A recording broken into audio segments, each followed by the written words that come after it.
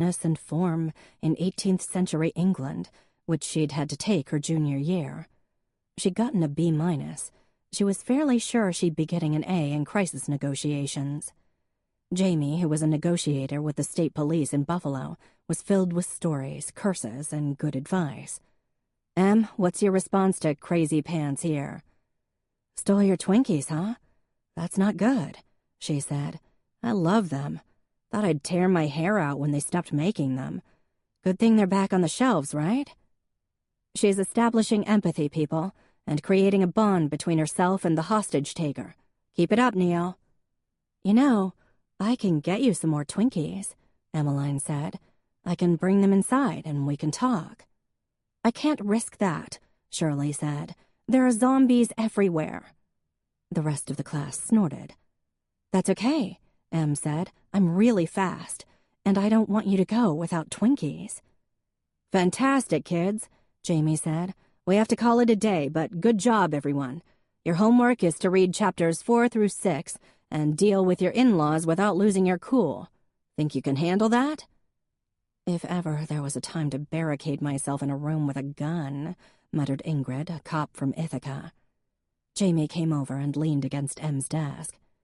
"You're doing great in this class," she said. "You ever think about working for us?"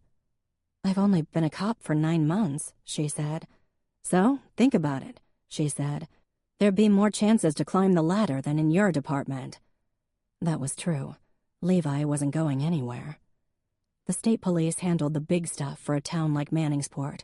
If there was an actual hostage situation, for example, it'd be the job of the police force to keep everyone calm until the Stadies got there and took over. Homicides, kidnappings, bank robberies, not that they were commonplace occurrences, were handed over to the big kids. It was a thought.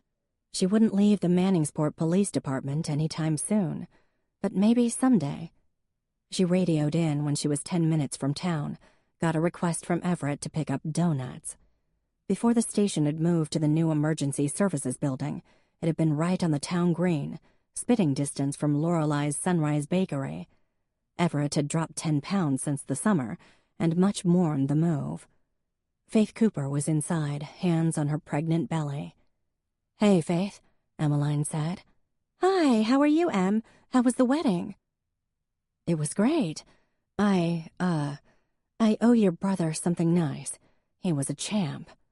"Well, if you're giving out presents, don't forget me," Faith said with a smile. "It was my idea, after all. So, he was a good date?" "Very good."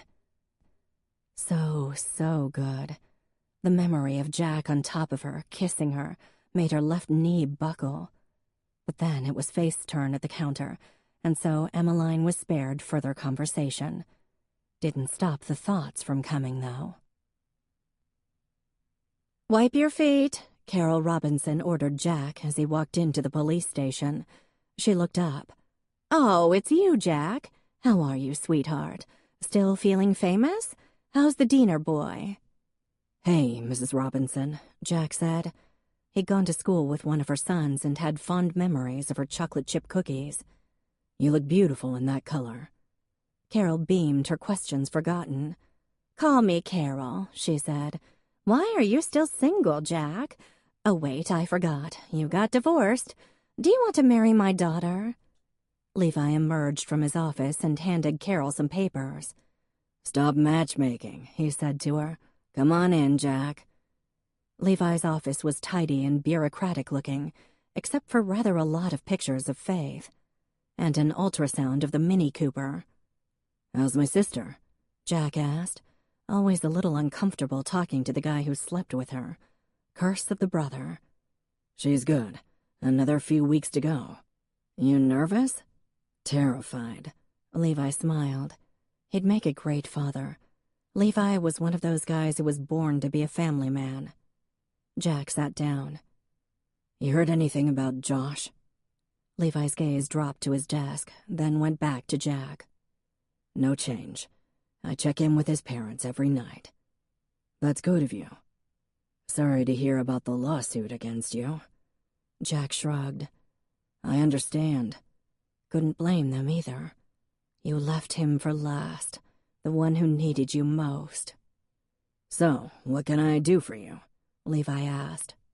"I'm here to see Emmeline, actually. Is she around?" Levi started to answer, then stopped. His eyes narrowed. "Did you sleep with her?"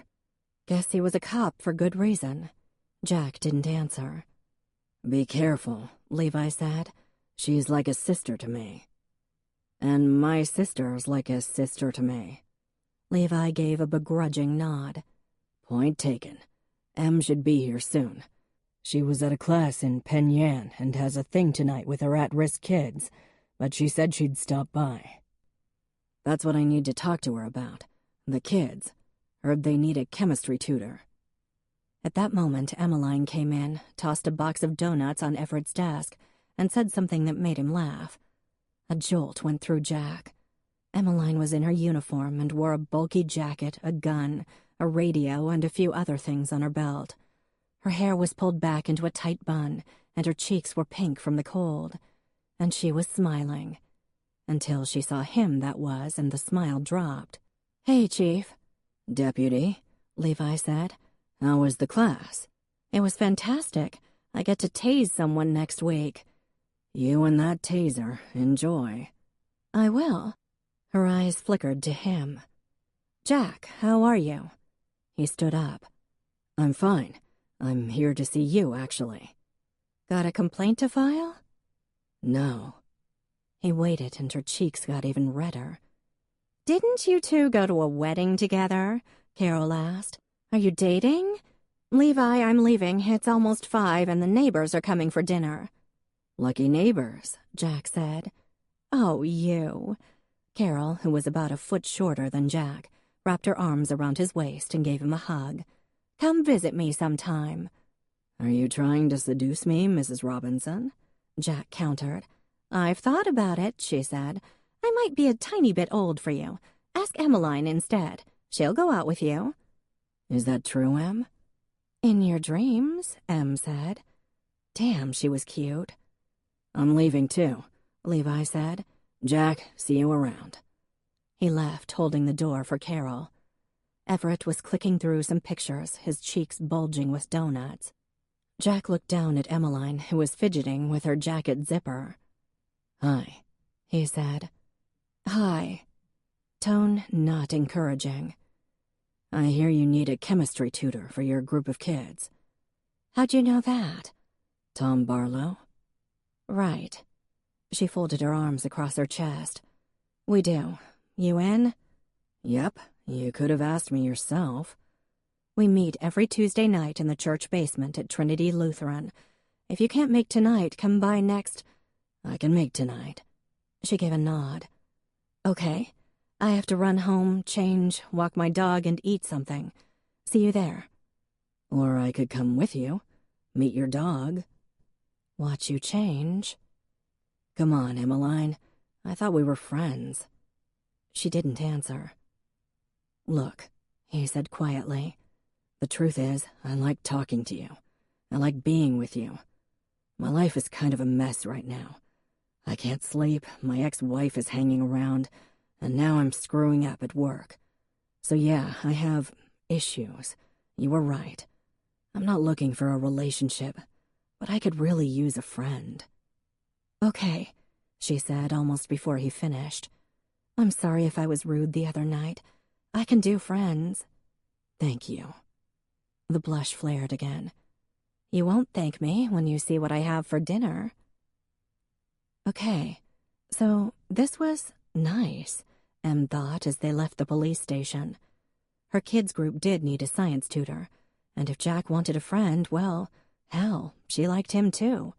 She could handle friendship. She'd love to be friends. Naked friends. No, none of that, she cautioned herself. Jack was looking for a distraction. He had just admitted he didn't want a relationship. Friends with clothes on, that's what they'd be. They left the building, and Em broke into a run. Levi was crouched on the sidewalk, talking to someone on the ground. "Chief," she said, drawing her radio. "Everything okay?" Ah. Hadley Boudreaux was scenically arranged on the ground, her dress hiked up, just shy of slutty, and just enough to show that she was wearing thigh-high stockings, the tops of which were lace. And really, it was 18 degrees out, full battalion makeup perfectly applied. Em had never been able to pull off red lipstick, but Hadley sure knew what she was doing. "Just trying to convince Ms. Boudreaux to go to the hospital and get this checked out," Levi said, giving Em a significant look. Em glanced over her shoulder at Jack. "I think this belongs to you," she said to him, then looked back at Scarlett O'Hara. And, like Scarlett, Hadley Boudreaux had a way with men and a calculating look in her eye. "I think my pride's hurt more than anything else, Chief Cooper. Jack, I was driving past and saw your truck, figured I'd catch you, and then the next thing I knew, I'm ass over tea kettles here on the ground." "Imagine that," Jack said, his tone sawdust dry. Good for him. Hadley started to move, then pursed her cherry lips in pain. Em tried not to roll her eyes. She wondered how long it had taken Hadley to arrange herself so just the right amount of thigh was showing. "Can you put any weight on it?" she asked. "Oh, Chief," Hadley said, "I heard you're married to Jack's sister. She's the sweetest thing. I always thought of her as a kindred spirit." Em sure as hell hoped not, for Levi's sake. She clicked on her radio. "Gerard, get your lazy ass out here. We have a casualty in the parking lot." "Roger that," Gerard said. Hadley sliced a look Em's way. "I don't mean to inconvenience anyone," she said, an edge to her perfectly lovely husky voice. "They're right here, no inconvenience at all," Emmeline said. "I just need a hand up. Jack, I feel like an idiot already. Don't make me lie here all the livelong day." "Let's wait for the professionals," Jack said. The door opened and Gerard ambled out. Then, catching sight of a fallen and very beautiful female, he accelerated into a gallop. "What have we got here?" he asked, kneeling next to Hadley. "Might need to be amputated," Emmeline said. Levi raised an eyebrow at her. Right. She was in uniform and was therefore required to be nice to idiots. "I just need a little help," Hadley said. "I'm sure you're a wonderful paramedic, Mr. Chartier." Gerard's name was stitched on his jacket. "But Jack and I used to be married. He can help me." Her tone was firm and friendly. Jack sighed and went over. Emmeline followed. "Up you go," he said, offering his hand to his ex-wife. "Maybe if you didn't wear 3-inch heels in the snow, you wouldn't trip," Emmeline observed. "A lady always wears heels," she said, seizing Jack's hand. He pulled her up and she collapsed against him. He caught her right on cue. "Oh, dang," she said, tears filling her big brown eyes. She gave an awkward hop. "That looks pretty bad," Gerard said. "Definitely a sprain, judging from the bruising. Let me take you to the hospital for an x-ray." No, it's just a sprain. Jack, I hate to ask, but would you mind driving me home?" "Yeah, Jack, would you mind?" Emmeline echoed. He gave her a look. "Get an x-ray," Levi said. No, I'll just get on home and pop it up on some pillows. Ice, compression, elevation. Right, Mr. Chartier?" "Call me Gerard. And yes, exactly," Gerard said, smiling at her like a proud teacher. The guy was such a flirt. "Throw in some Motrin and call it a day." Well, Em had to give it to Hadley. Anyone could fake a fall in a parking lot. It took real commitment to actually injure yourself. Hadley deigned to glance at her, and Em saw the gleam there. And Hadley knew she saw it based on the twitch of lips. Watch, listen, and learn, Yankee. This is how it's done. "This is downright embarrassing," Hadley said. "But I think you're going to have to carry me to the car, Jack." Jack sighed and picked her up. Em had the impression there would be many more sprained ankles in Hadley's future. "Have fun," she said, starting for her car. "Em, wait," Jack said. "I'll just be a few minutes." "Oh, no. You should take care of Blanche Dubois here." "It's Hadley," the other woman said sweetly. Em, Jack began. I don't really want to have a conversation around the body in your arms, she said. Have fun, kids. Because the opera house didn't have an elevator, Jack ended up carrying Hadley up the stairs. I really do appreciate this, Jack, she said as he set her down. She leaned against the doorframe and got her keys out. I guess I just forgot how dang slippery it gets around here. Oh, well. She smiled and opened the door. Would you mind just coming in for a second? I did want to talk to you after all. And maybe you could grab me an ice pack? I'm so sorry to inconvenience you. Really, Jack. Right. If her ankle hadn't been bruised, he would have thought she'd staged the whole thing. It was right up her alley. She'd once confessed to him, while in bed, that she'd crashed her bike on purpose to get the attention of a football player in college. She hobbled inside, and Jack closed his eyes for a minute, then followed. He couldn't just dump her here, as much as he might want to. Sharon and Jim Stiles kept this apartment for people just like Hadley, folks who'd be in town for a few months at a time. Faith had rented it out when she'd first moved back from San Francisco, and Colleen's husband had stayed here over the summer when his uncle was sick. It was a cute little place, furnished and stocked with china and glasses and that sort of thing. Way too easy for Hadley to make herself at home. It's so good to be back here, she said, as he opened the freezer and grabbed a bag of peas, since she didn't seem to have an ice pack. Frankie came up last weekend, and we were both real sorry you weren't around. I was away with Emmeline, he said. Hadley jerked, then recovered. Is that right? She murmured, sweeping her hair round to one side. She smiled as he handed her the peas. Thank you, Jack. Would you mind getting a bandage? I think there's a first aid kit in the bathroom. He said nothing but obeyed. The bathroom counter was laden with little baskets filled with bottles of perfume, makeup, and other girly stuff. Looked like she was planning to stay a while. He grabbed the kit and a bottle of Motrin and went back to the living room. Here you go. I have to run, he said. Do you think you could wrap my ankle? She said. I'm sorry. I'm clumsy. As you could tell, I guess. I feel so stupid. Bad enough to be the town pariah. Now I'm the clumsy town pariah. Her expression was rueful. You're not a pariah, he said. If you say so.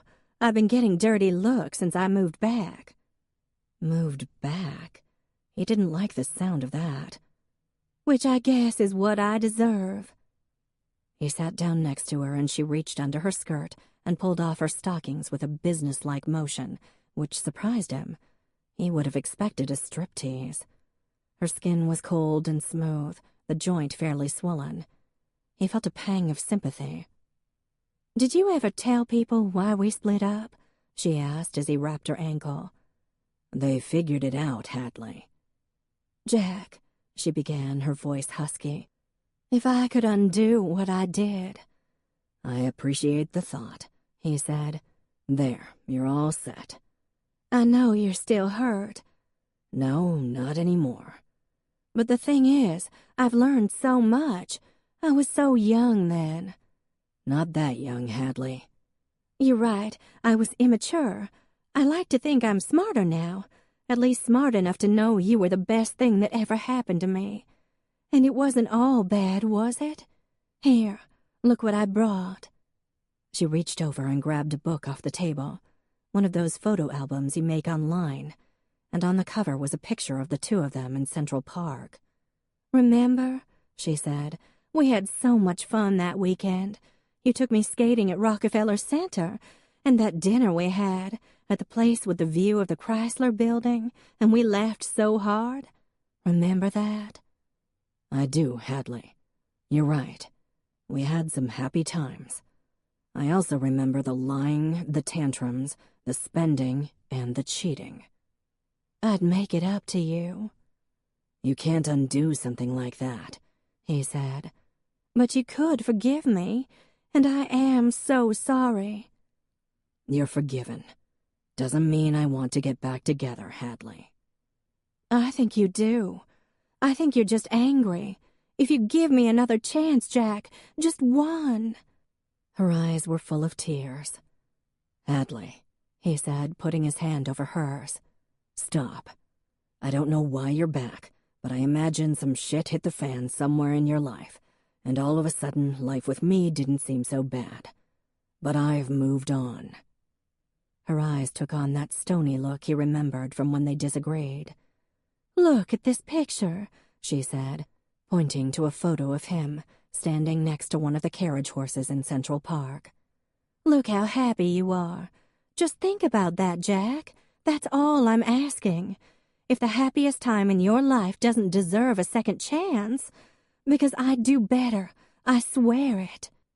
Their life together had had some movie-esque qualities to it, Jack admitted. Their courtship, the choreographed petal-strewn lovemaking, the dinners by candlelight, the way she could turn every move into something beautiful. And in the past, when he'd remembered those times, he'd also remember her with Oliver. "Rest that ankle," he said, and with that, he got up and left. Chapter 15.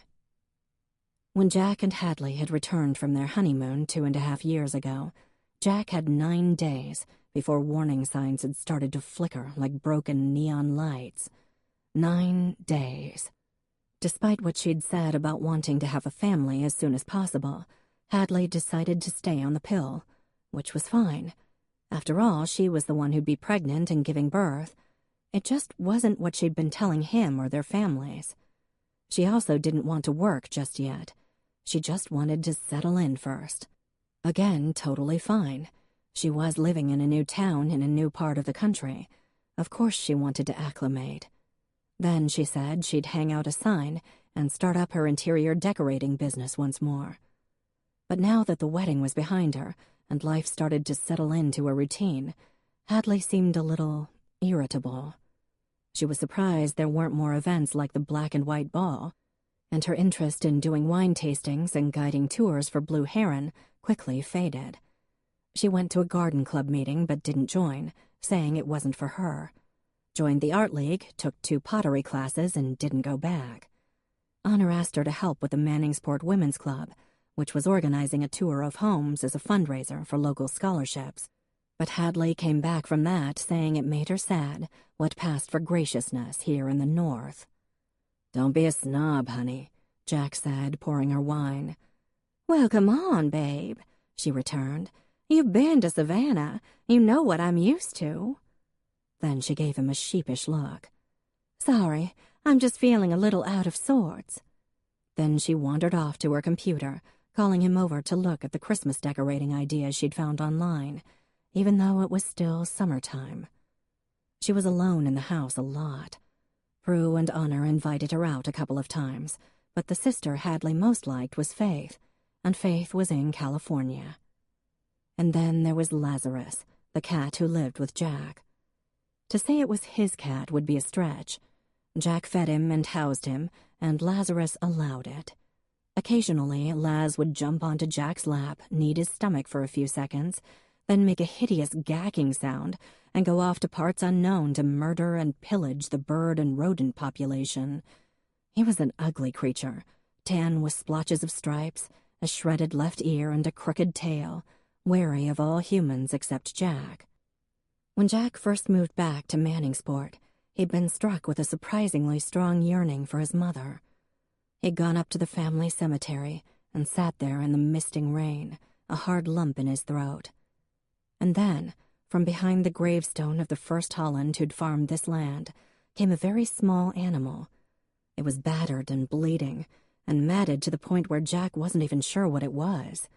But then it mewed. Jack's mom had a thing for cats. They'd always had a few out in the barns, in the house. Kind of seemed like a sign from Mom, him finding a cat out here right when he'd been missing her. He wrapped it in his jacket and took it to the vet, who said he didn't think the kitten would make it. When he pulled through, Jack named him Lazarus. Hadley hated Lazarus. Why, Jack had no idea, because Laz gave her a wide berth. Hadley had a cat, too. Princess Anastasia was a fat, fluffy white Persian with startling green eyes and a fondness for shredding curtains, upholstery, and human flesh. Princess jumped on the table, walked on the counters, crapped wherever she happened to be at the moment, and shed large clots of white hair all over the house. In Savannah, she'd been ill-tempered and unaffectionate, but in New York, she became downright destructive, especially and ironically toward Hadley, ripping her clothes, vomiting in her shoes, and scratching and biting her. Not just little scratches either, but long bloody tears and actual puncture wounds that would make Hadley's hand or foot throb. One night, after such an attack, Jack grabbed the cat by the scruff and tossed her into the basement. "Jack!" Hadley yelped, clutching her bleeding hand. "She's just an innocent animal." However, Hadley had no such sympathy for Lazarus. "Can't Prudence take him?" she asked one night. Her own cat was draped across her lap like roadkill, peaceful until she decided to turn homicidal. "He's not the problem cat here, babe," he said. "I just think Princess Anastasia would be happier if that thing wasn't around, spooking her. Wouldn't you, Princess? You want that ugly old thing to go live with Prudence?" "Hadley, he's not going anywhere." She stared at Lazarus, who was crouched under the coffee table, making his weird gacking sound. "He's disgusting, Jack." "Hey," Jack said, grinning as he poured more wine for his bride. "I love that disgusting cat. He's got character. And yes, he's ugly, but so am I, and you love me." "Jack," she said, "you're gorgeous and you know it." She kissed him then, but she didn't warm up to Lazarus. One night, about a month after they'd returned from their honeymoon, Hadley invited the whole clan for a genuine Southern dinner. Honor, Prue, Carl, Ned, and Abby, Dad, Mrs. Johnson, Goggy, and Pops all arrived at once.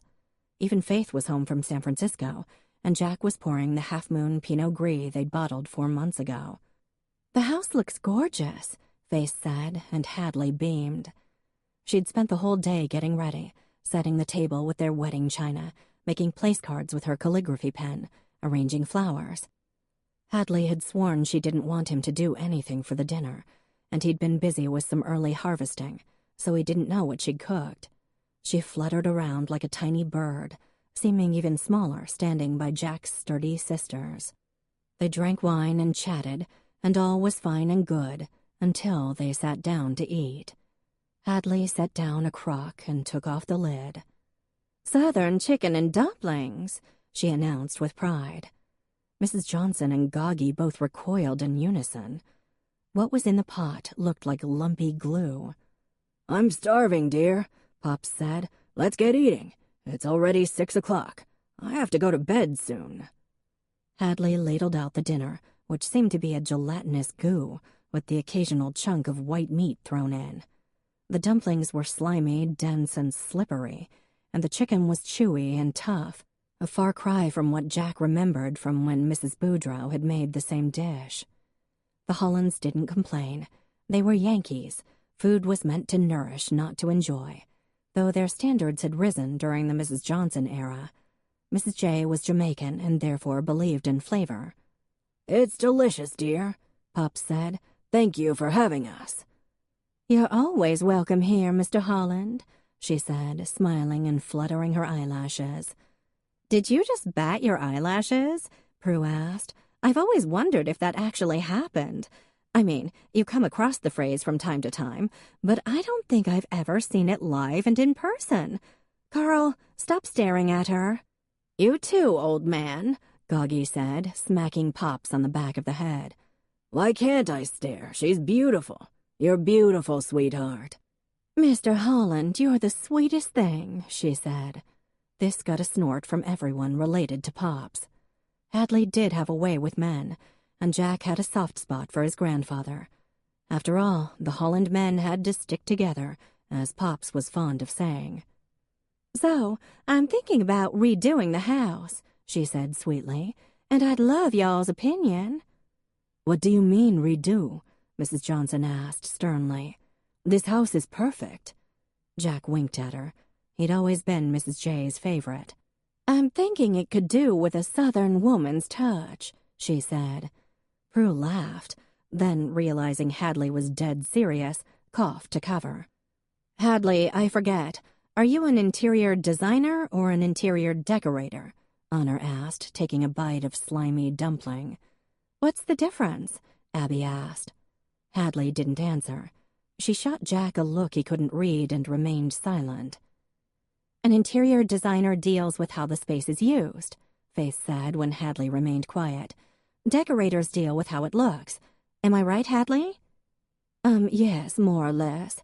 Excuse me, I have to check on something in the kitchen," Hadley said. She rose stiffly. "Need help?" Jack asked. "No, darling, you stay put." She left the room. A second later, Jack heard their bedroom door close. "Why is this gravy white, Jack?" Goggy asked. "Not that I'm criticizing, dear, but I'd be happy to teach her to cook." "And I would also be happy to help her, Jackie dear," said Mrs. J, not to be outdone. "Jamaican cuisine is quite delicious." "Is there any cheese?" Pops asked. Jack got his grandfather cheese, then went down the hall to their room. "Babe, everything okay?" he asked. "Just fine," she said. She didn't spare him a glance, just returned to the table. Shit. Fine equaled doom. "How do you like life up north so far?" his father asked Hadley. "Hope you're not too homesick, sweetheart." "Oh, no, of course not," she said. "I just love y'all." "Well, now, the feeling's mutual," he said. Good old Dad. It was, in a lot of respects, a typical family dinner for the Hollands. Lots of talking, lots of wine, lots of laughter, a fair amount of bickering. They ate the meal, which, though bland and sticky, wasn't horrible. If Faith had made it, the teasing would have been merciless, but as Hadley was new to the family, no one said a word that wasn't complimentary. Ned and Abby were ordered to clear the table, and Mrs. J cut the grape pie she'd brought, while she and Goggy argued over crust-making techniques. 3 minutes later, when dessert had been decimated, Goggy announced that it was time for everyone to leave, and the family trooped out with thanks and kisses and hugs. "See you tomorrow, guys," Jack said, closing the door. He smiled and turned to his wife. "So, that went well." Hadley jammed her fists onto her hips. "Are you crazy? Your family hates me. Your sisters are so mean, and your grandmother is so judgmental." Jack's mouth fell open. "Sweetheart, what are you talking about? No one hates you." "That Faith showing off like that, spouting about how designers are better than decorators, and Prudence didn't even take off her work boots." "Was she supposed to?" "What about your father, just sitting there not saying boo? He hates me." "Calm down, sweetheart. Dad never talks much. He loves you." "Mrs. Johnson is horrible." Okay, that was going too far. Mrs. J was tireless and fierce, and pretty damn wonderful. "Be careful," he said. "She's my first love." "They hate me because I'm Southern." "That's ridiculous," he said. "We won the Civil War. We're totally over it." She was not amused, shooting him a glare. "Come on, baby, don't be upset. Everyone wants you to feel welcome here. They were just trying to get to know you." He drew her a bath, lit candles, poured her wine, apologized if his family came on a little strong, which they did, but that was just how it was, which he'd assumed Hadley knew by now. She took a sip of wine and sighed. "You know what? I'm just going to lose myself in my work. That's what I'll do." "That's great. Do you have a client?" "Yes, silly. His name is Jack Holland. Now get in this here tub." And just like that, her mood was better. Hadley went crazy with the redecorating. Jack's house was at the very top of the ridge, a good 1/4 mile up from the old house where his grandparents lived, and the new house where Dad, Honor, and Mrs. J all resided. He'd been given the land when he turned 30. Dad had similar parcels for the girls, but so far none had done anything with them. Prue and Carl lived in a nice neighborhood on the other side of Manningsport. Honor lived with Dad, and Faith was a Californian for the time being, though Jack suspected she'd move home soon enough. But Jack had built his house 2 years before, after living in an Airstream trailer for 6 months to get the feel of the land, where the light hit at various times a day. He studied house plans from Frank Lloyd Wright and the arts and crafts era, then hired an architect to draw up plans. The end result was an airy and open floor plan based around a huge stone fireplace with an exposed chimney. The floors were wide-planked cherry, the kitchen counters black soapstone. 2 bedrooms upstairs for future kids, 1 down, as well as a home office. The basement contained a pool table and wine cellar. The house wasn't huge, but it had breathing space. Most importantly, it blended seamlessly into the landscape, the most important thing to a Holland. The outside of the house was planked with cedar, with huge windows that overlooked the vineyard and crooked lake. On 3 sides it was surrounded by a forest of maples, oaks, and pine, so it was almost camouflaged. Faith had drawn him up a landscaping plan for a Christmas present, and he'd followed it. The result was that Jack's house looked as if it had been there forever. It was modern yet traditional, too, and everyone who saw it was rather dazzled. Except his wife. Oh, she'd cooed over it when she'd first seen it, but now that she'd lived there for a month, it was suddenly in sore need of southern charm, which would have been fine if it had been the type of charm Jack had seen at her own childhood home, carefully chosen antiques and family photos, clean lines and high-end furnishings. But no. Throw pillows seemed to be her trademark. The couch was covered in them. It looked nice, but it was impossible to sit without moving at least 3. Their bed had the 2 pillows they used for their heads, 4 additional pillows covered in something called shams, and a dozen more pillows in various sizes and colors. There was a painstaking order to these pillows, one Jack could never quite figure out. Lazarus liked to hide in the sea of shapes and then leap out, scattering them, which irritated Hadley to no end. She rearranged the furniture, ordered a new couch, one that cost $8,000, without asking his opinion, bought a rather hideous fan shaped like a peacock for the fireplace, which Jack had stacked with white birch logs until it got colder. She bought velvet curtains that blocked out the light. Little signs appeared everywhere, ordering him to live fully, love deeply, laugh often, and reminding him that we are so blessed. In the kitchen, there now hung a chalkboard in the shape of a dancing reindeer that said, "Only blank blank days till Christmas." The sign that bothered him the most hung in the foyer. Life isn't about waiting for the storms to pass. It's about learning to dance in the rain. He always felt as though he should apologize for that one. After all, his people were Dutch Yankee Lutheran farmers. There would be no dancing in the rain. But it was Hadley's house too now, so he moved aside the pillows and hoped her efforts would make her happy. Then she asked if she could do some work for Blue Heron. When Jack said he'd ask Honor, Hadley sulked and said Honor was bossy and mean.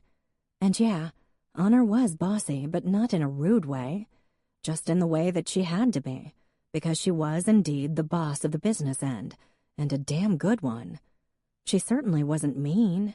She was maybe misunderstood, but when Jack tried to explain that, Hadley claimed he was taking his sister's side. Honor said she'd love to have some help, proof that she wasn't at all mean. But by the end of Hadley's first day, Honor asked Jack to come by her office. She closed the door after him. "Hadley's not going to work out," she said, getting straight to it. "Shit," he said. "You sure it's only been a day?" "I thought she could start out by picking merchandise for the gift shop, maybe rearranging some of the displays out there." "That'd be great. She loves buying stuff and rearranging." Just last night he'd caught his shin on the coffee table, which Hadley had moved for the 4th time.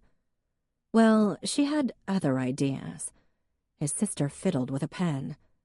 "Like what?" "She wanted to redo our logo and every label on every bottle we sell. Redesign the tasting room by getting rid of the bar and putting in Italian marble and tile flooring." Italian marble. The tasting room, which had been voted one of the 10 most beautiful tasting rooms in America by Wine Spectator, featured a long curving bar made by Samuel Hastings, using wood from a tree that had fallen in a winter storm 10 years back. Blue slate floors, 2 stone fireplaces, post and beam construction, beautiful old oriental rugs.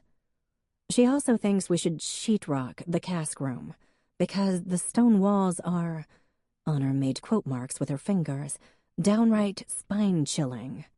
And the cask room was one of the best parts of the vineyard, an old stone cellar where the wine was aged in wooden barrels. Tourists loved it. I'd told her we were all set on those things, and she... Honor paused. Well, I think her feelings were hurt. You might want to bring her flowers. Flowers didn't help. Hadley was seething, stating over and over that Honor hated her and didn't believe in her. Honey, he said, you have to understand that we all love Blue Heron. We don't want it to change. New ideas are great, but... But you don't want new ideas. Not an overhaul of everything, no. The tasting room is only a few years old. Well, it's ugly. Not according to our visitors, he said, his voice a little tight. He paused. Honor knows what she's doing, babe. Maybe telling her to change everything on your first day wasn't the best idea. Fine, take her side. You always do. Her feelings of being persecuted baffled him. After all, his father called her sweetheart and always kissed her cheek and hugged her. Goggy beamed when Hadley made Jack show up at church each week. Pops told her she was the prettiest thing Manningsport had ever seen. Faith sent her emails and girly gifts from San Francisco. Mrs. Johnson gave her the recipe for lemon pound cake, Jack's favorite dessert, which Al-Qaeda wouldn't have been able to pry out of her. Prue invited them over and admired how good Hadley smelled, and Honor... Well, okay, Honor didn't like her. But she never said anything that could even remotely be construed as impolite, not to Hadley, not to Jack. Granted, the first year of marriage was the hardest, everyone said. And it wasn't all bad, not at all. There were moments when Jack couldn't believe he had a wife who literally skipped into his arms when he came home, sometimes, and who constantly told him how smart and handsome and wonderful he was, who put her head on his shoulder and told him that all her dreams had come true the day she met him. But Jack was learning that for every nice thing she said or did, he was expected to reciprocate in triplicate, and Hadley was definitely keeping score. One night, they went out to dinner to a really nice place in Corning, but Hadley barely spoke to him, becoming more and more sullen as the night went on, refusing to answer when he asked what was wrong. Finally, and only after they'd gotten home, she told him. He hadn't noticed that she was wearing a new black dress. When he pointed out that she owned quite a few black dresses, 8 to be precise, he counted later, she slammed the door so hard a picture fell off the wall. She had an endless need to be complimented. If he said she looked pretty, she'd pout until he said beautiful, or gorgeous, or sexy.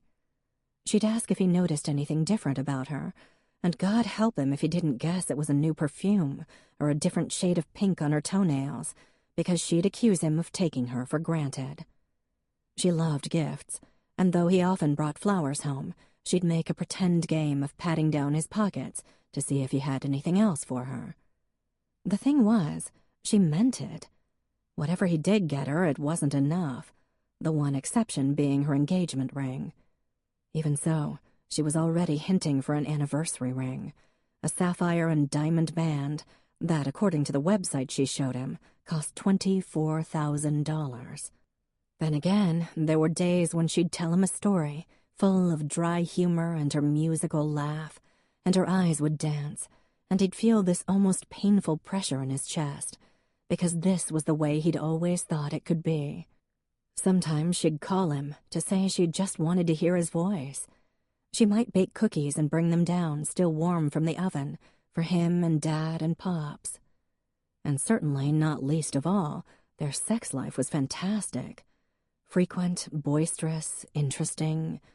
Planned, mapped out, really. Choreographed by her. Hey, he wasn't complaining. It was just always a bit of a production. In 4 months of marriage, not once had Jack just been able to go to bed at the end of the day and make love to his wife. Nor was he able to come home from work and kiss her and just take her to bed, or to the living room rug, or the couch and its many throw pillows. Morning sex was frowned upon. Lunchtime sex was okay, so long as he let her know a day or two in advance so she could get ready. Jack sort of thought that was his job, getting her ready, but, well, it was okay. Frequent and boisterous, those were good things. Still, it might have been nice not to have to spend all that time lighting candles or scattering rose petals. He'd done that on their honeymoon, and now it was kind of a thing. Or playing certain music. Sometimes there was a theme to the night, and Jack would be asked to guess what that theme was. These productions required a special wardrobe for Hadley as well.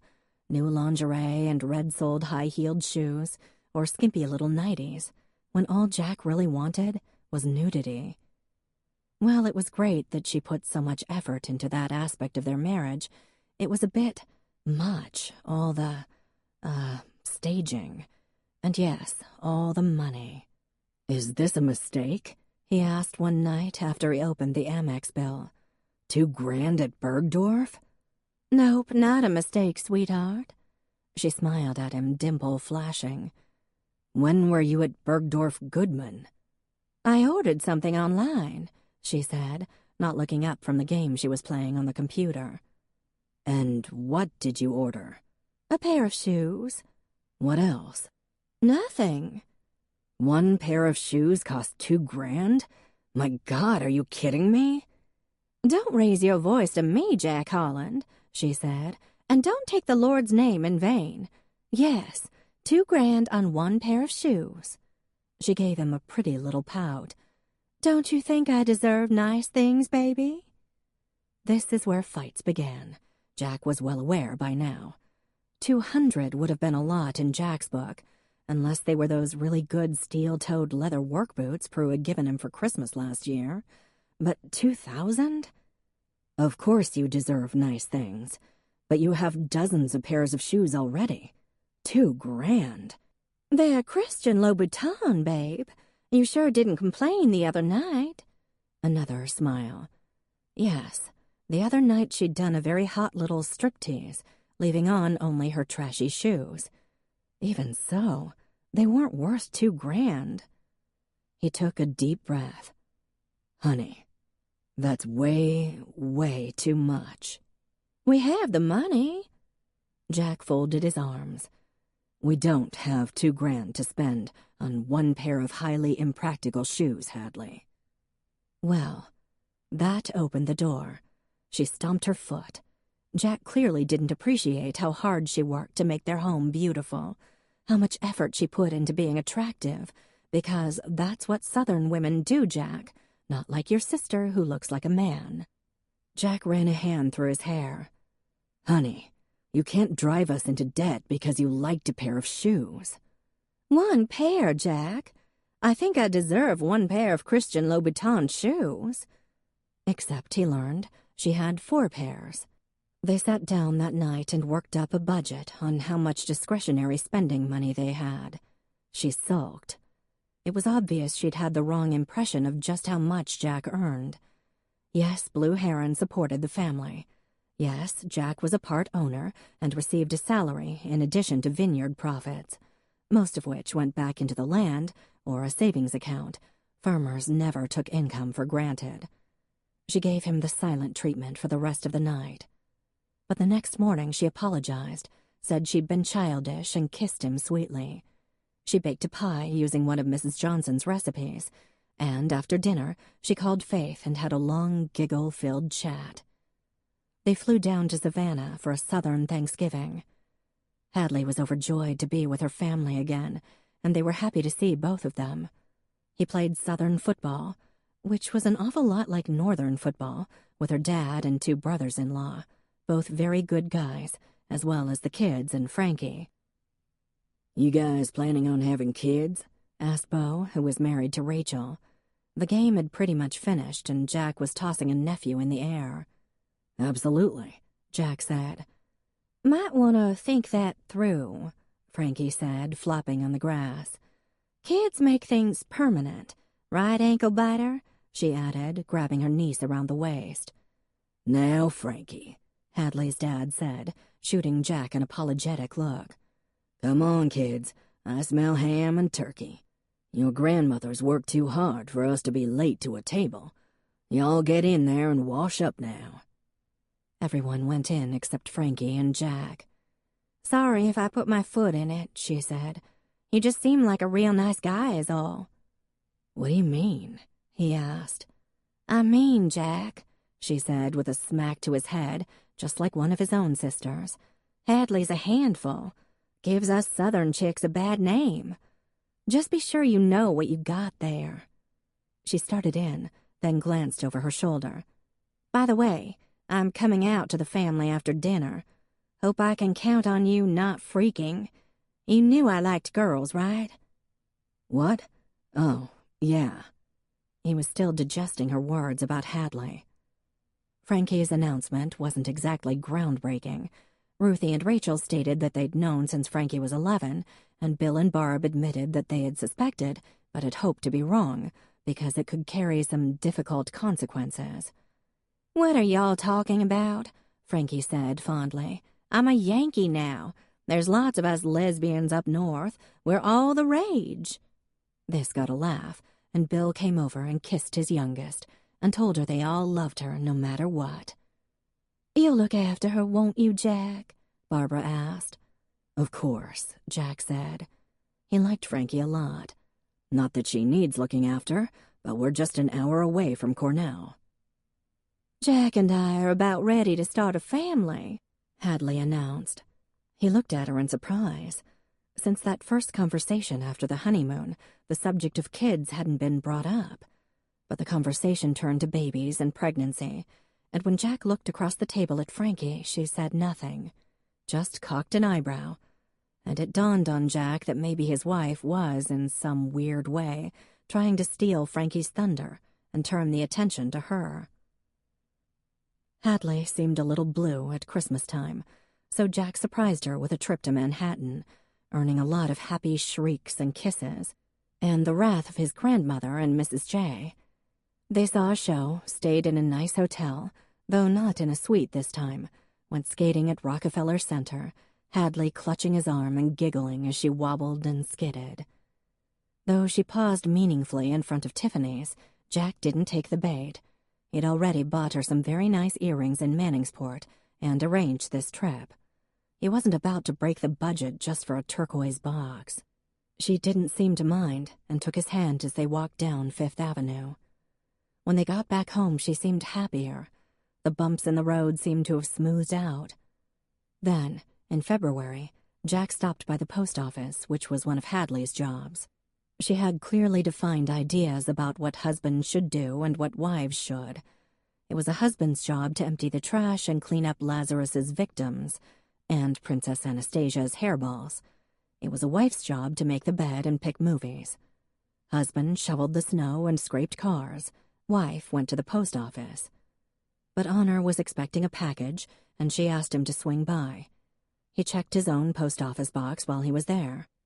Inside were 3 envelopes, one from MasterCard, 2 from Visa, addressed to John N. Holland IV, which was strange, since he only had one credit card and American Express. He only used it when he had to, preferring to use cash whenever possible. With a cold feeling in his stomach, he went out to his truck and opened the envelopes, his breath frosting the air.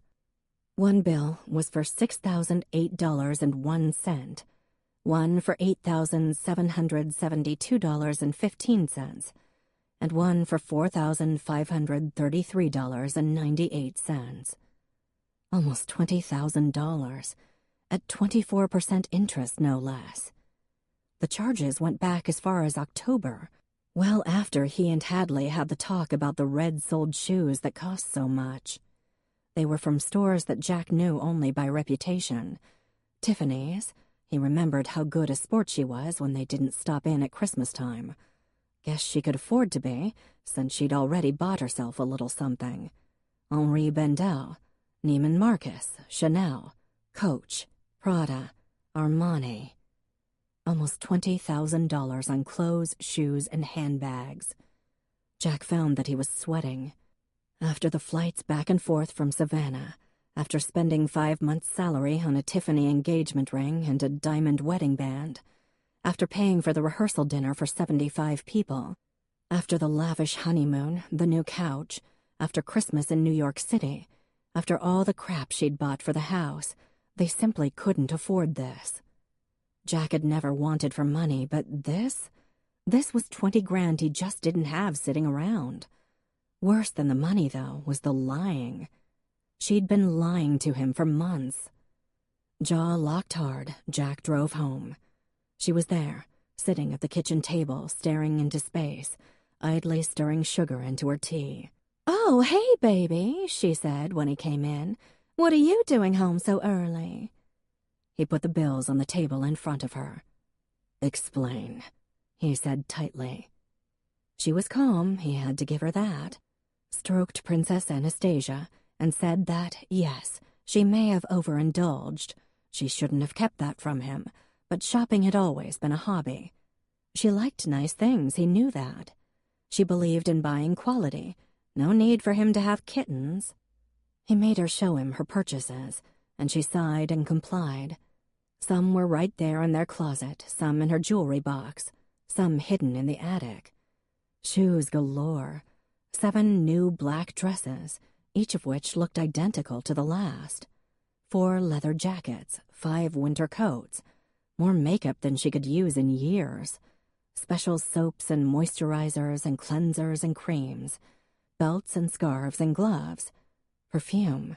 An 8-ounce bottle of bubble bath that cost $179.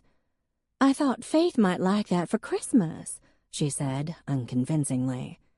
"It's February." "So, I like to shop all through the year." "Hadley, we can't afford this," he barked, and she folded her arms and stared at him patiently. "Jack, we can. I know you're on the stingy side, but that wasn't how I was raised. Where I come from, a man takes care of his woman." "By take care of, you mean go into debt?" "Fine. I did a little retail therapy." "Maybe you should try the regular kind."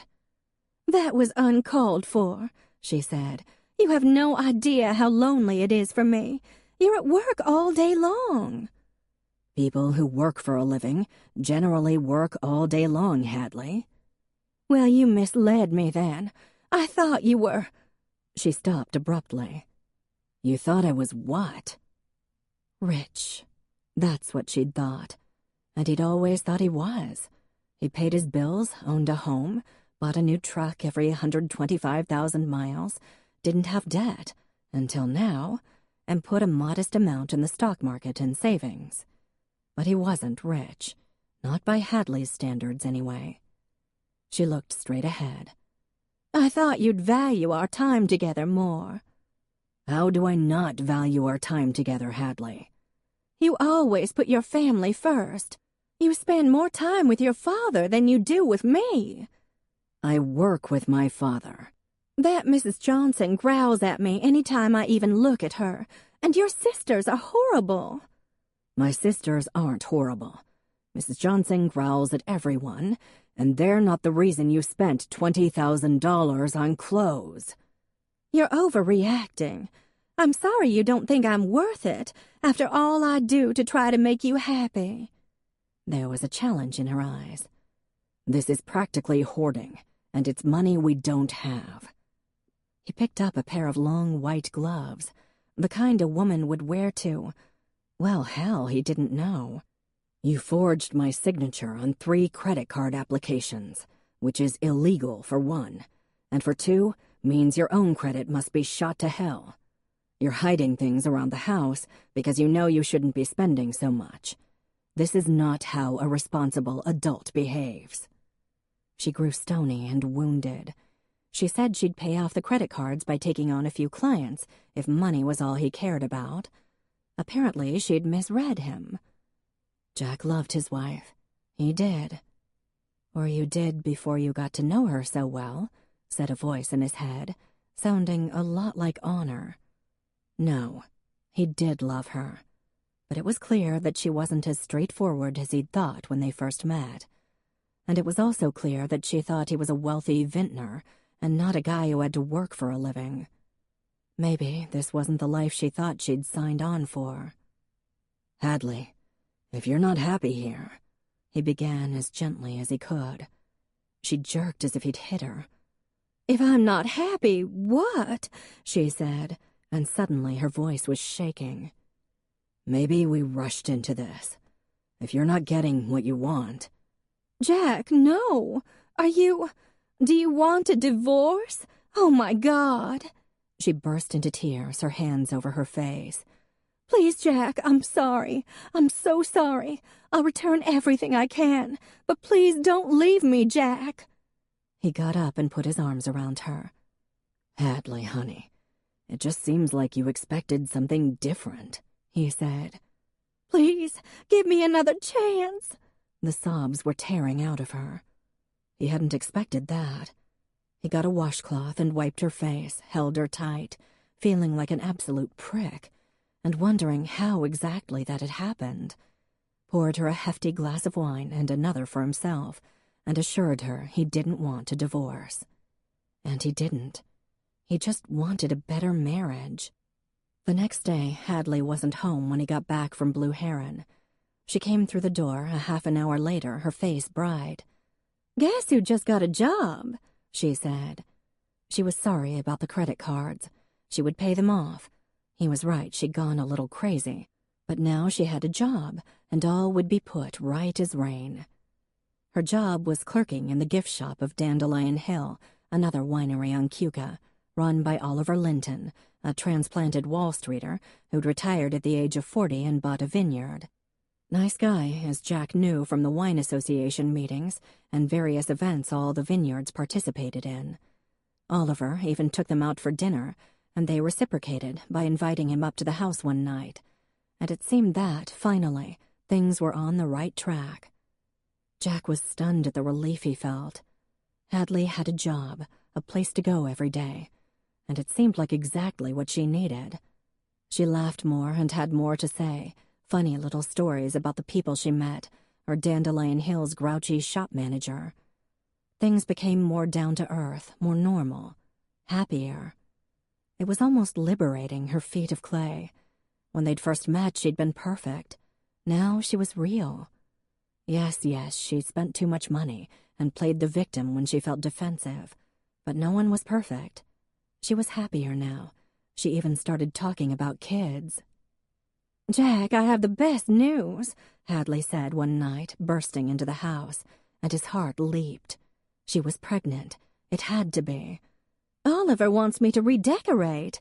At last. Ah, well, that was nice too. What? She said. I thought you might be pregnant. Something flickered across her face. Oh, no, not yet, but it's still good news. Oliver wants me to redo the tasting room. Hadley threw herself into the job, spent huge amounts of time on her laptop, talked about fabric choices and stool styles and glasses, all the stuff that Jack pretty much ignored at Blue Heron, as it fell under Honor's reign. Oliver took to calling her in the evenings, and she'd apologize to Jack and then skip upstairs to the room she'd made into her office. She took even more care with her appearance, and when he teased her about it, she slapped his arm and said, Jack, I'm not just a clerk anymore. I'm a decorator, baby. I have to look the part.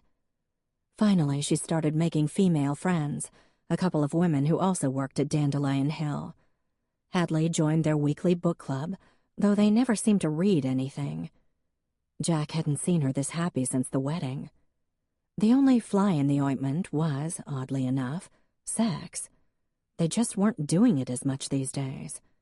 Oh, sugar, I'm sorry. I'm just exhausted, she explained. And don't ask me why, because when there's news, mister, you'll be the first to hear it. I'm not one of those women who tells the whole wide world 10 minutes after she conceives. A baby. No, it was smart to be sure first, but Jack felt something huge move in his chest. "Stop looking at me with that goofy face, Jack Holland," she said teasingly. "What did I just tell you?" Her phone rang, even though it was after 9. "Oh, dang it, it's Oliver. I swear, that man cannot find his car keys without a flashlight and a blue heeler hound dog. Hello? Oliver, honest to goodness, I have no idea." She smiled at Jack and left the room, still gabbing. About 2 weeks after she hinted about the pregnancy, Jack decided to leave work early. He and Dad had been checking the tanks and doing some projections for the spring planting with Prue, but it was a quiet time of year. He stopped at the horrifyingly expensive gourmet market that had just opened, bought some filet mignon and cheese and asparagus. Allison and Charles Whitaker were there too. They lived near Prue and came to Blue Heron all the time. "Making dinner for your bride?" Allison asked. "I sure am," Jack said. "Why don't you ever make me dinner?" she asked Charles, giving him a sharp elbow in the side. Her husband gave Jack a dark look and muttered something, and Jack left them, bickering in front of the beautiful, organic, locally grown and prayed over by the monks of St. Benedict's vegetables. Next, he swung by Laura Boothby's shop, flirted with her for a few minutes, and got a bouquet of red roses. "Young love," Laura sighed. "You sicken me, Jack, but keep coming in, hon. You're good for business." Last stop was the package store in town. Granted, he had a vast collection, but Hadley liked French champagne. Tonight, he wanted her to have something special, because since the big credit card debacle, she hadn't bought one thing that wasn't strictly necessary, and Jack was feeling a little miserly. Also, they might have something to celebrate, in which case he'd put the champagne in the wine cellar and open it on their child's birthday. If she wasn't preggers, then hell, this would be her little treat. She was mighty cute when she was tipsy, and mighty horny too, so maybe Jack would finally get a little, because it had been a couple of weeks. An eternity, in other words. Prue was leaning against his truck when he came out. "Hey, useless, our wine isn't good enough for you anymore?" she said, grabbing the bag from his hand and looking inside. "Ooh, Moet and Chandon White Star. Are you in trouble?" "No, Prudence, I'm the best husband in the world." "Gack, you're still a jerk in my eyes, little brother." "I appreciate that. Give me back my champagne." "Fine. I was going to invite you and Scarlett O'Hara to dinner, but I see you have other plans." She smacked him on the shoulder and tromped off. It was snowing pretty hard, and Jack felt about as happy as a man could get. Whistled on his way home. Nothing like being snowed in with a beautiful woman. He drove up the ridge to his house, the snow pleasantly muffling the sound of his tires, and turned off the engine. There was Hadley's yellow VW Bug, covered with snow. Oliver must have sent her home early. And there was another car, too. One of her friends, maybe? He'd been telling her to invite the book club to their house so he could meet the famous non-readers. Whoever it was, she'd have to leave soon, the way it was coming down now. He gathered the bags and flowers in his arms and got out of his truck. For some reason, Jack stopped and brushed off the back of the strange car. It was a Mercedes. Oliver had a Mercedes, if Jack remembered correctly. They must be talking about the redecoration. Not that Dandelion Hill really needed a redesign. It was pretty spectacular and newly renovated, very sleek and modern and sophisticated. Not something he could really see Hadley improving with throw pillows. Funny how Jack had never thought of that before. His stomach felt cold all of a sudden. But no, that was stupid. Oliver was her boss and 12 or 15 years older than she was. He was a good guy, and Hadley was happily married. Things had never been better. Pretty sexist of Jack, imagining something illicit going on. Nah, they'd be sitting at the kitchen table with fabric swatches or whatever. He heard a little croak. It was Lazarus waiting by the door. His cat hated snow. He'd go out in rain and lightning and wind. Didn't mind the bitter cold or the muggy heat, but he hated snow. He held up his crooked front leg, shook his paw, and made his little squeak of distress once more. "Hey, pal," Jack said, setting down the grocery bags. The cat leaped into his arms. First time that had happened. He rubbed the cat's paws, wincing as he felt how cold and hard the little pads were. Lazarus had been outside for quite a while, it seemed. And the thing was, the cat would headbutt the door, scratch the glass, and send up ungodly screeches if he didn't get let in the instant he wanted to. And if Laz had given up, then he'd been at it a while. Jack opened the door and let the cat in, then picked up the groceries and flowers and followed. The house was quiet. Maybe they weren't there. Maybe they'd gone down to Blue Heron to look at the tasting room or something. Maybe Oliver wanted to talk to Honor about some business. It didn't explain why he felt sick. He went into the kitchen. There was Hadley's black wool coat lying on the floor, and her red-soled shoes that cost so goddamn much, carelessly kicked off. His chest felt like it was in a vice, a cold metal vice. His mind was oddly empty as he walked down the hall that led to the study, the half-bath, the laundry room. He could hear them now. There was moaning, sighing. There was Hadley's voice. "Oh, my God! Yes, yes! Oh, God, yes!" So much for taking the Lord's name in vain. The door to their bedroom was open a crack. Jack pushed it open more, and yep, Hadley stood in the middle of their bedroom in a black push-up bra and thong. A buck-naked Oliver, complete with paunch, knelt in front of her, his fingers gripping her ass, making out with her belly button. What was the protocol for this?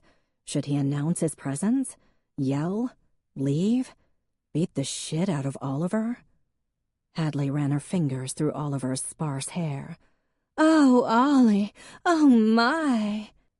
And then, sort of mercifully, Oliver opened his eyes and saw Jack there, and reacted by hurling himself away from Hadley. He crawled around to the side of the bed, Jack's side, and grappled for his pants.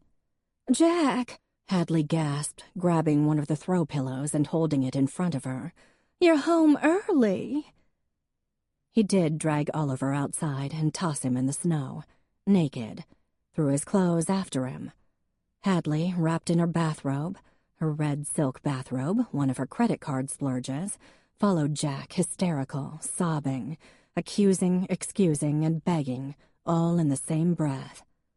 Then Jack went back in the bedroom and grabbed all the sheets and covers and asinine throw pillows and carried them outside as well.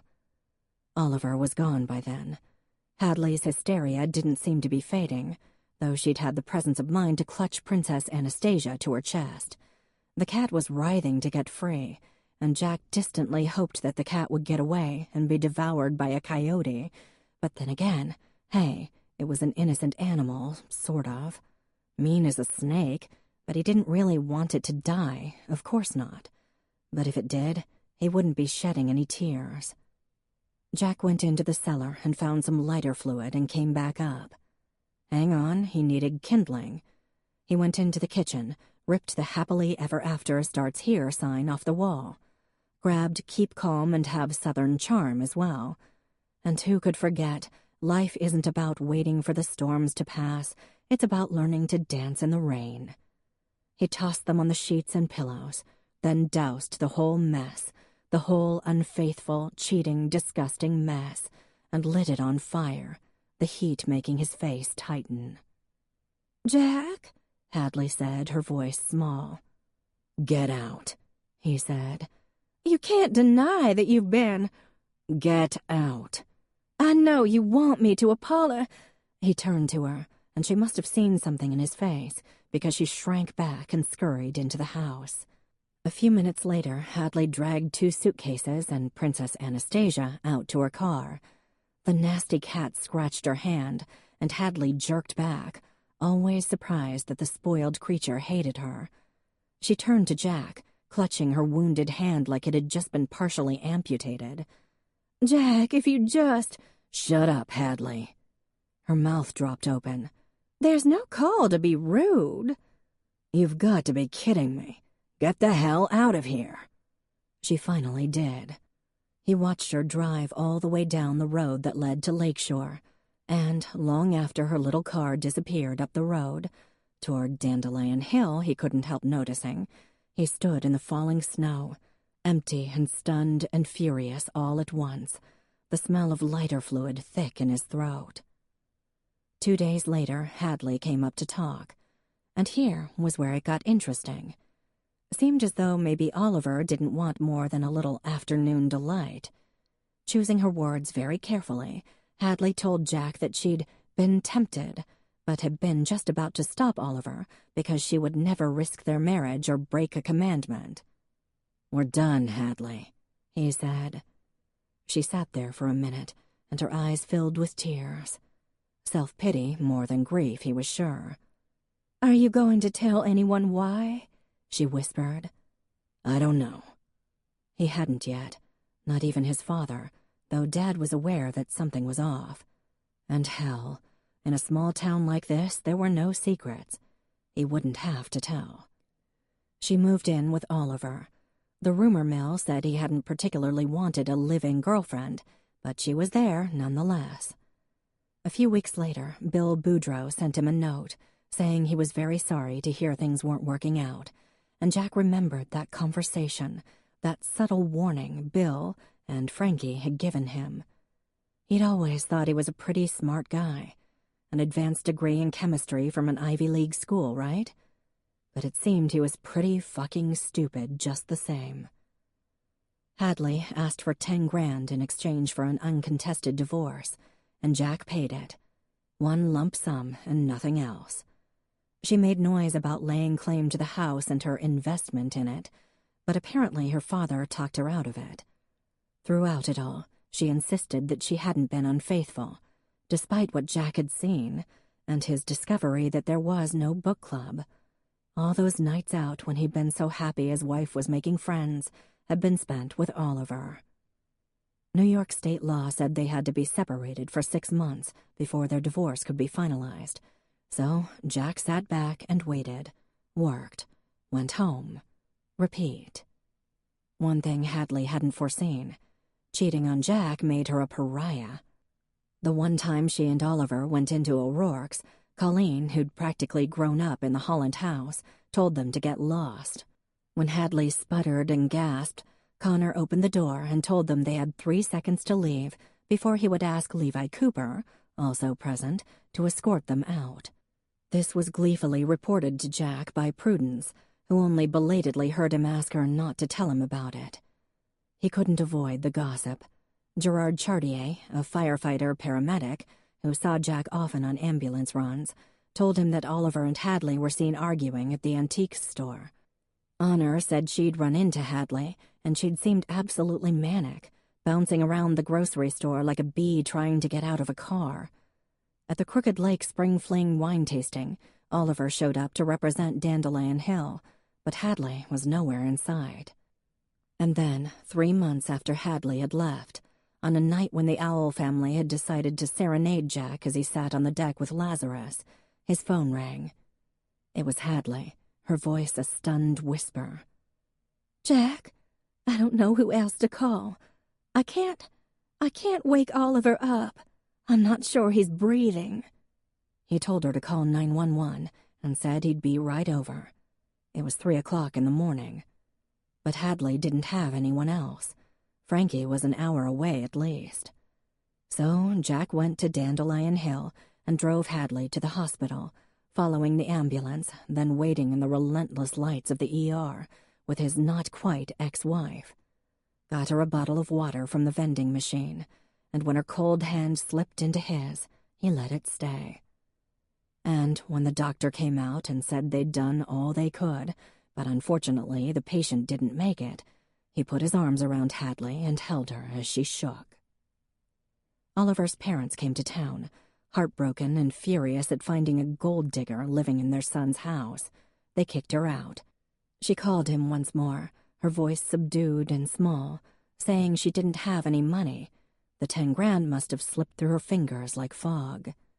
Her father was furious with her.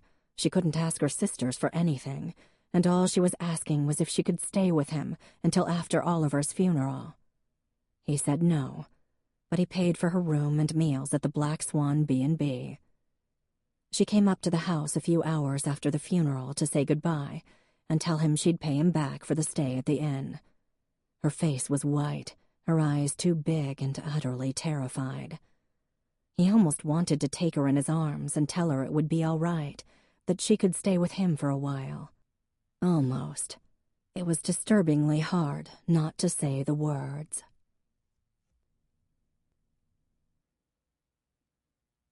Chapter 16. "So, how was the wedding, Officer M?" Tamara asked as Emmeline walked into the basement of Trinity Lutheran Church. "We're not going to talk about it," Emmeline said, smiling firmly at her at-risk teenagers. "Sucked that bad, did it?" Dalton said. "Pretty much, yes. Sarge, look, it's the kids. The kids are here to see you."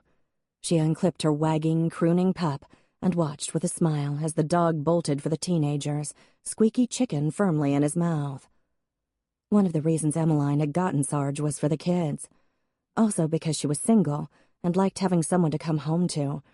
And also because she was a cop and could make little Sarge here into a police dog. Or not, because he definitely lacked the "I'm a big scary dog" gene.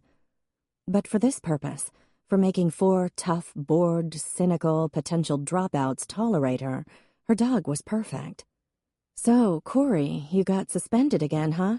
she said, setting down the box of cookies she'd picked up at Lorelei's earlier that day.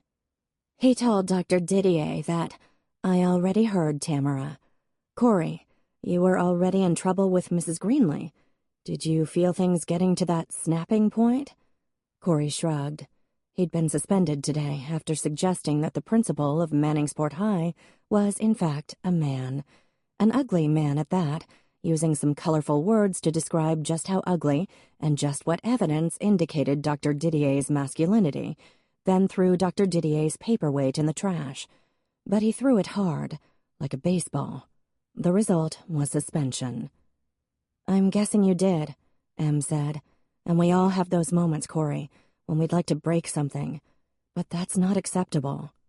"Unless you're an idiot," Tamara said, peeling blue nail polish from her thumb and eyeing the cookies. "Bite me," Corey said.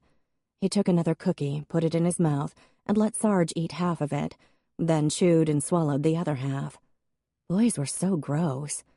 Then again, Em had done the same thing the other night, so she was in no position to judge. "So, Corey, what about your suspension?" she asked, trying to refocus them. "Dude, you're gonna get expelled," said Dalton. "You're the one who stole a car," Corey said. "Yeah, but you're smart," said the other boy. "You could get a scholarship and everything. All I got is a life of crime to look forward to. Right, Officer M?" "Wrong, Dalton. Corey, he does have a point. You could. But if you don't find a way to cope with your temper, it'll haunt you all your life." "I know," Corey muttered, "but it's like I can't help it." He paused. "I was gonna throw that thing through the window, and at the last minute I threw it in the trash instead." "Ah, progress. Okay, so that was a step in the right direction. You made a less destructive choice." "Maybe I'll get a sticker," Kelsey Bird said. Em kept talking. "Even little things like taking a deep, slow breath can help.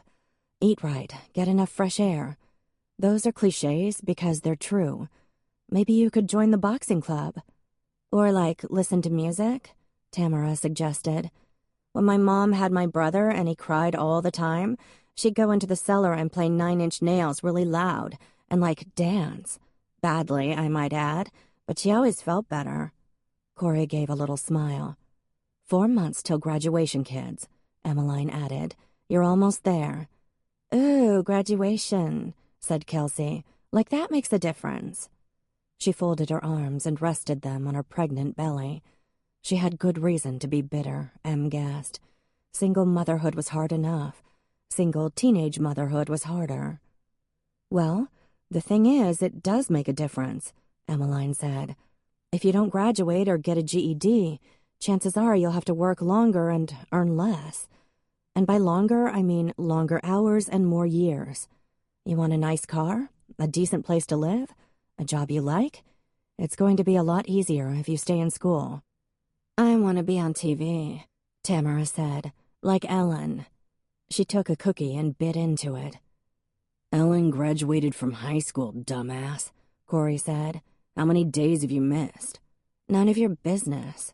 It's my turn to hold Sarge, Kelsey said. Come here, puppy. Her face softened beneath the harsh makeup.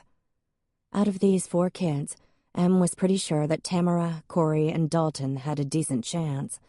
Corey's parents were doing all the right things for his temper issues, and they adored the kid. Tamara, too, had nice parents and average intelligence. She was just a late bloomer who liked getting attention by acting up. She'd probably go to a community college and figure out what she wanted to do a year or 3 down the road. Dalton was from a long line of petty criminals. Both parents had served time. The kid had a good heart and charm, though, and was as cute as they came. If he could find something that interested him, he might do okay. She could see him in sales or advertising. Or as a grifter. Same thing, really. Kelsey, though. Kelsey would be hard-pressed to break out. A baby on the way, her father dead, her mother one of Em's frequent calls for DUI and possession. They lived in a decrepit farmhouse on the edge of a field. Graying sheets hung in the windows for curtains, and there was a large hole in the roof. Kelsey was already heavily tattooed, seriously overweight, and had those expander earrings and a pierced lip. She maintained a D average, and that was through the generosity of her teachers. The odds had never been in her favor. "Kelsey, what was your week like?" Emmeline asked. Just then, the basement door opened, bringing in a blast of cold air.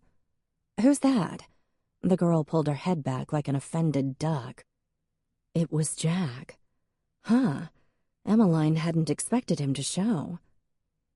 "Dude, it's him. The guy who pulled Sam and Garrett and everyone out of the lake. Shit, nice to meet you, man." Dalton met Jack halfway and shook his hand. "You're like a hero or something." Jack's expression didn't change, but something went out in his eyes almost immediately at the mention of the accident. He glanced at her. "Sorry I'm late," he said, clearing his throat. "Hi, guys, I'm Jack Holland. Heard you need a chemistry tutor." This was met with groans and a general exhausted sinking. "Are you a teacher?" Tamara asked, scanning him up and down. "Can you make crystal meth?" Dalton asked. "Like that dude on TV?" "I probably could," Jack said, pulling up a chair next to Emmeline, "but I won't." "Fair enough," Dalton said. "Just exploring your options, man.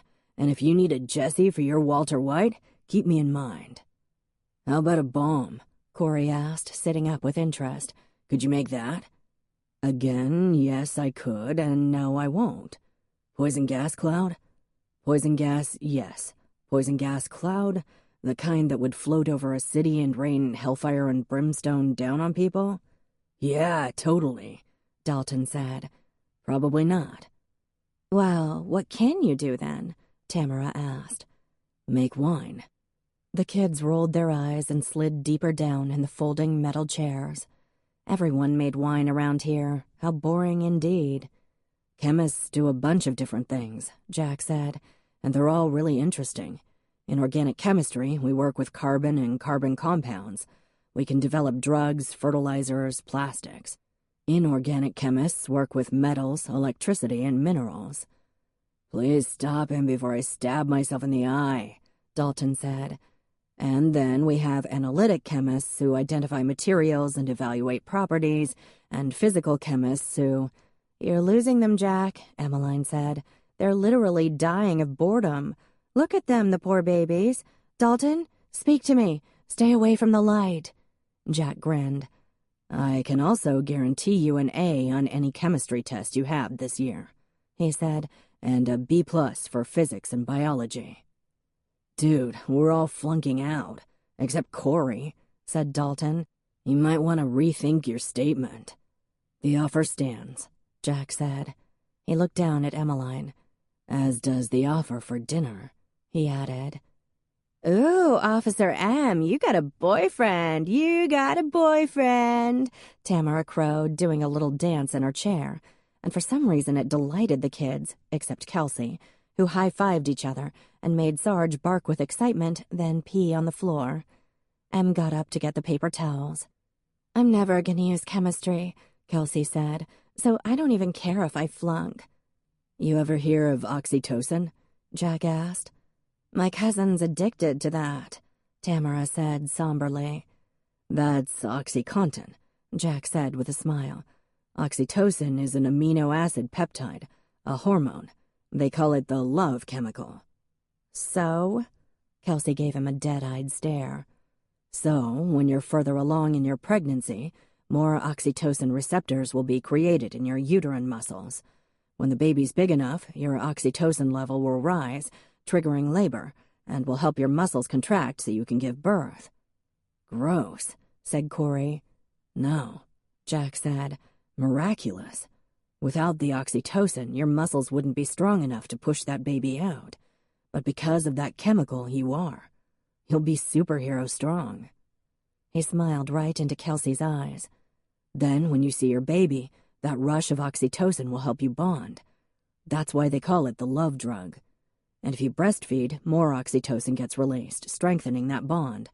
The maternal instinct is the strongest instinct in the world. Chemistry is definitely part of that." "You should definitely breastfeed, Kelsey," Dalton said, wiggling his eyebrows. "I'll supervise." "Shut up, Dalton," Em said. Kelsey had a soft, rapt look on her face. Em would bet no one had talked about Kelsey's pregnancy using words like superhero and miraculous and love and bonding. "Cool," Kelsey breathed. Jack glanced at Em, still smiling, and Emmeline felt, well, a little like Kelsey looked, even if she was cleaning up dog pee. She went to the kitchen, washed up, and returned. "Dalton, it's your turn. How's your dad?" "Still out on probation," Dalton said, "but he's getting itchy." He picked at his shoe. "Maybe you could swing by? I don't want him to do something stupid." "You bet." Jack was mostly quiet for the rest of the meeting, but it was different having him there. Em knew the kids were only there because they had to be. The alternative was being expelled. But she hoped she wasn't the typical adult, with too much authority and not enough understanding, like Levi, or one of the irritating kind who pretended to be their age and used words like smexy and hater. She wanted them to be able to count on her. They didn't have to like her, but she hoped they did. It was 8 o'clock before she knew it. "Pack it in, kids," she said. "Show us your cop trick," Tamara said. The kids had been ridiculously thrilled last time when she'd radioed dispatch for an audio check. Smartphones had replaced the wonder of walkie-talkies, it seemed. "Shoot a bullseye into that clock," Dalton suggested. "That would be illegal and get me fired," she said. "Tase Dalton," Kelsey said. I can't tase anyone. Alas," Emmeline said, "so unfair." "Show us how to take down the bad guy," Corey suggested. "Yeah," Tamara said. "I volunteer," Dalton said. "Don't be rough with me, Officer M." He grinned like a naughty toddler. "Inappropriate, young man," she said, borrowing a line from her boss. She glanced at Jack. "Do you mind helping me show the kids how to bring down an assailant?" "Hell no," he said. She felt a warm buzz in her lady parts. She was about to touch him, and heck, she needed to get out more. "I might hurt you," she warned. "You can try," he said. "Oh, a challenge. How thrilling for little old me. Okay, kids, watch this. Jack, go ahead and grab me from behind." "I was hoping you'd say that," he murmured. "There are children present. Behave." "I'm the bad guy. I'm not supposed to behave." He smiled. She narrowed her eyes, then turned her back. Was her heart embarrassing itself by hammering a little too hard and fast? Why, yes, the idiot organ was. The kids gathered around to watch. "How should I grab you?" Jack asked. "Any way you want," she said. He bear-hugged her, eliciting a bark of joy and some lapse of delirious excitement from Sarge. And Em really would have liked to just sit there and think happy thoughts, and maybe press back a little. And had she washed her hair today? Hopefully it smelled good and not like garlic. Oh, where was she? She did a neat step, twist, push, and Jack was down on his knees, and then flat on his face, and she had her knee in the small of his back and was handcuffing him. Gosh, it was fun. "Any questions?" Em asked, grinning at the kids. "Yeah, Officer M," Tamara yelled. "You're such an awesome chick." "I turn 18 in 2 months, Officer M," Dalton added, "just putting that out there." Her dog loped over, licked Em's face, and then bit Jack's ear. "Ow," he said. "That's it for tonight, kids. I'll see you next week, and make sure you show up when you said you would for tutoring. Jack is not just here to look pretty." She uncuffed her volunteer, and he got up. "Next time we use handcuffs, it's my turn," he said, his voice low and, scrapey and velvety at the same time. She focused on putting the cuffs back on her belt and not blushing. "See you, Officer M," Corey said. "You bet, honey. Stay out of trouble, okay?" He muttered assent and left, hitching up his droopy pants. Kelsey followed, staring zombie-like at her phone, and Dalton and Tamara headed out as well. "You're really good with kids," Jack said. "You too. I'm surprised you and Hadley didn't have any." "Why do you always bring her up?" He folded his arms and gave her a stony glare. "Why is she always around? Why don't you tell her to take a flying—" "This is America. She can live wherever she wants." "I think you like having a stalker. How's her delicate little ankle?" "Swollen and blue." "You going over to carry her to bed? Tuck her in? Read her a story?" Jack didn't answer, just kept looking at her, then raised an eyebrow with great effect. Em felt her cheeks flush. "Sorry," she muttered. Sarge flopped down on the floor and began gnawing on Jack's bootlace. "Would you have dinner with me if Hadley wasn't around?" Jack asked. "Would you want to have dinner with me if Hadley wasn't around?" she countered. "That's the real question." "I'm guessing I would," he said, stepping closer. "I had a nice time with you in Malibu. I liked sleeping with you. I'd like to see more of you." "Shit, Jack, knock it off." He laughed. "What did I say?" "Nothing. You're just hard to argue with." "So don't argue." There it was again, that deep, velvety voice. "Just say yes." Em swallowed. If she were honest, she'd say, "Here's the thing, Jack. I want a devoted husband and 3 extremely well-behaved but delightfully irrepressible children. You up for that? Because otherwise let's skip dinner, since I'd probably fall in love with you in 20-25 minutes, then spend months resenting you for not feeling the same about me." He reached out and touched her earlobe. Good God, she was halfway to planet orgasm because he touched her ear. Get a grip, Neil. You own adult toys for a reason. "Come on, Emmeline. Say you will." Then again, who was she to tell him he didn't want to date her? Of course, he wasn't talking about dating. Not really, it was just dinner, which probably would lead to sexy time.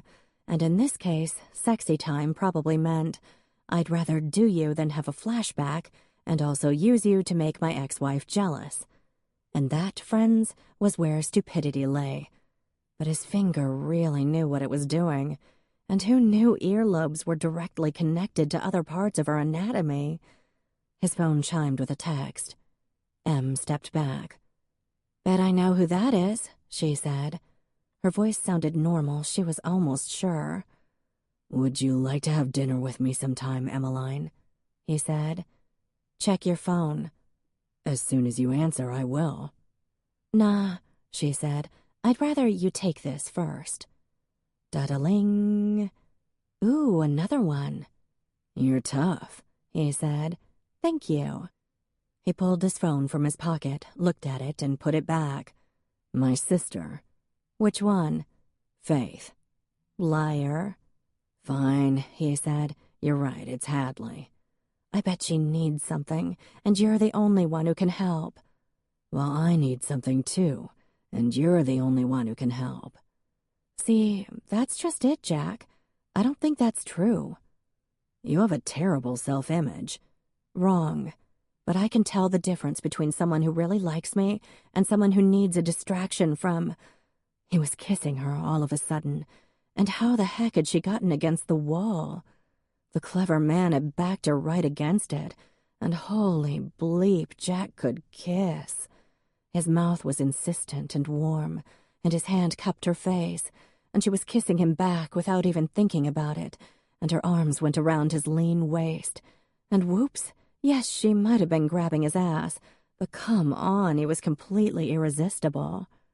He pulled back a little, then kissed the corner of her mouth. Em was dimly aware that she was breathing hard. Jack took her hand and put it over his heart. She felt the hard, solid thumping. Damn, he was good. "Please have dinner with me," he whispered. "Okay." She cleared her throat. "Saturday?" "Okay." He smiled. "I'll call you." "Okay." Not put off by her one-word vocabulary, he kissed her forehead and then walked off, just like that, leaving Emmeline shaky and flushed and worried. It didn't look like she'd need 20 or 25 minutes to fall in love. It looked like she'd just needed that kiss.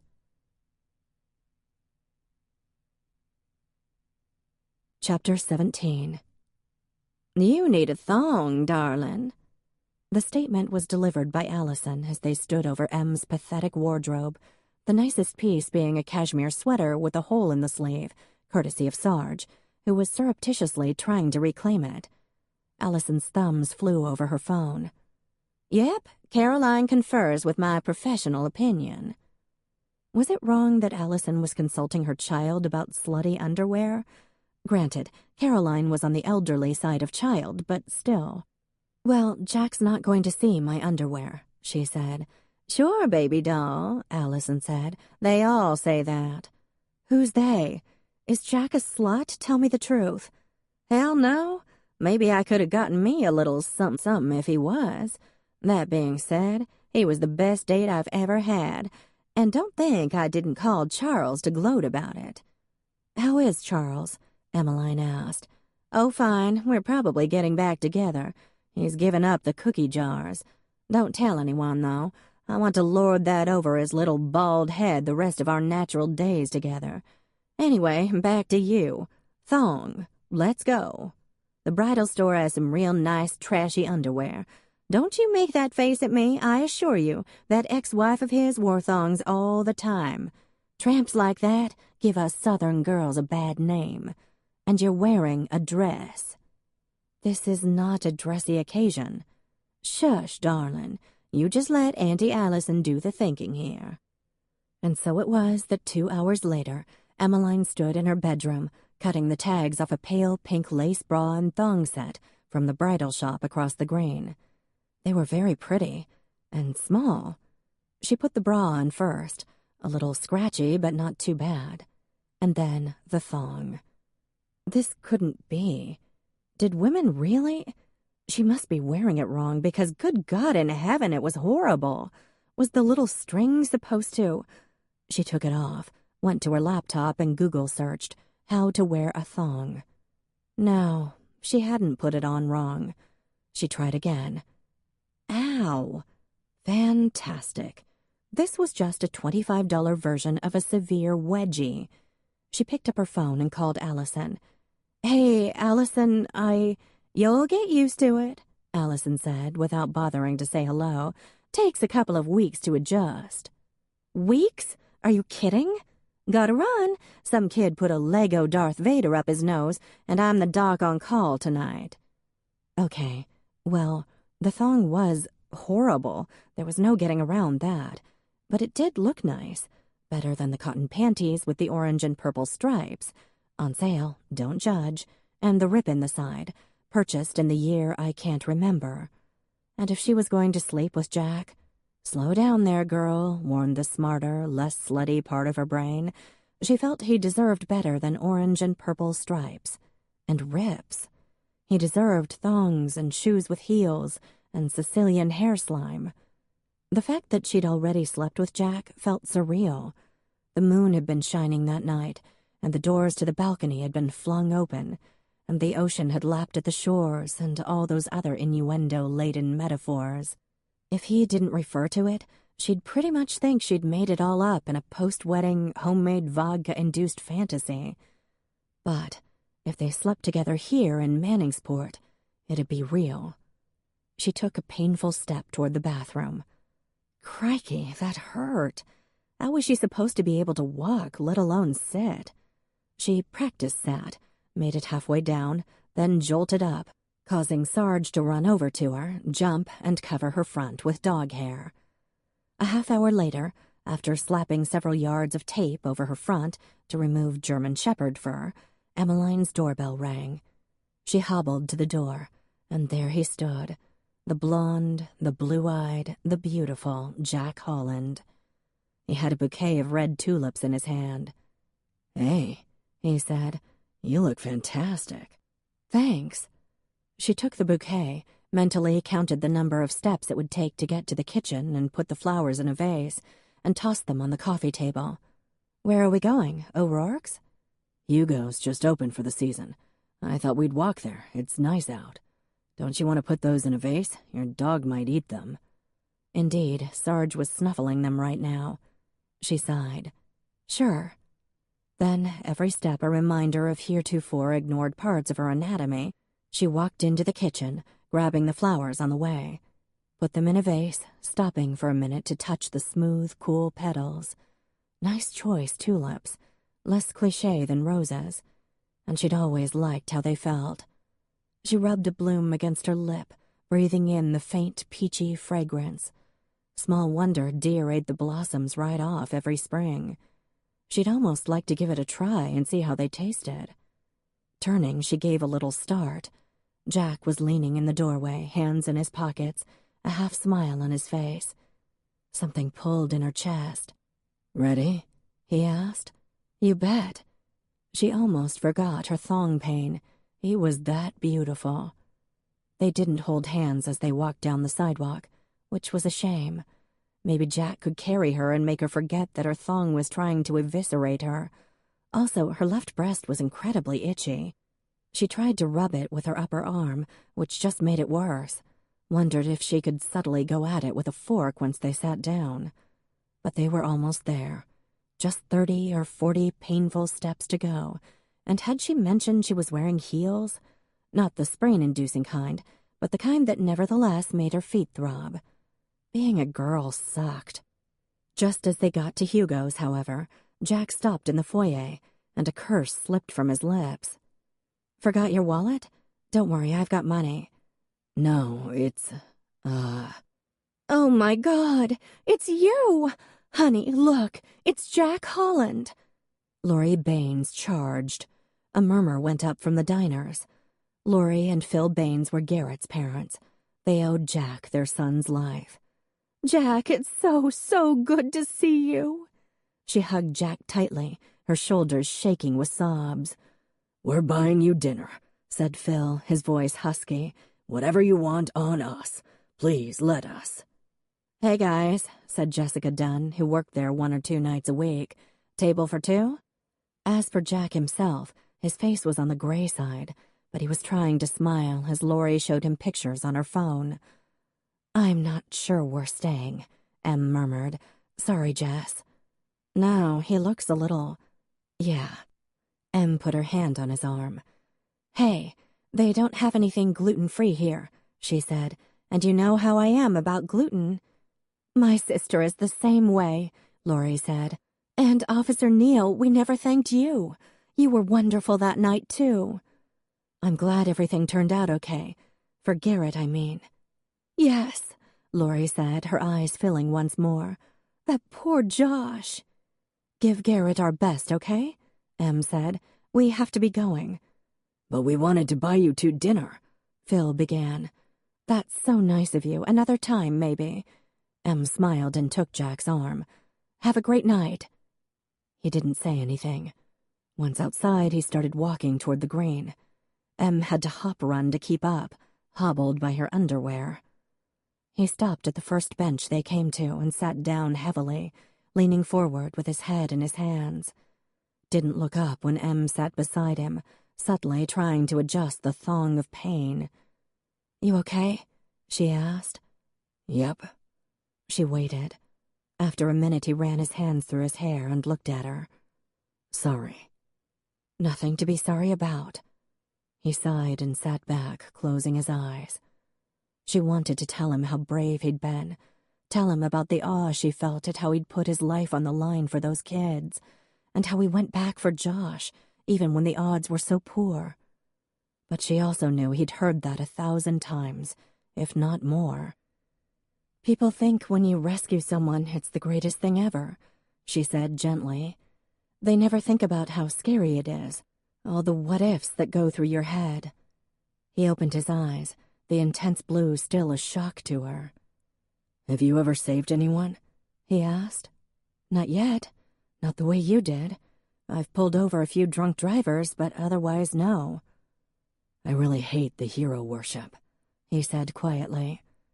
"I'm just a winemaker who was taking pictures of the sky that night. It doesn't get any less heroic than that." "What you did was extraordinary, Jack." She couldn't help herself. "But it wasn't. Tell me you wouldn't have done the same thing if you'd been there. Anyone would have. My teenage niece would have. Faith would have. Her dog would have." "But you did it. You were the one who was there. And you went in and pulled 4 kids out of a frigid lake, Jack. We might have tried, but I don't know anyone else who could have actually done it. And you didn't stop trying." "Tell that to Josh Diener. So much for extraordinary." "He'd be dead without you." He gave a bitter laugh. "From what I can tell, he's dying right now. Just slowly, in pieces, by inches." "So, should you have left him?" "No," he said quietly. "I should have done better." Her heart cracked. "You did your best." "And it wasn't good enough." He looked at her a moment. "Well, this is cheerful, isn't it? Come on, let's get dinner." He grabbed her hand and hauled her to her feet. "You hungry?" "We don't have to." "I'm starving. Let's go." "Jack, what you're going through is—" "I'm ordering the nachos. You know Connor will put salmon on them if you ask. Sounds disgusting, but it's fantastic." He towed her ruthlessly across the green, yanked open the door to the pub, and became maniacally cheerful, kissing Colleen on the cheek, shaking Lucas's hand. And great. There were Jack's dad and stepmother. "You guys know Emmeline, right?" "Jack, of course they know me." He was vibrating with energy. "Nice to see you again, Mr. Holland, Mrs. Holland." The Jamaican woman gave her a regal nod, and Em suspected she'd just won points for using Mrs. J's married name. "You look very pretty tonight, dear," Jack's dad said. He had the same blue eyes as his son, and Em felt her cheeks warm with the compliment. "Well, we'll let you 2 kids get back to your date." "And we'll let you 2 get back to yours," Jack said. He took another minute to clap Gerard Chartier on the back and say hello to Lorelei. Crikey! Emmeline was surprised he didn't fly around the room a few times, he had so much energy. Finally, they made it to their table. "Everything okay?" she asked as he sat down. He sighed. "Please, let's have a good time tonight," he said, looking her in the eye, giving her the full power of the blue. "I don't need a social worker. I need a friend." Naked friends, she'd been thinking, after that make-out session in the church basement. If they weren't going to be naked friends, she could have worn human underwear instead of this razor wire. "Friends it is," she said. "I like you, Emmeline." He smiled, a wide, adorable smile, and she had a flash of memory of Jack when he picked Faith up from some high school event, the college boy back to see his family, and how it made her wish she had a big brother. They ordered the nachos and burgers and a bottle of wine that, Jack promised, would be perfect with dinner, a fresh, plummy Pinot with hints of nutmeg and autumn leaves. "If you say so," Em said, shifting. The thong was giving her a colonoscopy. She tried sitting on her hands. It didn't help. Crossed her legs. Yow! Bad idea. Abort, abort. Jack frowned. Is something wrong? Other than your panic attack 10 minutes ago? No, he said, ignoring her comment. With you. You've been walking funny and you keep fidgeting. I'm fine, she said. Did you hurt yourself? No, I'm fine. If you don't feel good, we can... Jack, I'm fine, okay? I'm better than you, Captain Avoidance. She shifted, wincing. You just did it again. You're like a long-tailed cat in a room full of rocking chairs. What a quaint southern phrase. Did you pick that expression up from your wife? Her father, actually. What's wrong with you? I'm wearing a thong, okay? It hurts. Well, that stopped him. It also stopped the St. Thomas vestry members, too, who were seated at the table next to their booth. Reverend Fisk gave her an appreciative wink, then redirected the rest of them back to their budget woes. A thong, huh? Jack said. Yes, enjoy the visual, because I'm never doing it again. If it's that uncomfortable, you can take it off. He grinned, the cheeky man. Sucks to be a girl, let me tell you. I'll have to take your word for it, but I'm glad you are. A slow roll of squeezing warmth encompassed her stomach. Just then, Hannah set down their nachos, and Prudence Vanderbeek flopped into the seat next to Jack. Hey, useless. Hey, Em, can I have some? I'm starving. She helped herself to a heavily laden chip and bit into it. Are you guys on a date? Just friends, Em said. At the same time, Jack said yes. Uh-huh. So, maybe the thong had been worth it after all. Ooh, I like the conflict, Prue said. Keeps things lively. Enjoy all this friction when it's new, children, because when you've been married for a quarter of a century, you start having to be a little more creative in the boudoir, if you know what I mean. I don't want to know what you mean, Jack said. I'll pay you not to tell me what you mean. Ignore him, Prue said. I can give you a lifetime's worth of tips. Do not take sex tips from my sister, he said. Prue, get out of here, okay? You're ruining my game. You have no game, she said. He's a sad, smelly bachelor, Emmeline. And have you seen his cat? She shuddered. You can do better. She took another slab of nachos, smacked Jack on the shoulder, and left, her work boots thudding on the wooden floor. Deep down, she loves me, Jack said. I can tell. He smiled. Em did too. And for a second, they just looked at each other, until she broke. Damn. Dates were hard. It probably explained why she'd been on so few. You like being a cop, it seems, Jack said. Good. Work. She loved talking about work. Yes, very much. Is Levi a good boss? Will you tell him if I say yes? Nah, don't want him getting too full of himself. Me neither, she said. But he's a great boss. Is he a good brother-in-law? Sure, except that he's sleeping with my sister. I'm almost positive. Yes, Faith's tummy seems to indicate that. Hannah brought them their burgers, ruffled Jack's hair. It seemed to be the law that if you were female you had to touch Jack, and they were alone again. And the thing was, it was nice. She was almost relaxed. Except when she stopped to look at him for too long. Because, you know, he was just so good-looking. Everything about him was perfect. His wide, lovely smile, his mouth. Every time she thought about kissing, she nearly choked on her food. And his eyes, those sky-blue eyes were just the icing on a very fine cake. Whereas she was okay. She was not unpleasant to look at. She also had a good smile, thanks to Dr. Warren's skill at replacing her front teeth. Her hair was behaving today, courtesy of the ingenious Sicilians. She reminded herself to sit up straight, which exacerbated the thong issue. Tried to smile. Did smile. Tried to think of entertaining stories to tell him and came up empty. Surely she had entertaining stories. Yeah, she was almost sure she did. But could she tap into those right now? No. There was something about a cat, wasn't there? Oh yeah, the cat story. That was a winner. So, the other day I was on a call and... Hi, guys! It was Faith, rounder and prettier than ever. "How are you?" She beamed, hands on her belly. "Good," Emmeline said, ignoring Jack's groan. "You and Levi here for dinner?" "No, I'm here with my sisters," she said. "We're spying on Jack." "You better not be," he said. "Prue says you have no game." "Should I be more like her then?" "Please God, no. You know what she told me the other day? She and Carl were watching a Walking Dead marathon, which of course put them in the mood for love, so—" "Stop. Come on, Faith, you're as bad as she is."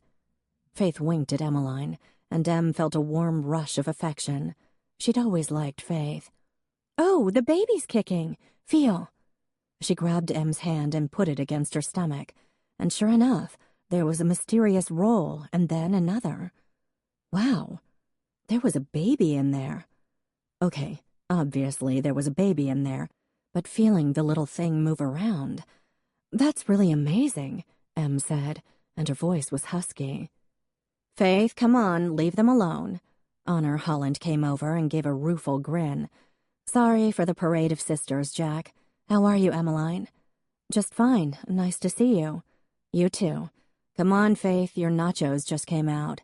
"Oh, gotta go. Eating for two and all that." "Honor, you're my favorite sister," Jack called as they laughed. "What?" Faith said over her shoulder. "Who's making you godfather to her firstborn child?" "I take it back, Honor. Faith is my favorite," he said. Honor waved. "You have a very nice family," Emmeline said.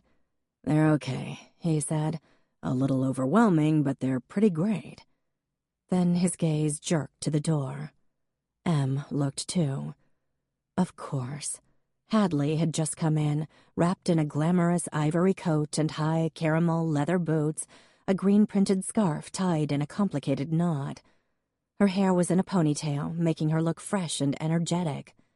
She took off her coat in a graceful swirl, revealing dark green leggings and a really adorable lacy top. Sophisticated yet fresh, casual yet elegant. Maybe Emmeline should take a photo and use it as a reference for how to dress for a date, because suddenly her basic black dress felt both incredibly boring and pathetically ambitious at the same time. She sighed. In another minute, Hadley was going to come over and say hello and make Emmeline feel like a gorilla who'd been allowed to dress up for the evening and play with the humans. "So you had a story about a call?" Jack asked, looking back at Em. "Do you want to go say hi to your wife?" "Ex-wife, Emmeline, and no. Tell me about the call you went on." But his gaze drifted back to Hadley, and he was frowning. "You're frowning," she said. "I'm irritated," he said. "Sorry, grumpy cat." "Not at you. We should have stayed at Hugo's." "I'm sure she would have tracked you wherever you are. It's that computer chip she put in your neck." Emmeline took a nacho and waited for Hadley to float over and coo at Jack. But, much to her surprise, Hadley didn't come over. She did see them, gave a nod and a smile, and took a seat at the bar.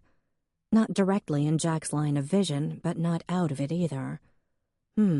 Suspicious.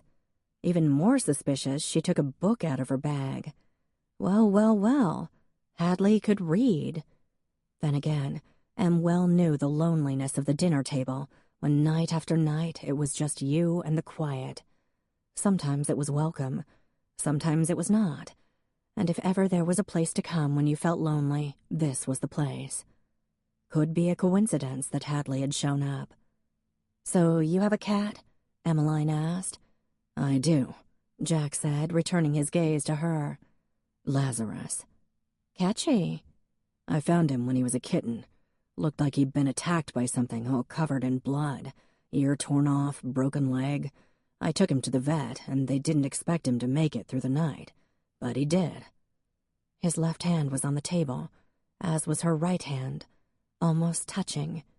She hadn't even noticed. Should she pull her hand away? Would it be even more obvious that she was nervous if she did?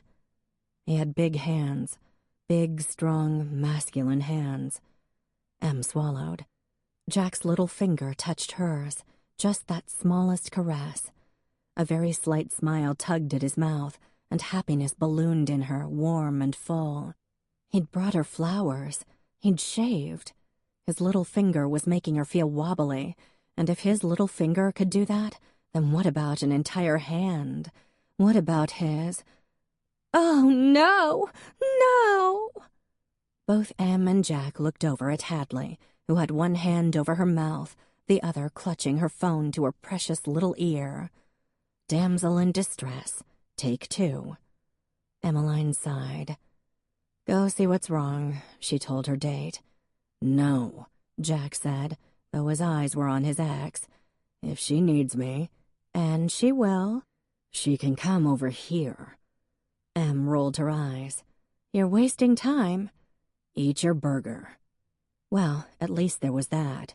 She took a bite, one of Connor's specials, with caramelized crispy onions and some kind of fabulous gooey cheese, and waited. Not for long. Hadley came over, tears spilling out of her Bambi-esque eyes. Jack, I'm so sorry to interrupt. What is it, Hadley? Yes, what indeed? What crisis would require Jack to carry her home this time? Twist your ankle again? Em asked. There's been a death in the family, Hadley whispered. Crap. Em felt 2 inches tall. I'm so sorry, she said, and reached out a hand to hold Hadley's. The other woman gave a hitching sob. Oh, no. Who, Hadley? Jack asked, standing up. Hadley pulled her hand away from Em's, covered her face, and broke down sobbing against Jack's chest. If she was saying actual words, Em couldn't make them out. She thought she made out the name Anna. What if Anna was a kid, or Hadley's sister, or grandmother, or... I know she was 23, but I guess I just wasn't ready to lose her. Oh, Jack. Oh, shit. 23 was way too young to lose someone. Poor Hadley. And why wasn't Jack being nicer? With a sigh, Jack put an arm around her shoulders, which made her burrow against him like a mole. These things happen, he said. Well, that wasn't very nice, especially coming from Jack. I just can't imagine life without her, Hadley wept. People were staring openly now. Who's Anna? Emmeline murmured. Her cat, Jack said. Anastasia. Em blinked. For crying out loud. 23, huh? She said. That's amazing. Those nachos weren't going to eat themselves, so Em took some more. Hadley wasn't exactly going for stoic here. Em noted that her mascara was waterproof. Of course it was. She wasn't even sick, Hadley said. This is such a shock. I don't know. 23 sounds like a ripe old age to me, Emmeline said. It was probably just her time. It wasn't. It was not her time. Hadley gave her a tragic, wounded, and possibly triumphant look, then resumed clutching Jack's shirt. She was so healthy. Remember, Jack? But 23, Emmeline said. Quite old. This can't be that much of a surprise. It is, Hadley said. I'm shocked, I tell you. I wasn't prepared for this. No, why would you be? I mean, don't most pets live forever? Jack gave her a look. I'm sorry about Anastasia, he said to his ex, trying to hold her at arm's length. But Teeny Tiny was apparently quite strong, and she clutched him harder. Em sighed, took another bite of her burger, and wondered if it would be rude to check her phone to see the Rangers' Penguins score. In light of the fact that her date was being sobbed on by another woman, she didn't really care. Several people had inched nearer, the vestry members making sympathetic clucks, Gerard Chartier, Victor, and Lorena Iskin. I had a cat who made it to 19, Lorena said in her booming voice. It went under the radiator to die, and I didn't find him until the smell let me know where he was. Poor old Oscar. Hadley cried harder. What's the lifespan of a cat, anyway? Gerard Chartier asked. Maybe 15 years, Victor Iskin said, who had many pets himself. 15? Em said, glancing up from her phone. Ranger's up by 4, God bless 'em. Wow, sounds like you got quite lucky there, Hadley. Well, I don't feel so lucky right now, do I? The lil' old bit of dandelion fluff snapped. There was a flinty look in her eye, and Emmeline squinted at her. Where was the steel magnolia thing when you needed it? Allison Whitaker would never sob in public like this. It's very sad, Victor said. You could have her stuffed. I do taxidermy on the side, you know. Teeny Tiny's sobbing escalated. Em had had enough. Okay, Jack, I'll see you around. My condolences, Hadley. If I'd have known she was near her time, I would have been there with her, Hadley wept. Oh, Jack, she died without me. How could I have let that happen? Calm down, he said. Em, don't go. Thanks for the date. I had such a wonderful time. She made sure to give him a dead-eyed stare so he wouldn't miss the sarcasm. I'll come over later, he said. No, you won't, she said. Stay here and comfort the grieving. I insist. Emmeline. She left. To think she'd worn a thong for this. Chapter 18. 3 days later, Jack woke up in a foul mood. He'd walked Hadley home the other night, ignoring the fog of disapproval coming from his sisters and Mrs. J as he left O'Rourke's. Between them, they'd texted him 6 times to weigh in. Yeah, he was a sucker, but what else was he supposed to have done? Left Hadley there, sobbing her eyes out, in a town where no one liked her? Driven an hour to Cornell and dumped her on Frankie's doorstep? Told her to just deal with it? Princess Anastasia had been Hadley's beloved pet, no matter how satanic the cat's personality. Her 7th birthday present. And she truly was devastated. He knew that. He left her apartment as soon as decently possible, walked over to Emmeline's and stood there in front of her little house. There was a light on upstairs, her bedroom maybe. The walls were painted green and the ceiling slanted down. He could see some brick from the exposed chimney. But her bed was messy and comfortable. Flannel sheets and soft old mattresses, a couple of books on the night table. She seemed like the type to let the dog sleep with her. He took out his phone and called her. It went right to voicemail. Hey, he said. I'm standing outside your house. I'm really sorry about tonight. He paused. Give me a call, okay? She hadn't. Nope. He had the feeling she wasn't going to. Which was too bad, because he liked being with her. She was an odd combination of tough chick and gooey caramel center.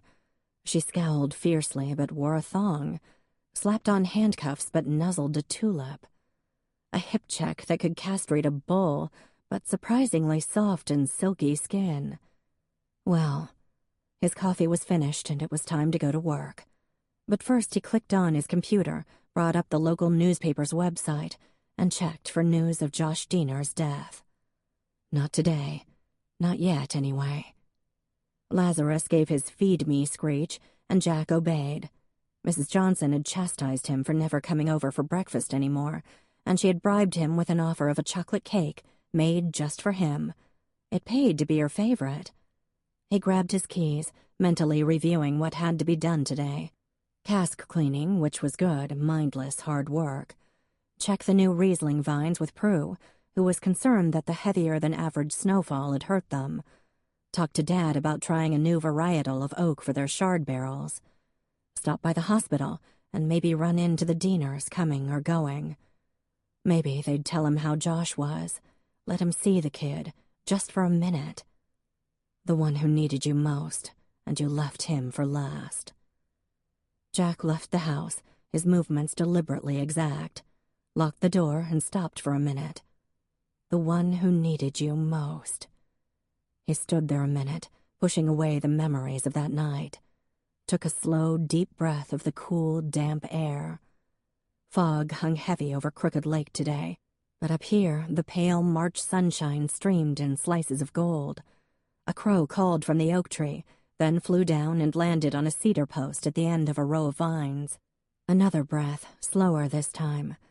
There was the stone wall one of his ancestors had built, and which Jack kept up, rambling alongside the field. He opened the truck door, started to get in, and froze. There was a dead possum on the dashboard. Possums, under any circumstances, are not attractive animals, but dead and in Jack's truck, it was even uglier, its bald tail dangling, its mouth open in a too-wide rictus.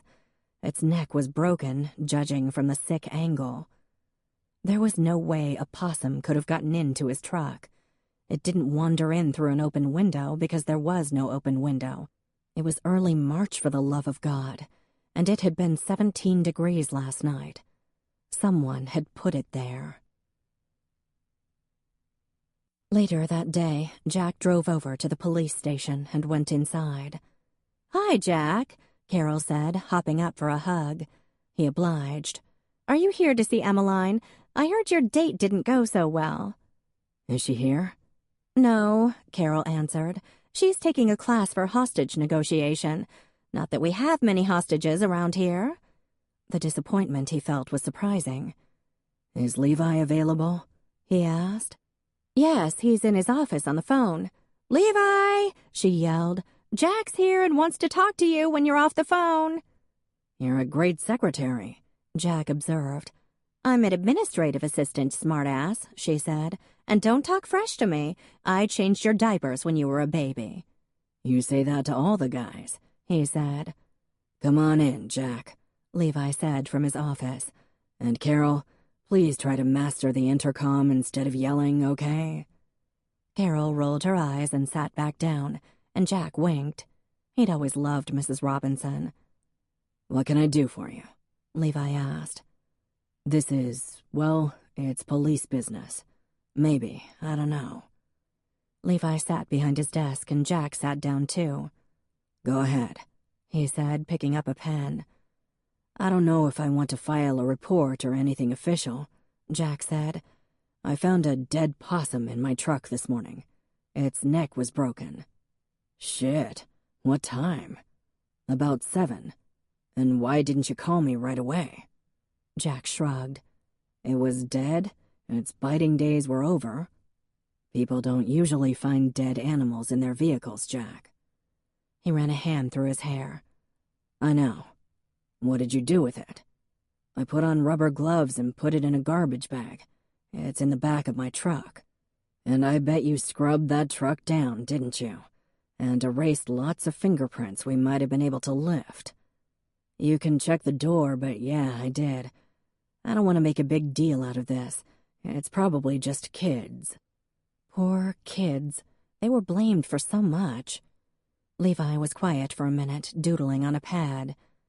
Anything else happen recently? Someone left a note on my windshield. It said, "You better watch yourself." Did you keep it? No. You know, Jack, it's always frustrating when the taxpayers of Manningsport don't turn to their friendly neighborhood cop for help, especially when that cop happens to be a member of their family. Yeah. He paused. The notepaper was hot pink, if that helps. What would have really helped is if you didn't throw it away. Anything else you're not telling me? There was another night when I came home and all the lights were on and the front door was open. I might have done that myself, though.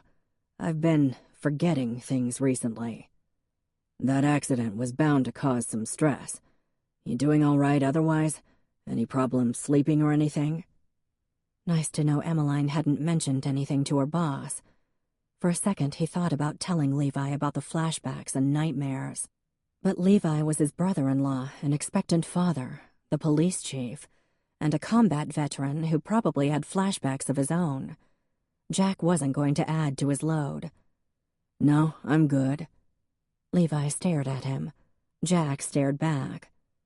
Okay, Levi finally said. Sounds to me like someone's mad at you, Jack. I'd like to talk to the Deaners. Absolutely not, Jack said. No. Jack, their son is in a coma. I doubt very much that they have time to pick up roadkill and sneak it into my truck. Yeah, they haven't left his side, so I doubt it too. Levi leaned back in his chair. How about your ex-wife? The thought had crossed his mind. The lights and the note on the windshield, maybe, but not the dead possum. You sure? Nothing makes people crazier than jealousy. Jack paused. Hadley was a little off, that was true. He couldn't see her doing this, though. Doesn't seem like her style. I might ask her some questions just the same. Be smart, Jack. If something else happens, tell me. The dead animal in your truck, that ups the stakes a bit. Yeah. There was a picture of Faith on the bookcase behind Levi. How's my sister? Levi's expression changed from stoic police chief to goofy in love. She's great. Good. Can't wait to see my nephew. He stood up and shook Levi's hand. Gotta go. Emmeline still wasn't back. Damn. Chapter 19. Remember, this person is, for the time being, your friend, Jamie, the badass instructor, said. Even if you hate what they're doing and wish you could kick them in the sack, for now, you empathize, you listen, you mirror. She tapped the whiteboard to emphasize the words she'd written there. Don't tell them what they're doing is crazy or stupid. Don't deny what they're feeling. That's creating an argument, and you want them to feel they can trust you, okay? Emmeline and Butch, you're up. Em, you're the tormented woman with your parents held at gunpoint. And action. Butch cleared his throat.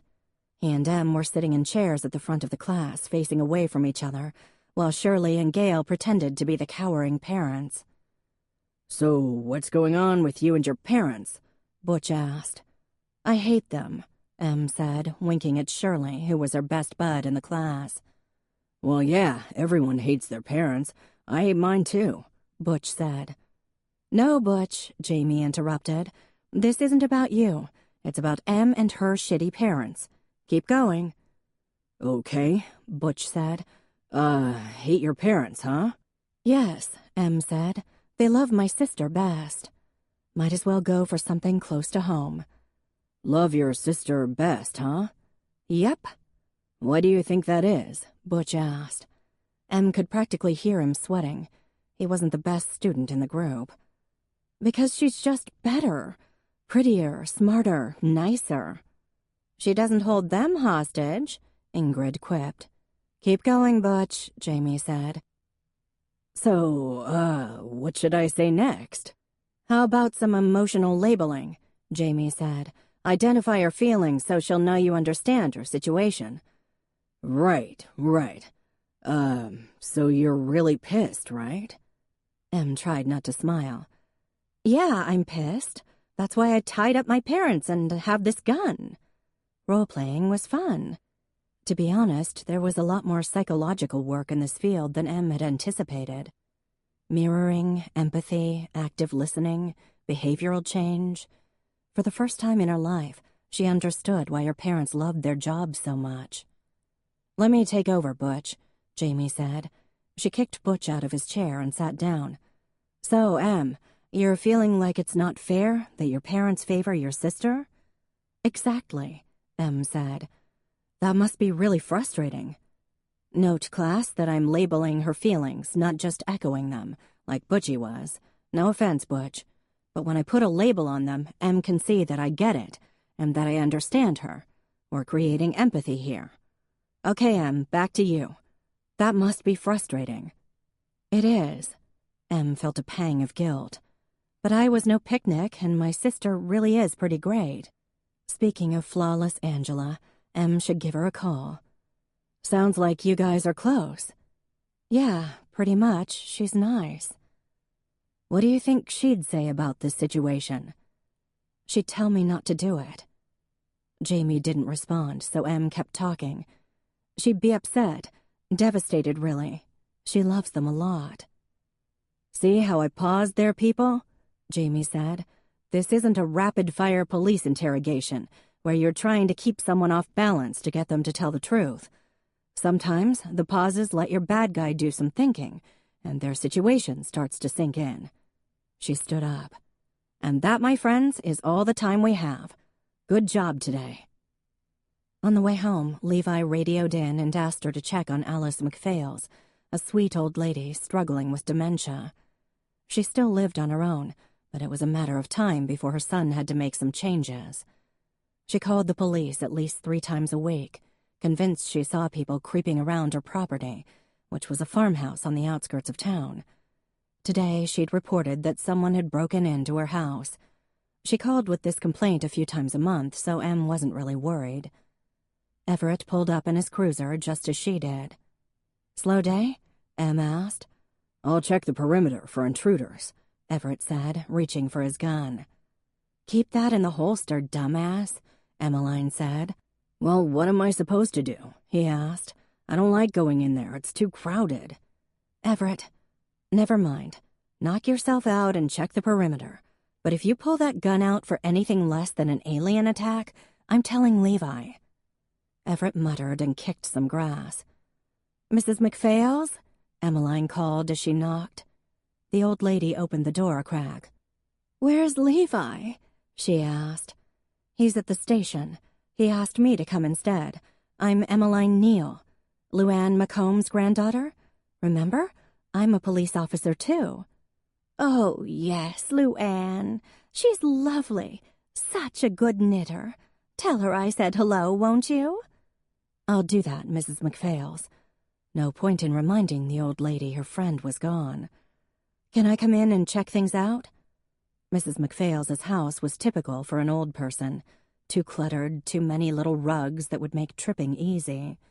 It was dark, too, since she had all the curtains drawn. "What seems to be missing, Mrs. MacPhails?"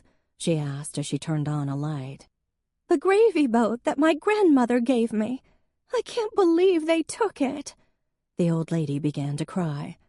"It was so beautiful, and now it's gone. They must have come in when I was sleeping. I'll never feel safe here again. And my husband built this house. They've ruined it. They've soiled it." Em put her arm around her. "Why don't I make you a cup of tea?" she asked. "I prefer coffee. But the black box in the kitchen is broken." "The coffee maker?" "Yes." Em went into the kitchen. Dirty dishes were piled in the sink. The coffee maker was unplugged. She plugged it back in and made coffee, and while that was brewing, she filled the sink with hot water. "You don't have to do that," Mrs. MacPhails said. "Oh, I don't mind. I like doing dishes. You can tell me where they go." "Perimeter is clear," came Everett's voice over the radio. "Imagine that," Em muttered. "Roger," she said back. "Why don't you head back, Ev?" "Roger that. Heading back to the station." The cupboards were a mess. Cereal boxes in with the glassware, an open jar of peanut butter, and a colander. Em straightened up as best she could, then poured Alice some coffee. "So, what does this gravy boat look like?" She took out her notebook so Mrs. MacPhails wouldn't feel like Em was merely tolerating her. Mrs. MacPhails took a sip of her coffee. "What gravy boat?" "The one your grandmother gave you." "Oh, yes. It was white with pink flowers. It was very old. She brought it from England, and when I was little, she'd put it out at Christmas. I just loved seeing it on her table. It was so fancy and beautiful." She started to cry noiselessly, and Em's heart gave a tug. Her father's parents had died when she was little, Nana of a massive stroke or heart attack that took her while she was sleeping.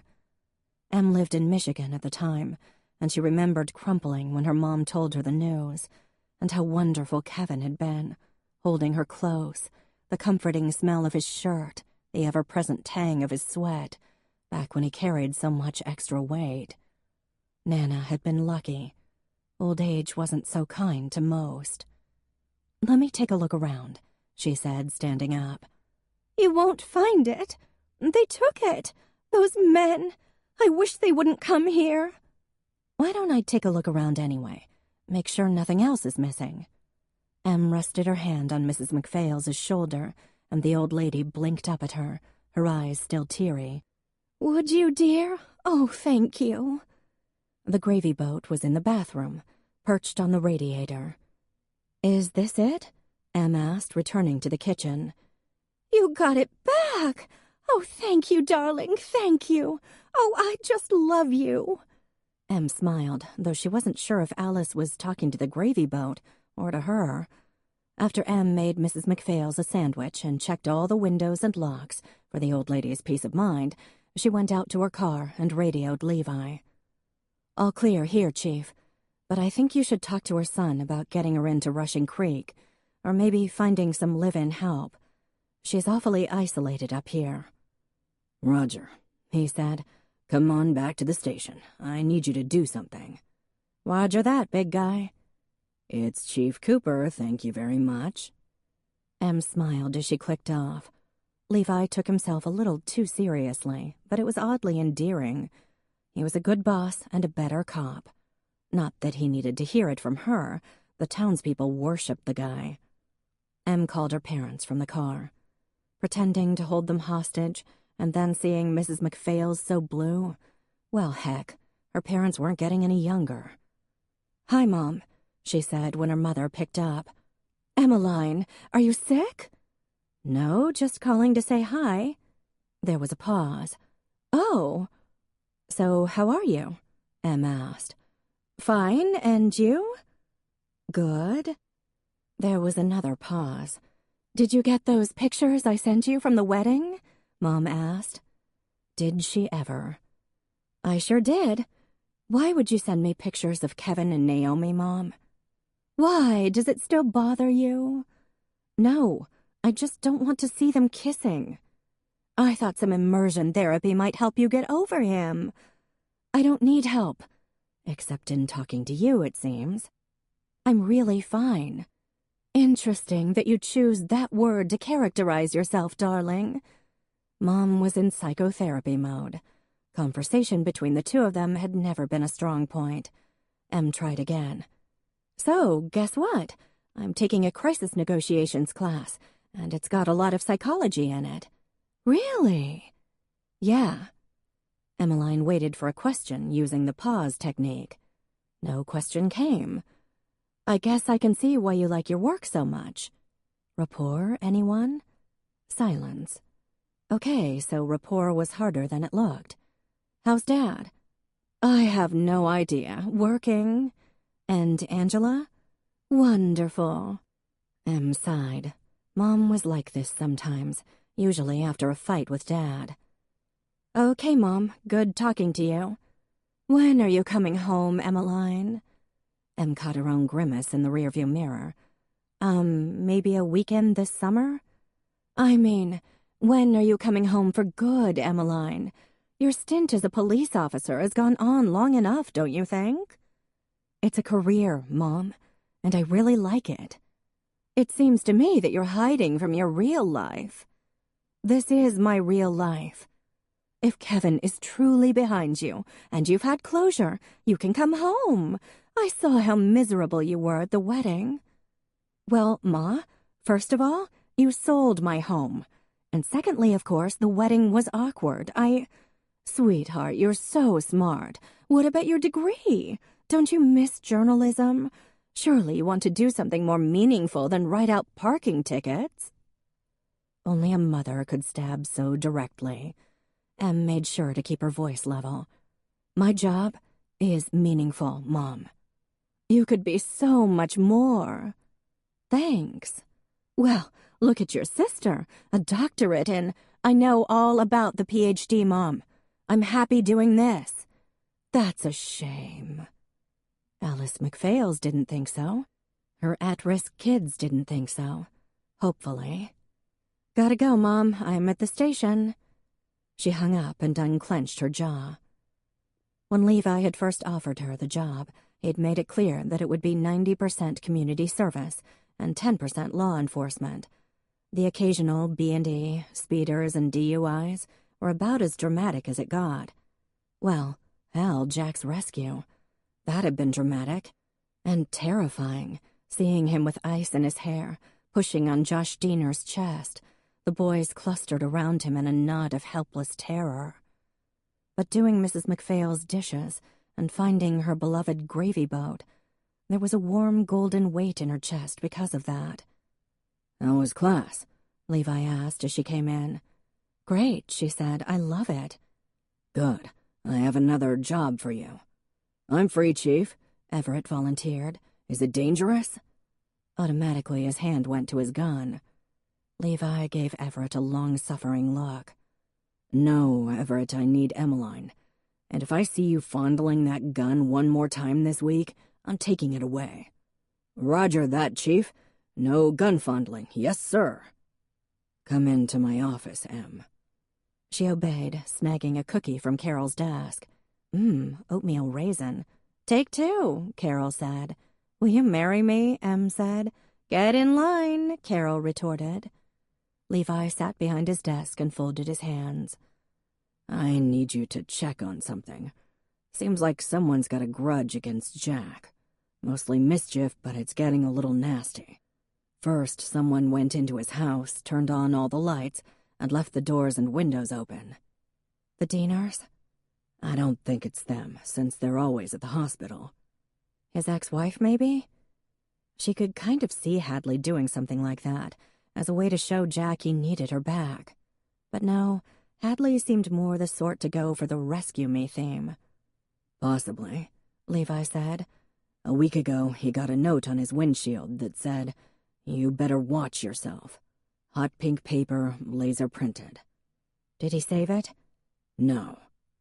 Em made a disgusted noise. Does no one watch NCIS? I know. And then this morning you found a dead possum in his truck, neck broken.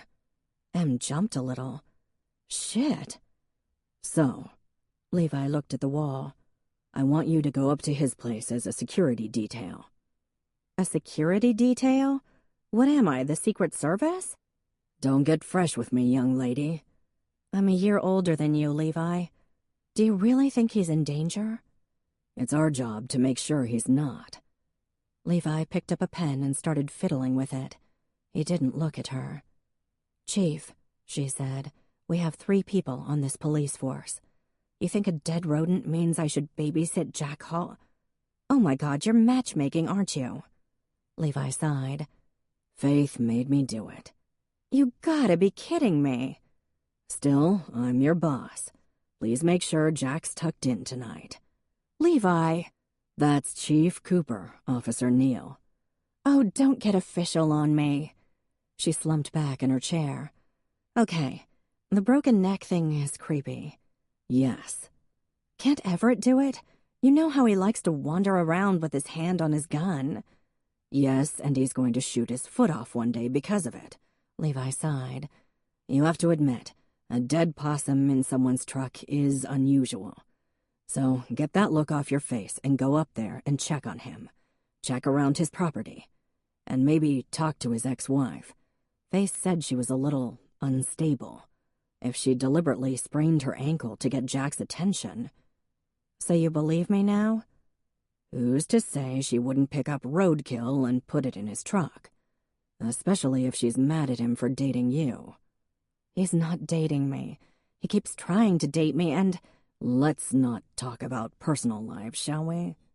You're the one pimping me out here, Levi. He crinkled his brow at her, stared patiently, slightly bored. Fine, she said. I'll do it. Thank you so very much, officer. Keep this in mind during my annual review. Will do. He allowed a faint smile, then waved her out of the office. Em's first stop was the Opera House. She clumped up the stairs and knocked on the door of apartment 3C. Hadley opened the door, a bright, expectant smile on her face that dropped like a lead hockey puck at the sight of not Jack. "Hello, Miss Boudreaux," Em said. "Mind if I come in and ask you a few questions?" "Is Jack all right?" she breathed, peering around the door. "Interesting you should ask. Any reason he wouldn't be?" Em asked, cocking an eyebrow. I have no idea." She flushed. Guilty, Em thought. She waited. "Well, do come in," Hadley said. "Where are my manners?" She was wearing a dress, a rose-colored sheath kind of thing that Em imagined would make her look as shapely as a pillow, but on Hadley looked romantic and delicate.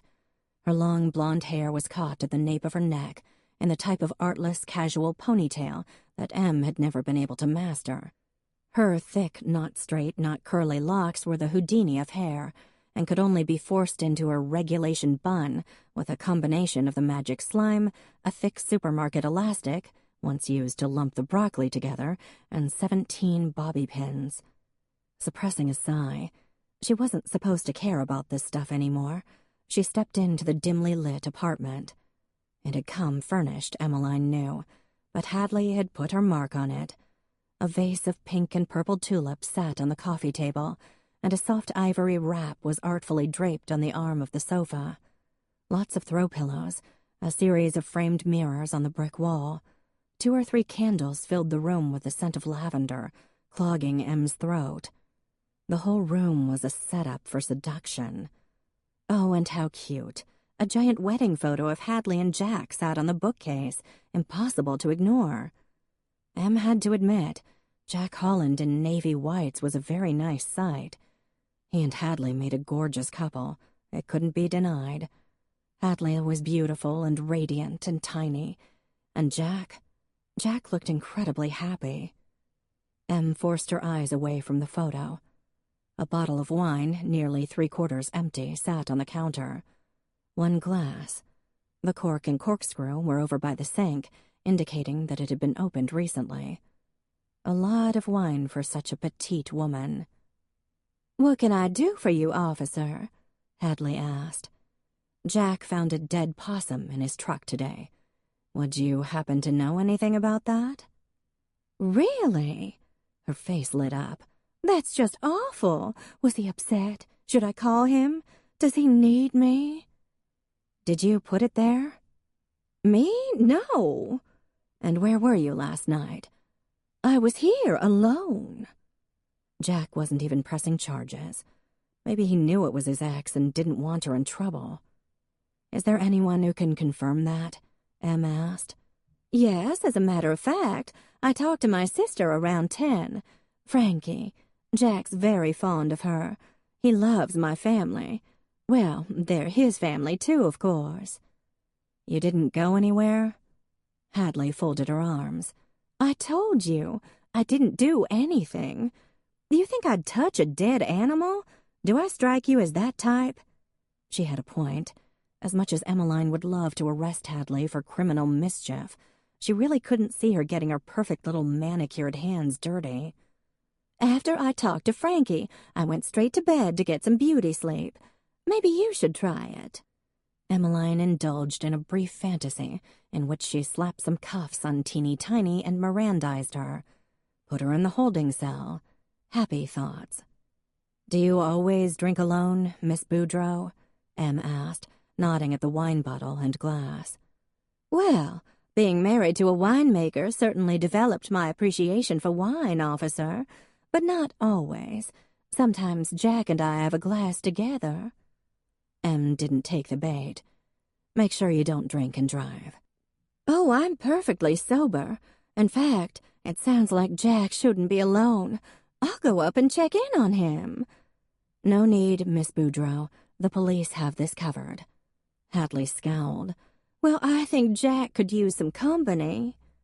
"Chief Cooper thinks so, too, which is why I'm going up there right now. I hope not to see any trespassers. Have a good night." She left the opera house and walked across the green, past O'Rourke's, which was already jumping, and down the street to her own little place. She needed to feed Sarge. Might as well bring Super Pup, too, if she had to hang out at Jack's.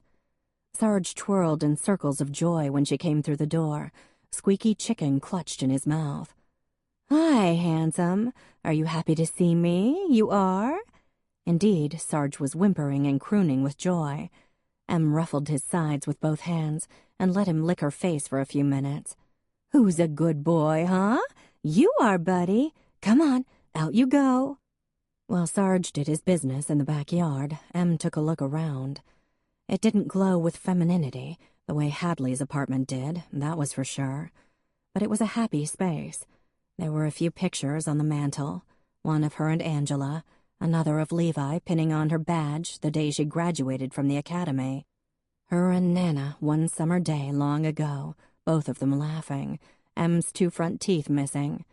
The furniture was comfortable and sturdy, rather like herself. Lots of books in the built-in shelves.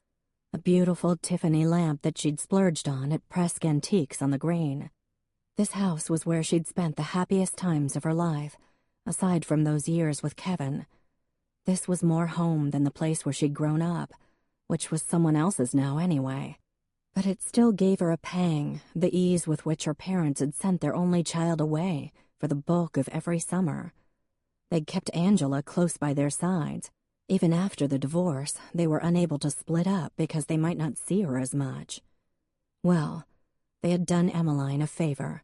She'd been better off here. "Come on, Sarge," she said, as her dog raced in through the doggy door. "We have guard duty tonight." Chapter 20. Jack found that cooking had taken on greater importance since the accident, as it gave his mind something to think about. A science podcast was playing on his computer, another tool to keep his brain occupied. Oddly enough, he wasn't really concerned about the possum in his truck. A teenager, he figured, probably one of Josh Diener's friends. And if so, Jack sort of deserved it, didn't he? His phone buzzed with an incoming text. Hadley. Great. Heard about incident today. You okay? XOXOX. Was it so hard to spell out the words? Text-style spelling would make Stephen Hawking seem idiotic. He opted not to answer. That was a mistake. His phone buzzed again, vibrating on the counter. "Please let me know you are okay." Jack sighed. "You want to come over for dinner?" She had fast thumbs, he'd give her that. "I can come to see you if easier." And now a smiley face, for the love of God. "Give me a call, okay?" No thanks, he wouldn't. "Miss you. Worried about you." It was the emotional equivalent of nails on a chalkboard. And now the phone was ringing. 3 guesses as to who it was. He didn't bother picking up, but he did text her back. "I'm fine. Nothing to worry about." He thought about turning off his cell, but he didn't have a landline, and his grandfather had been looking a little gray lately. Jack had asked Jeremy Lyon to drop in on Pops, as the old man wouldn't go to the doctor without a gun to his head. He added sausage to the garlic and onions he was sautéing. This would be a good dinner. Then again, food hadn't tasted like much these days. Oh, and there was Mrs. Johnson's chocolate cake for dessert. He picked up his phone and called her. "Just wanted to thank you again for my cake," he said. "Oh, Jackie, don't be silly. You know I love you best," Mrs. J cooed. "I do know that, and I lord it over my sisters whenever possible. And Dad." He smiled. "What are you guys doing tonight?" "That's none of your business, Jack, darling." He shuddered. "You're right. Thanks again, Mrs. J." Maybe he should get a dog. Lazarus wasn't much in the company department. As if determined to prove him wrong, the cat rubbed against Jack's ankle in a rare show of affection, then hissed and ran under the couch. A knock came at the door, and Jack felt his jaw tighten. He turned off the stove and went to the door. If that was Hadley, he just might call the police. It wasn't Hadley. It was the police, still in uniform, and the police officer's puppy, holding a stuffed animal in his mouth. Jack felt himself smiling. "Hey," he said, opening the door. "How are you?" "This is police business," she said, already blushing. "Levi made me come." "I owe him one," Jack said. "Come in, I'm making dinner. You can stay." "No, we're just, checking." "For what? For dead possums?" "Basically. Mind if I walk around your property?" "Not at all. I'll come with you." He grabbed his jacket. "Hey, buddy," Jack said, bending down to pet the puppy, who wriggled in ecstasy, then whipped his toy, a chicken, back and forth. Lazarus darted out and ran under a bush, the better to spy on the dog. Jack stood up, catching the smell of Emmeline's shampoo. Nice. She had beautiful eyes, cat-shaped and blue. Her mouth. He remembered that mouth. Hell yeah, that was a good mouth. Perfect for kissing. Perfect for... He realized he was staring and cleared his throat. "So, what are you looking for?" "Signs of a trespasser." She jammed her hands in her jacket pockets. "You shouldn't have wiped down the truck, by the way. Next time a crime is committed against you, please, let the professionals do their jobs." "Save it," he said. "Levi already lectured me." "Is your driveway the only way up here?" she asked, starting off toward the stone wall that bordered the woods. "No, you can drive up from the other side of the ridge and go through the Ellis property." "Think you'd wake up if someone drove up your driveway?" "Oh yeah, it's gravel." "Then I bet Possum Person came through the back way."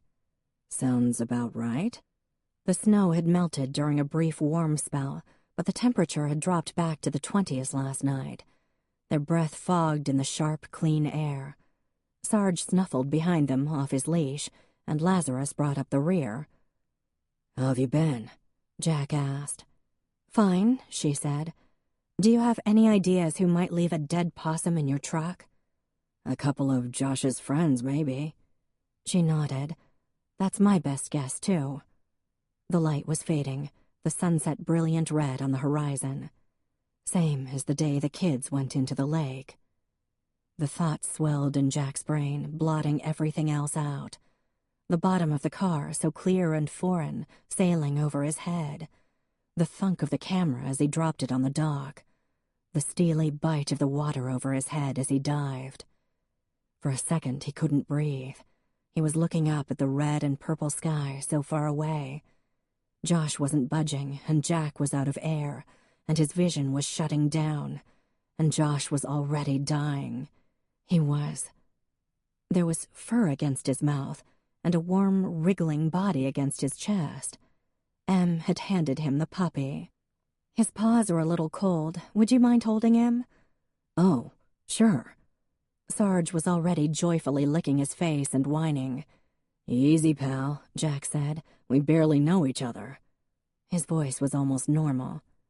The dog made a mooing noise, then put his head on Jack's shoulder. Emmeline was studiously not looking at them, holding the dog's toy chicken.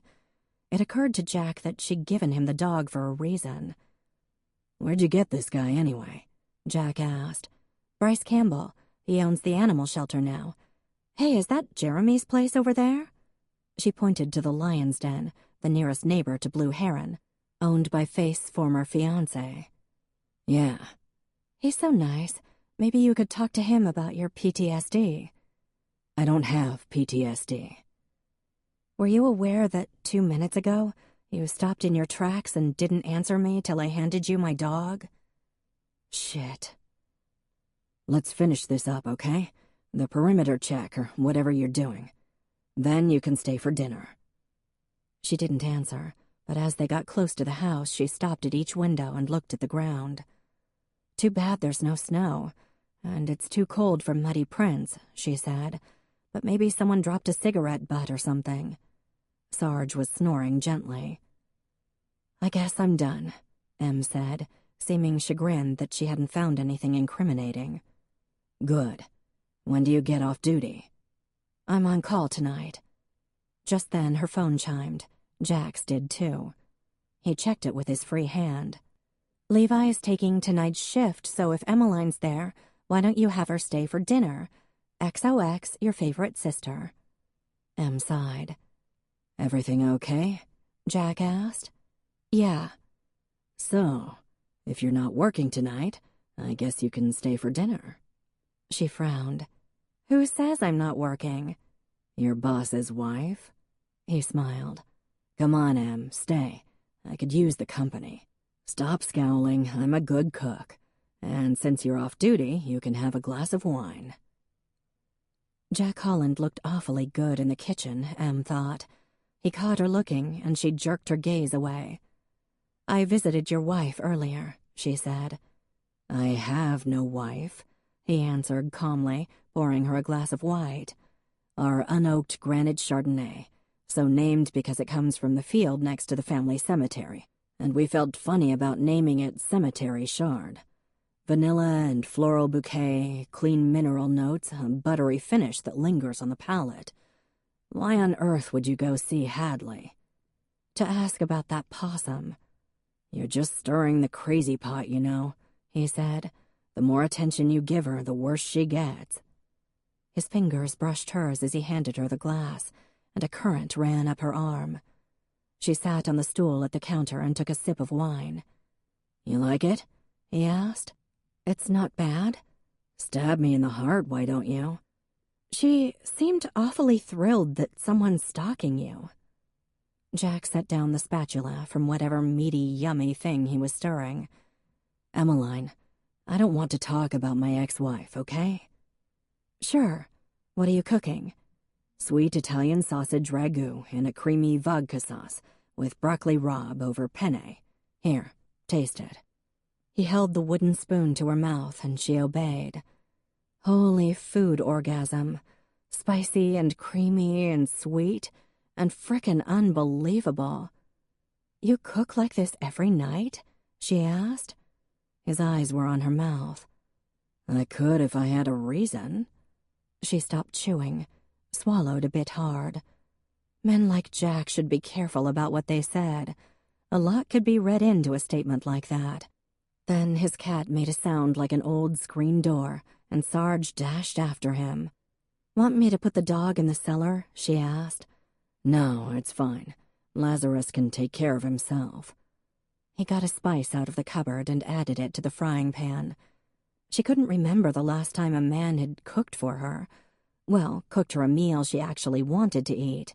Those last few months with Kevin didn't count. A fire crackled and popped in the big stone fireplace in the great room. Em got up and wandered around. Jack had a few pictures here and there, one of Levi and Faith in blue from last year at their wedding. Em had gone to that one, and she remembered the photo being taken, people laughing as Blue kept nudging in between the couple. Another photo from a wedding she'd gone to, Tom and Honor's. This one was of Jack and Honor. Nice. Here was one of Jack and his father holding up a gold medal and a bottle of wine. Another Holland family portrait, but this one with Jack's mother in it. Prudence's wedding. Young Jack, tall and skinny and geeky cute. The bookcase was filled with biographies and political thrillers, the typical man stuff when it came to reading. A couple dozen tomes on wine, as one would expect. The windows showcased the Holland farmland, all the way down to Keuka. Jack's furniture was beautiful, simple and functional, but with inlaid wood and graceful lines. "Where'd you get this?" she said, running her finger along a tall, narrow table. "I made it," he said. Of course he made it. He saved children and made beautiful furniture, and cooked, and looked like a movie star. "It was my first and last project," he said. "I almost cut off my finger with the miter saw." He grinned and held up a hand. 19 stitches. Oddly enough, it was nice to know. "I got my front teeth knocked out in college," Em said. "Hockey. 5 stitches. "Oh, yeah? Are those teeth fake, then?" "No, the miracles of modern medicine. The dentist put them right back in. It was gross. Lots of blood. I was extremely brave, of course." "No scar?" "No, I have a scar." "Let me see." The scar was just above her upper lip, a faint white line about 1/2 an inch long, barely noticeable. "It's there, trust me." He came out of the kitchen and stood in front of her, cupped her face in his hands and stared at her mouth. Emmeline could feel her heartbeat, slow, rolling thumps. His face was serious, mouth perfect. She didn't even dare look at his eyes for fear that her knees would buckle. "Oh, yeah," he whispered. "There it is." He ran his thumb over the scar, and Em sort of forgot how to breathe. Was it in, out, or... Oh, wow, those eyes. Oops, she'd looked. Were so beautiful. All of him was so... Lazarus came tearing into the room, Sarge hot on his heels. The cat veered under a couch. Wonder Pup didn't steer that well and crashed into Em's legs. Emmeline stepped back, cleared her throat. She was still in uniform. It was probably against some rule to kiss in uniform. "Sarge, go lie down," she ordered. The puppy gave her a reproachful look. "Do it," she said. He obeyed, giving her a mournful eyebrow as only a German shepherd could. A timer went off in the kitchen, and Jack went back behind the counter. Fat snowflakes began falling from the sky. It was utterly romantic here, even with the demonic sounds the cat was making from under the couch. "Is he okay?" Emmeline asked. "Oh, sure. That's his normal." Jack seemed irritatingly unaffected by her scar-touching. Men, such mysteries. She sat back down at the counter and watched him stir and nudge and adjust the heat. Captain Seduction 1 minute, Chef Ramsay the next. Em had always had a thing for Gordon Ramsay, now that she thought of it. "Can I ask you a question, Jack?" she asked. "Sure." "Why me? There are a lot of women in this town who'd love to go out with you, who fantasize about going out with you, who'd run their grandmothers over with a tractor to go out with you. Why are you interested in me?" "I don't know," he said. "I'm a guy. We don't think that hard. Is because you're good in bed a sufficient answer?" A surprised snort of laughter escaped. No." He poured her more wine. Such nice manners. "I have a question for you, officer. Why won't you go out with me? And don't give me that bullshit about me still having a thing for Hadley or having PTSD. You do have a thing for Hadley, and you're the poster child for PTSD. I'll pretend I didn't hear that and await your answer." Em covered by taking a sip of her drink. It really was fantastic. She'd never paid much attention to wine descriptions. It was wine, how bad could it be? But when Jack identified the flavors the way he did, she really could taste them. Guess it wasn't just blowing smoke after all. "What if Hadley wasn't in town?" he asked when she failed to answer. "And what if those kids didn't crash? Would you go out with me then?" "Well, you were never interested before, so I'd have to say no." "Maybe I could say you were the one who was never interested, whereas I always thought of you as the hot hockey chick." Another snort. Must stop doing that. "You never asked me out." "You never gave me the time of day." "If you were pining for me, you hid it well." He gave her a tolerant look. "I wasn't pining for you, Emmeline. I did think you were the hot hockey chick. We all do." "Which explains why I've had 2 dates in 3 years. "Maybe your sweet and gentle personality has something to do with that." "Oh, bite me." "I rest my case." He smiled. "You don't have to have a sweet and gentle attitude. You do have to at least smile once in a while. You're a tiny bit guarded. Has anyone ever told you that?" "No, as a matter of fact," she lied. She took another sip of wine. Make that a chug. "Then there are your looks." "Shut it, Em," her brain advised. "I'm hideous?" "A little. I'm sorry to be the one to tell you." He smiled and her mouth went dry. "No, you're incredibly good-looking. It's a consideration." He looked at her as if she were a complicated algebra equation. "So you're not interested in me because I'm incredibly good-looking, since your ex was also good-looking and he broke your heart?" "In addition to the other stuff. And drop that expression. It's not as dumb as it sounds." "Good, because it sounds very dumb." "Well, it's not. It's very complicated and intelligent. Or not. Maybe it was dumb. Maybe she should eat something before drinking any more wine." She took another sip just the same. "Jack, I think you want to be with me because I'm here. Because we've already done the deed. And because you want a distraction from your troubles." "All of those things are true. I also like you." For some reason, those words scared the living bejesus out of her. He liked her. She already loved him. It wasn't like she didn't know that already. Crap. This was exactly the kind of situation that led to doom and despair, to whining to the bitter betrayeds, to crying in one's pillow. to that unutterably bleak knowledge that you loved someone who didn't love you back. Jack wanted a distraction. He liked her. That was it. "I should go," she said, clearing her throat. He turned off the stove and came around to her side of the soapstone counter, and Emmeline swiveled on her stool to keep him in sight.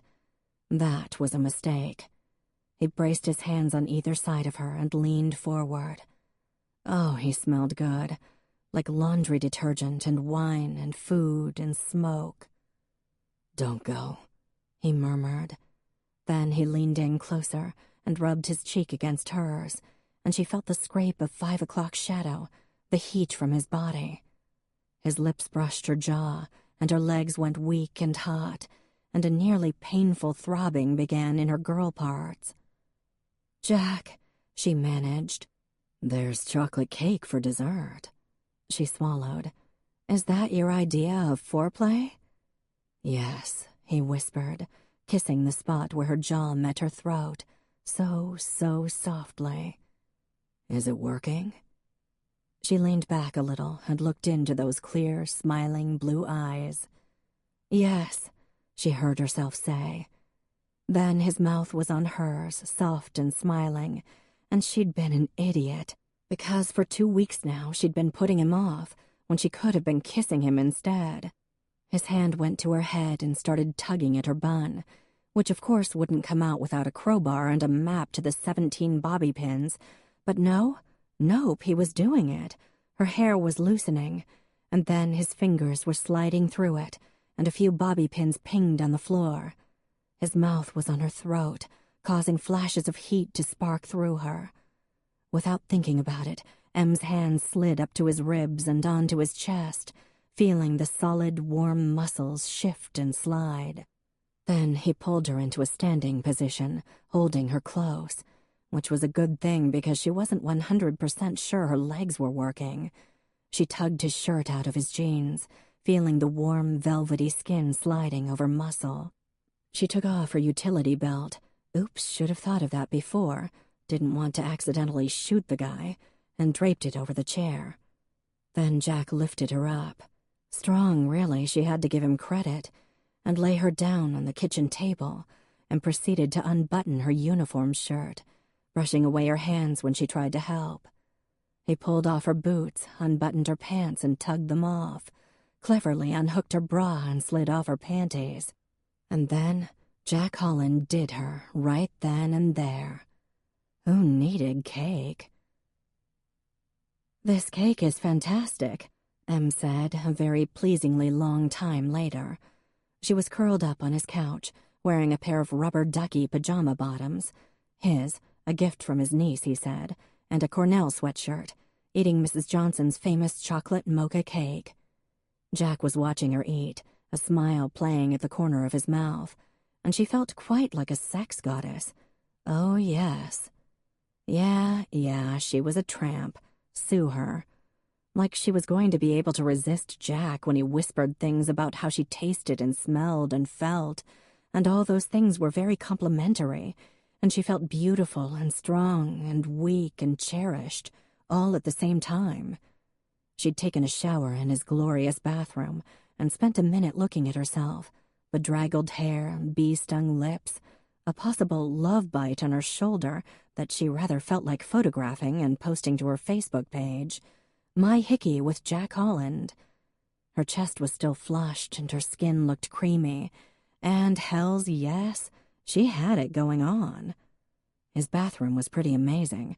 There was a massive rectangular tub encased in a huge block of dark wood, the lip wide enough so a person could have a few plants or a glass of wine, a sandwich and a book, and not have anything get wet. The shower was equally impressive, separate from the tub behind a glass brick wall. She combed her hair and put on the clothes he'd given her and padded to the kitchen, where, in case Jack wasn't already everything in a bag of chips, he'd sliced them each a huge piece of cake. Dessert first. Finally, a man who understood her. Sarge was asleep in front of the fire, and Lazarus sat on the mantel, looking very vulture-like as he gazed at the fat little puppy. "Will your cat eat my dog?" she asked. He'll try. Jack sat next to her and took her feet onto his lap. We're dating now, by the way. Well, that's... Hush, woman. We're dating. Now, finish your cake. I have plans for you. You'll need your strength. And for once, Em didn't object. Chapter 21. Turned out, all Jack needed was a woman. At least that was what it seemed like to him. Granted, getting her had been as hard as catching an eel, but once he had her, he appreciated her wriggly properties. And he meant that with all the innuendo possible. He really liked Emmeline Neal. She was funny, she was smart, she was amazing in bed. Her dog was incredibly cute. It was nice not being alone. On Saturday, they went cross-country skiing after their hockey game. The cold air and hard, bright sky making it a perfect day for it.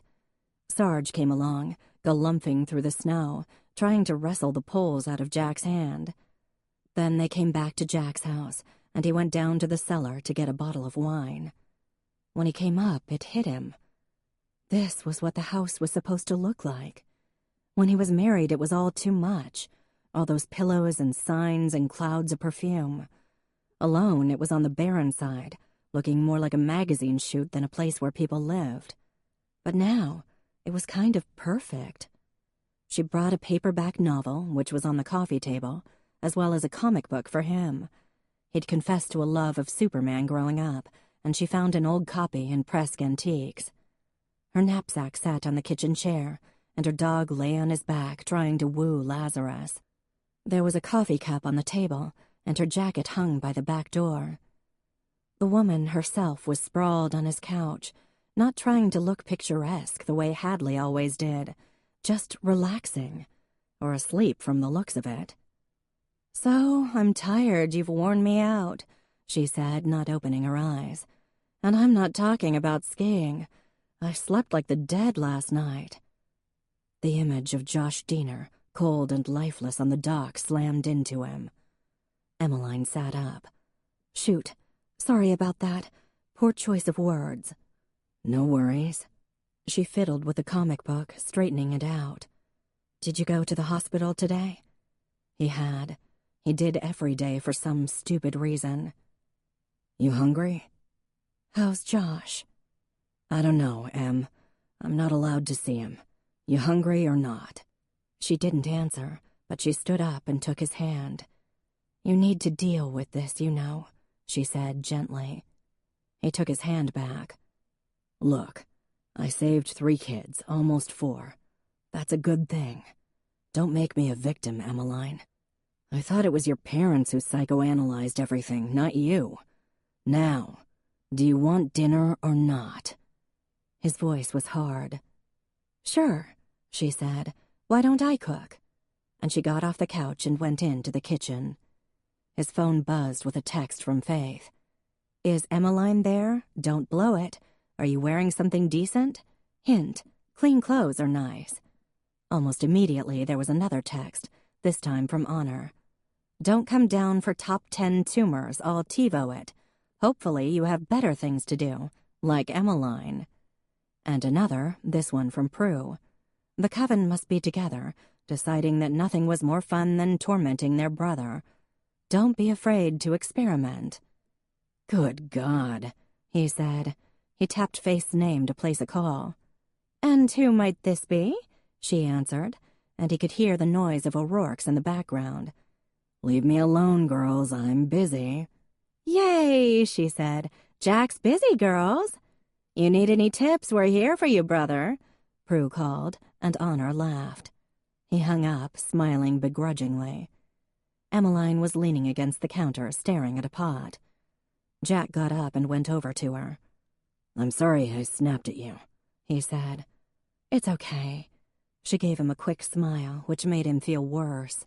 He kissed her then, gently, and boosted her onto the counter and kissed her not so gently, and ignored the small voice in the back of his head that told him he might be using her. That Thursday, Emmeline rounded up her kids. "We're going on a field trip," she said. "Try to contain your excitement." There were the expected groans and complaints and excuses. "Oh, stop," she said. "It'll be fun. It's a sport. Exercise and healthy living, kids. The keys to a good life." "Officer M, we liked you," Corey said. "Shush, children, and get into the squad car. And if you're very good, I'll put on the siren." She drove them to Pettiman Rink, where she played hockey each week. "I can't skate," Kelsey said. "I'm pregnant." "Really?" Dalton said. "I couldn't tell." "I hate you." "It's not skating," Em said. "It's curling, and you'll love it." "What's curling?" Kelsey asked. "It's that thing with the rock and the brooms and the ice for losers who live in the Arctic Circle and shit," Dalton said. "Is he kidding?" "No, that's about right," Emmeline said. "My GPA is too low for me to be on a team," Tamara said proudly. "Nice try, though, Officer M." "This is a club, not a team. I just got permission from Dr. Didier for you all to join. Isn't that sunshiny and sparkly and wonderful?" "What drugs are you on?" Dalton said. "And can I have some?" Inside the rink were two other kids, Abby Vanderbeek and Charlie Kellogg. "Can we join too?" Abby said listlessly. "My mother said I needed to be on a team sport, but I really think she just wants more grown-up time with my father." "I'm so sorry," Tamara said. "Yeah, of course you can join," Emmeline said. "Have you always loved curling, Charlie?" "I don't even know what it is," he said. "I'm just keeping Abby company." He blushed. "Aren't you guys cousins?" Corey asked. "No, we're not related." His face went from blush to lava. "Everyone's related in this town," Abby sighed. "I hear you're sleeping with my uncle, Emmeline. Will I be calling you Auntie soon?" "Shut up, Abby," came a voice. "Hey, kids." Speak of the devil. Jack came over to Em and planted a quick kiss on her lips. "Disgusting," Abby said. "Isn't it enough that my parents are home, pretending to be Lord and Lady Crawley? Now my uncle is making googly eyes with the last cool adult in this town." "I think it's beautiful, man," Dalton said. "You go, Jack." "You guys are cute," Tamara said. "You gonna get married? Can we be in the wedding?" "Enough, enough," Em said. "Here are the rules, more or less." For the next 90 minutes, Emmeline let the kids go at it. The curling stone, a hefty, polished granite rock, was pushed from one end of the rink to the other, the kids furiously scrubbing the ice in front of it. Em didn't bother with technique. It was enough that the kids were doing something other than sitting around, complaining about life's injustices. Dalton kept running down the ice and sliding on his belly like an otter, and Charlie Kellogg and Abby seemed to have a dozen inside jokes, which was kind of nice. Em went to the bleachers and sat, taking a couple of pictures of her kids, and sure, one or two of Jack. It was rare to see her kids in motion, and for once they were all smiling. Kelsey even got in on the action a little as the lead, the person who pushed the stone down the ice. She was 6 months along, which meant the baby would come right before graduation. She hadn't named a father yet, and hadn't made a firm decision about adoption either. Em was worried. If Kelsey didn't graduate... "Yes, my brother," Jack shouted, high-fiving Dalton. "We win." And speaking of worries, Jack was a little manic today. He had been since the other night, when she'd asked him about going to the hospital. That same night he'd had a doozy of a nightmare, unable to wake up from it. She'd tried to soothe him, whispering that everyone was safe, but there were dark circles under his eyes. He saw her looking and flashed her a smile that was too bright. She'd tried to fix Kevin, too. Fix his ego, his weight problem, protect him from mean people and his own negativity, and that had backfired miserably. There was no reason to think she could fix Jack. She could be a distraction. She could be fun. She couldn't save anyone, and she shouldn't try.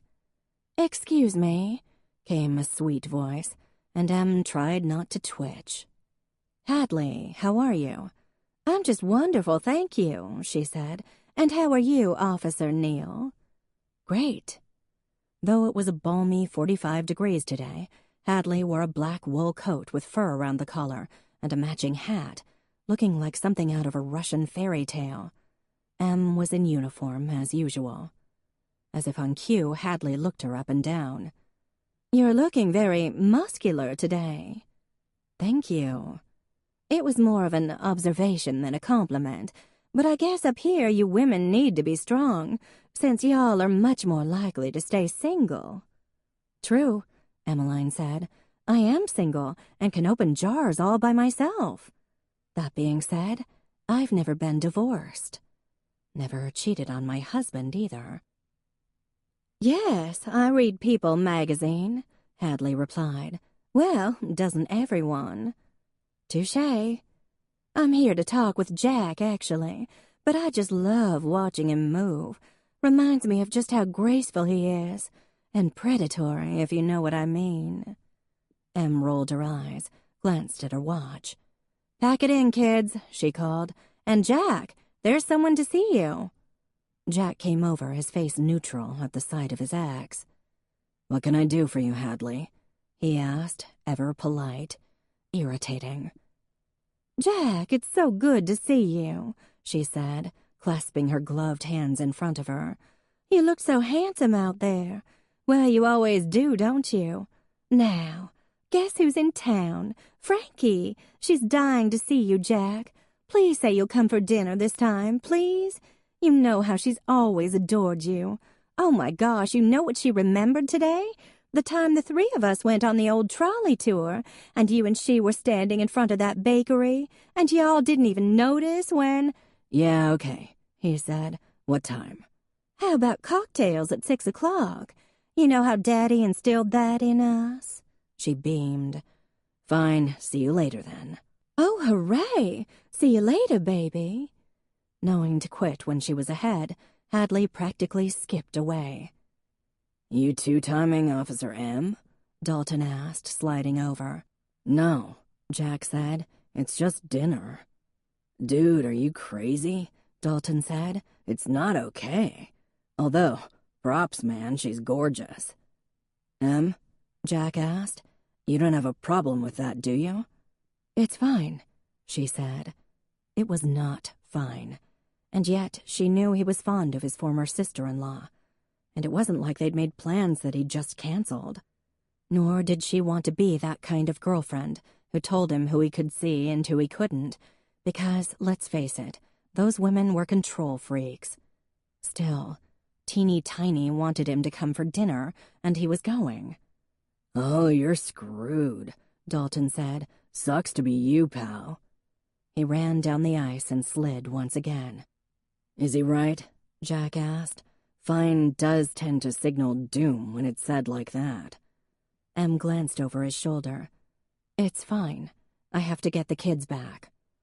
"It's just that Frankie and I stayed friends." "You don't have to explain." "Shit. I've screwed the pooch here, haven't I?" "No. You can have dinner with anyone you like. This is America. Life, liberty, and dinner with your crazy ex-wife." "I haven't seen Frankie in months." "Jack, it's fine." She summoned a smile. "But you'll miss me." He bent down and kissed her on the mouth. "You got that right." Emmeline dropped the kids back at the church and then headed for home. Looked as though she'd have to cook tonight, alas. She unlocked her front door and went inside. There were 4 suitcases in the living room, and sitting on the couch with Sarge on her lap was her sister. "Angela!" At the sound of her voice, Sarge leaped off Angela, grabbed Squeaky Chicken, and began twirling in his love circles, whining around his toy. "Oh, Emmeline, it's so good to see you. I'm so sorry I didn't call first." Angela unfolded herself like an elegant flower and hugged Em tight, causing further joy from Sarge, who leaped against their legs, trying to get in on the action. "It's great to see you," Em said. "What a surprise." Angela made a rueful face. "You'll have to forgive me," she said. "It was impulsive, I know." "Is everything okay?" "Oh, yes, it's fine. It's just, well, I'm a bit at odds. Can I stay with you for a little while?" "Sure," Em said. "It's your house, too. Nana left it to both of us. But what's going on?" "I'm filling in for a colleague at Cornell," she said. It was rather sudden, but frankly, the timing was perfect. You see, I just ended a relationship." "You did? I didn't know you were seeing anyone." "Yes, I wanted to tell you at the wedding, but it didn't seem the right time. It's been ending for a while, actually, but now it's official. And Mama and Papa, they've been circling. You know how it is when they sense you're troubled." "Like vultures?" Ange smiled. "I knew you'd understand perfectly." "You can stay here as long as you like," Emmeline said, meaning it. "We'll finally live together." Angela's eyes filled with tears. "And how lovely that will be. Also, Emmeline, I need your help telling Mama and Papa some news." "What news is that?" Was she pregnant? They'd be thrilled. Hell, Em was thrilled at the very thought. Her sister took a deep breath. "I'm gay." Em's mouth fell open. Wow, I didn't know that." She paused. "Will they be crushed that it's you and not me?" she asked, and much to her relief, Angela burst out laughing and hugged her. "Just promise me you'll have biological babies someday," Em added. "We don't want your gene pool to go to waste." Chapter 22. One of the things Jack remembered most about Hadley was she couldn't cook to save her life. From 2 flights below, he could smell smoke. "It don't smell so good in here," Frankie said when she opened the door, using her good old boy accent. "I may be staying with you tonight, Jack, 'cause it may be that something crawled in that there oven and took its life. Or it could be Big Sister's version of pot roast. Best if we don't try to find out." "Hey, Frankie," Jack said, giving her a hug. "Good to see you." "You too, big fella. We're going to O'Rourke's if you don't mind. Hadley was trying to impress you by cooking, but I remember the burgers at O'Rourke's with a deep and abiding fondness, so I'm not at all sorry with this turn of events." She thudded down the hallway to get her coat. Jack took a couple of steps into the apartment. There was a nearly empty bottle of Blue Heron Chardonnay on the counter. The wedding photo beamed out at him. "Oh, Jack, I'm so embarrassed," Hadley said, coming out of the kitchen and untying her apron. "I wanted us to have a nice family dinner, and I just do not know what happened." There were tears in her eyes. One thing Hadley hated most of all was to look foolish in front of her sisters, those high-achieving, high-IQ women, and he felt a pang of sympathy for her. "Well, it was really nice of you to try," he said. She gave him a faint smile. "Thanks," she whispered. "Guess you know I was always something of a pretender to the throne when it came to cooking." "Don't worry about it. Come on, ladies, off we go. Frankie, is that a new tattoo I see on your wrist?" "Sure is, Jack." She pulled up her sleeve. "Conscientiously and with dignity. Part of the vet's oath." "I wish you wouldn't keep getting tattoos," Hadley said. "It's so unladylike. Oh, my lord, don't you say that. You sound like Blanche freaking Dubois." "Well, for someone who supposedly loves animals so much, you sure didn't show me much sympathy about Princess Anastasia, did you?" Hadley snapped. "I sent a card. I called. Was I supposed to declare a national day of mourning? The cat was older than Methuselah, Hadley. And don't forget how she bit me on my 9th birthday. Still have the scar." The sisters bickered and picked at each other with surprising fervor on the short walk across the green, making Jack slightly more grateful for his own sisters. Not that they were perfect, God knew, especially with the number of texts and bits of romantic advice they'd been offering lately. But if ever there were 2 women with less in common, it was Frankie and Hadley. O'Rourke's was mobbed. Right, it was Mardi Gras. Colleen wore a low-cut maternity dress, her belly more noticeable these days. That wasn't the only thing. The girls were on fine display, as usual, enhanced by pregnancy. Jack always thought pregnant women were beautiful, and Colleen had a lot going for her to begin with. Lucas was behind the bar helping out. Colleen waved, then did a double take. "Oh, hey, Frankie, right? You have a great memory," Frankie said. "Is that a love bump I see?" "It most certainly is." Colleen put her hand on her stomach and beamed. "This Spanish pirate is my husband, Lucas Campbell." "I'm actually a contractor," Lucas said, shaking Frankie's hand. "Nice to meet you. Hey, Jack, Hadley." "I liked pirate better," Frankie said. "I'm Jack's ex-sister-in-law." "I don't think Jack considers you an ex-anything," Hadley chirped. "Let's see." Colleen scanned the restaurant, then smiled knowingly. "You want to join Emmeline and her sister? They just sat down, and I bet they won't mind. Otherwise, it'll be about 45 minutes. "Oh, no, that's fine. We'll wait for a table," Hadley said. "Sure, we'll join them," Jack said a bit too aggressively. "Sounds perfect." Emmeline and Angela had been having a really nice time. Well, Angela was the type who'd have a really nice time with anyone from Kim Jong-un to the Real Housewives of New Jersey, since there wasn't a mean bone in her body. But it was rare that the sisters ever got to do anything, just the two of them. Maybe twice, Em thought. And, she admitted, it was awfully nice to have Angela confiding in her. Angela had been in a relationship with a woman named Beatrice, but things hadn't been right for a while. When the chance came to teach astrophysics at Cornell for the rest of the semester, she jumped at it. "I just couldn't face Mama and Papa," she said. "They're going to be shocked. They're not the most observant people in the world, for all that they're such involved parents," Angela said with a guilty smile. "I know," Em murmured. "I think I've broken their hearts by being straight." Angela laughed, then looked up. "Why, hello, Jack. How wonderful to see you again." Jack stood there with Colleen, Hadley, and another woman, shorter and also quite pretty, with spiky hair and lots of piercings. "You guys mind sharing a table?" Colleen asked, giving Em a wink. "Good old Colleen." Em smiled back. "Not at all, not at all," Angela said. "Please join us. Hello, I'm Angela Neal, Emmeline's sister." "Frankie Boudreaux. My sister Hadley here was married to Jack for a brief time." Angela didn't bat an eyelash. "Hello, Hadley. What a pretty name. I'm Angela." "Hi," Hadley said. She looked as if she smelled decaying animal. "How do y'all know Jack?" Frankie asked. "Em and I are dating," he said, claiming the chair next to Emmeline. "You are?" Angela exclaimed. "Oh, hooray! I knew it was real. I could feel it." She sat back and beamed. "Well, tonight just got more interesting, didn't it?"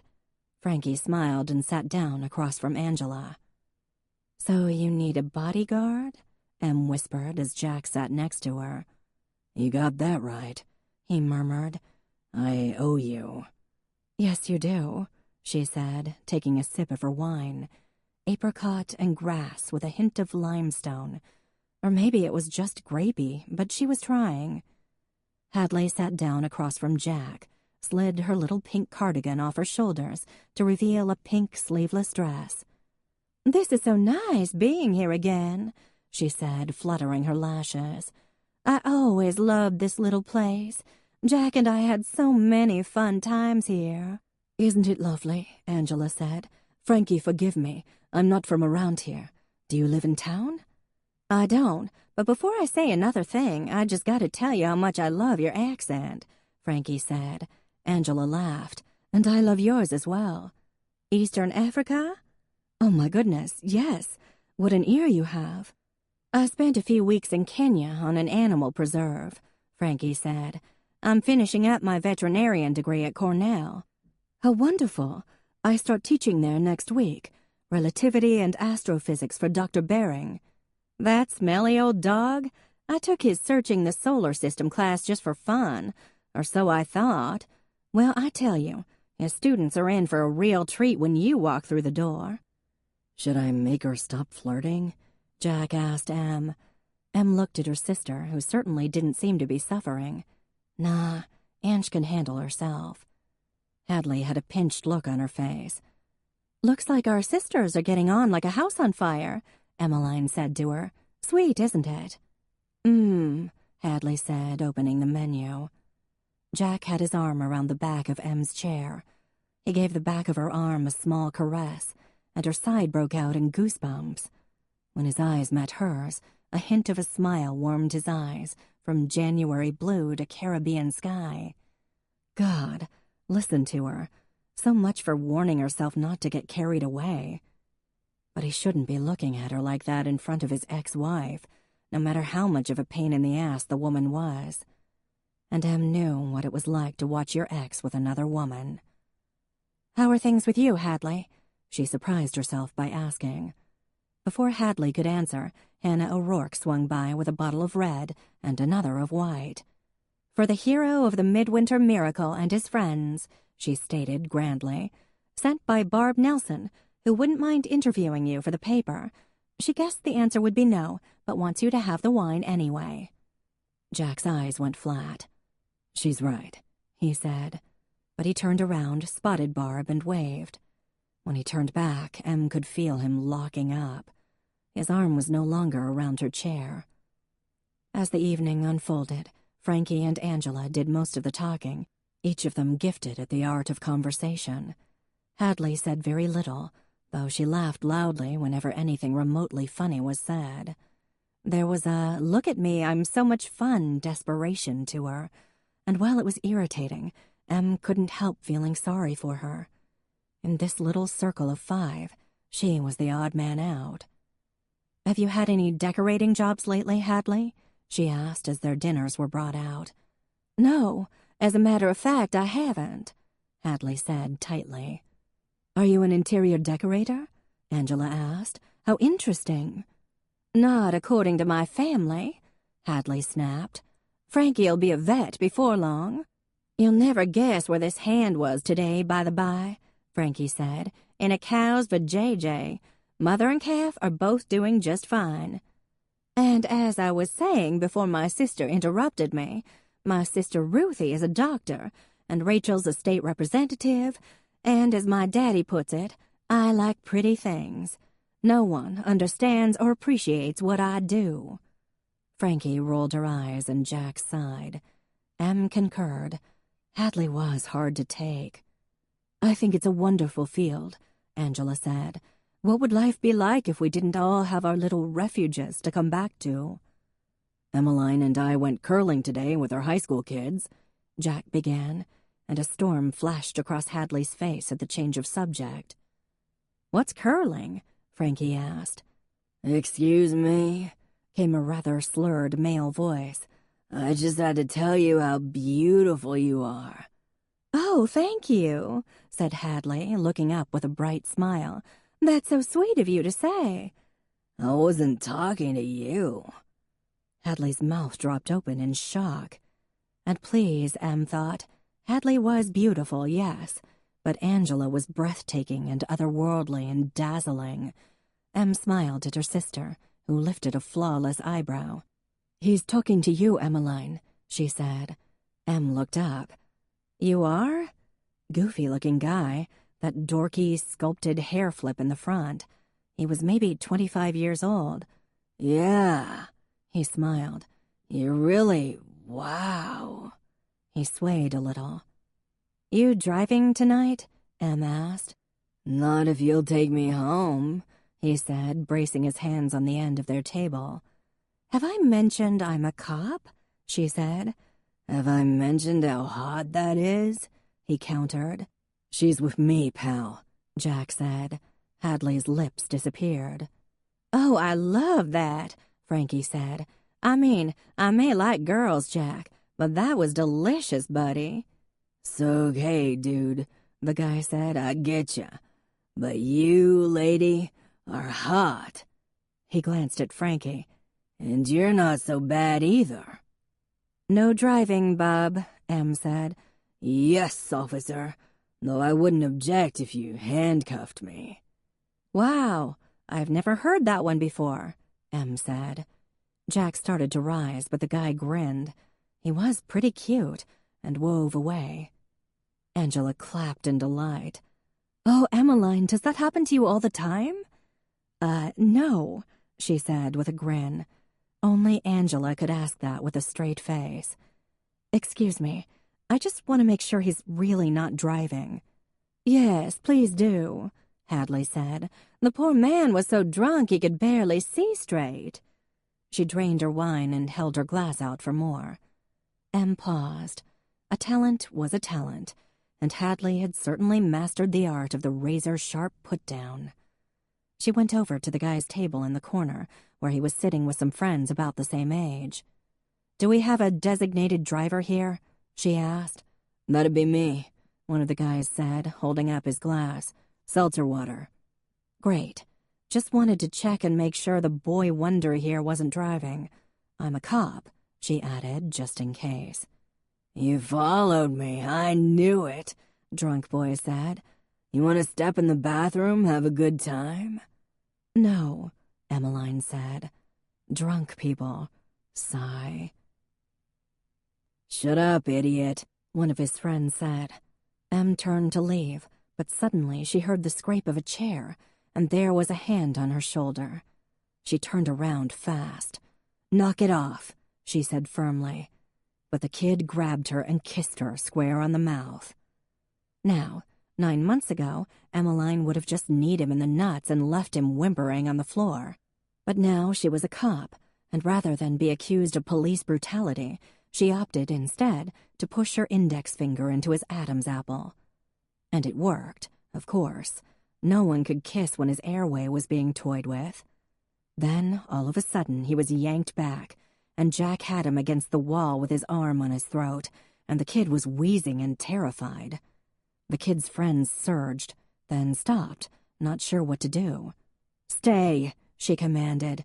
"Jack, knock it off." She put her hand on his shoulder. The bar grew quiet, only the music from the jukebox playing. "You okay?" Jack bit out. "I'm fine," she said. "I'm even a little bored." "Problem here?" asked Connor O'Rourke, wiping his hands on a dish towel. Lucas stood behind him, as well as half the fire department, ready to rumble. "No," Em said. "Just a kid who can't hold his beer. Jack, let him go." He did. Took him long enough, and his face was stony when he looked at her. A tiny muscle under his left eye twitched. "Fuck you, mister," the drunk kid said. "You guys are done here," Connor said to the youths. "Settle up and off you go." Jack's jaw was still clenched, his eyes burning holes in the drunk kid. And really, it was kind of hot. No one had ever been jealous over her before. Then again, it was also pretty over the top. "Let's go back to our table," she suggested, taking his arm and steering him away. He let her, though he grumbled most attractively. Em smiled. Then there was a thunk, and Jack staggered forward. Em turned, and there was a rush of people, and then Connor and Lucas and half the kids' friends had the idiot pinned against the wall. Because Drunk Boy had just hit Jack over the head with a beer bottle, and Jack's blonde hair was steeped with red. "So, let me get this straight," Levi said at the ER about an hour later. "My brother-in-law and deputy were brawling in a bar?" Jack sighed. His head was throbbing. Hadley was yowling like Lazarus during a trip to the vet, and he really didn't need all this attention. "Levi, drop the disapproving parent act," Emmeline said. "The kid cold-cocked Jack." Jack barely heard. Several floors above, Josh Diener lay hooked up to his machines. "Jack, why did the kid cold-cock you?" Levi asked. "Because he kissed me, and Jack was defending my pure and untainted honor," Emmeline said. Ungratefully. Women. You never could win with them. Levi raised an eyebrow, then looked over at Hadley, who was still choking with sobs. Frankie sat next to her, reading a magazine. "And why is she here?" he asked. Why, indeed? Because Jack's ex-wife fed off attention like a vampire. Whatever happened to anyone happened to Hadley more. Just the fact that the shit-faced kid had hit on Emmeline had been guaranteed to make her crazy, so Jack wasn't surprised when she went the route hysterical moments later. As soon as the drunken idiot cold-cocked him, Hadley had started screaming like a banshee. Speaking of a lack of sobriety, begging him to speak to her, even though he was standing with a dishcloth of ice against his head, handed to him by Colleen seconds after he was hit. But that wasn't enough for Hadley, and she'd actually crawled over to him as Frankie tried to pick her up off the floor. Then Everett Field arrived in uniform, puffing up with self-importance as he led the handcuffed kid away to the applause of the O'Rourke patrons. Prue and Carl had been at the bar, too, hidden in one of the back booths, dressed in Star Trek uniforms, and Prue burst out laughing at the sight of her brother's blood, which was fairly typical. Then Levi had come in, as well as Faith, and against Jack's wishes, the ambulance was called, much to the delight of his fellow members of the Manningsport Volunteer EMS squad. He really just wanted to be home, with Emmeline. As if picking up on that thought, Hadley paused in her crying, glanced over, and burst into renewed sobs. "I have to interview her," Levi said, his forehead wrinkling. "Sucks to be you," Em said. "How much longer will this take?" Jack grumbled. "They're busy tonight," Levi said. "Want me to call anyone? Your dad, Mrs. Johnson?" "I'm sure your wife already has, if Prue didn't beat her to it." Privacy wasn't an ideal the Holland family held dear. "Hello, I'm looking for John Noble Holland IV. Gorgeous name, right? Come on in." Jack stood up and walked toward a tiny Asian woman who looked to be about 14 years old. "Hi, nice to meet you. I'm Dr. Chu. Sorry for the wait. It's totes crazy here tonight." Hadley got up and tried to follow them in, but Jack simply said, "No," which caused still louder crying. "Will you pipe down?" Frankie said. "They're gonna medicate you if you don't. Stop being such an attention whore, Hadley. He's fine, and he's not your concern anymore." "I thought he was dead. Oh, Jack, if you'd been—" Mercifully, the doors swung shut behind him, cutting off his ex-wife's wails. The doctor, who couldn't have been more than 5 feet tall, showed him into the exam room. "Have a seat, Mr. Holland. We'll get you taken care of lickety-split. Positive attitude? Check." There was a knock and Emmeline peeked in. "Want company?" she asked. "Sure." "Are you his wife?" the doctor asked. "No, girlfriend." She blushed. "Well, from the look of that gross and bloody towel, Mr. Holland," the doctor said, "I think you'll need some stitches.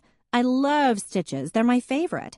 Has anyone ever told you you're really handsome, Mr. Holland?" Christ. "Hey, is Jeremy Lyon on tonight?" Em asked. That's right. Jeremy took shifts here a few times a month. Dr. Enthusiasm paused. Yes?" "He's a family friend.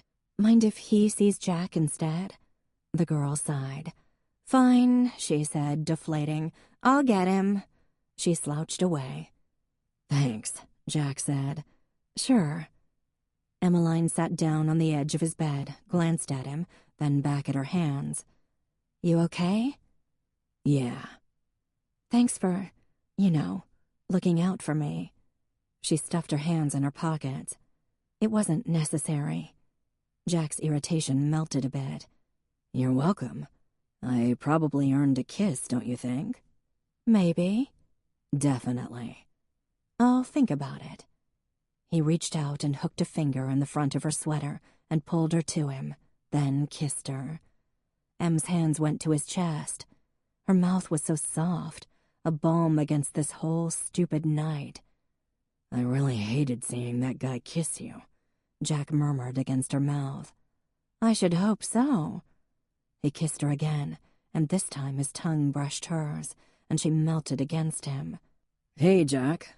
Oh my God, you two are together? Why am I always the last to know the good stuff?" Jeremy stood in the cubicle. "This is so nice. I only wish I could take credit for fixing you up.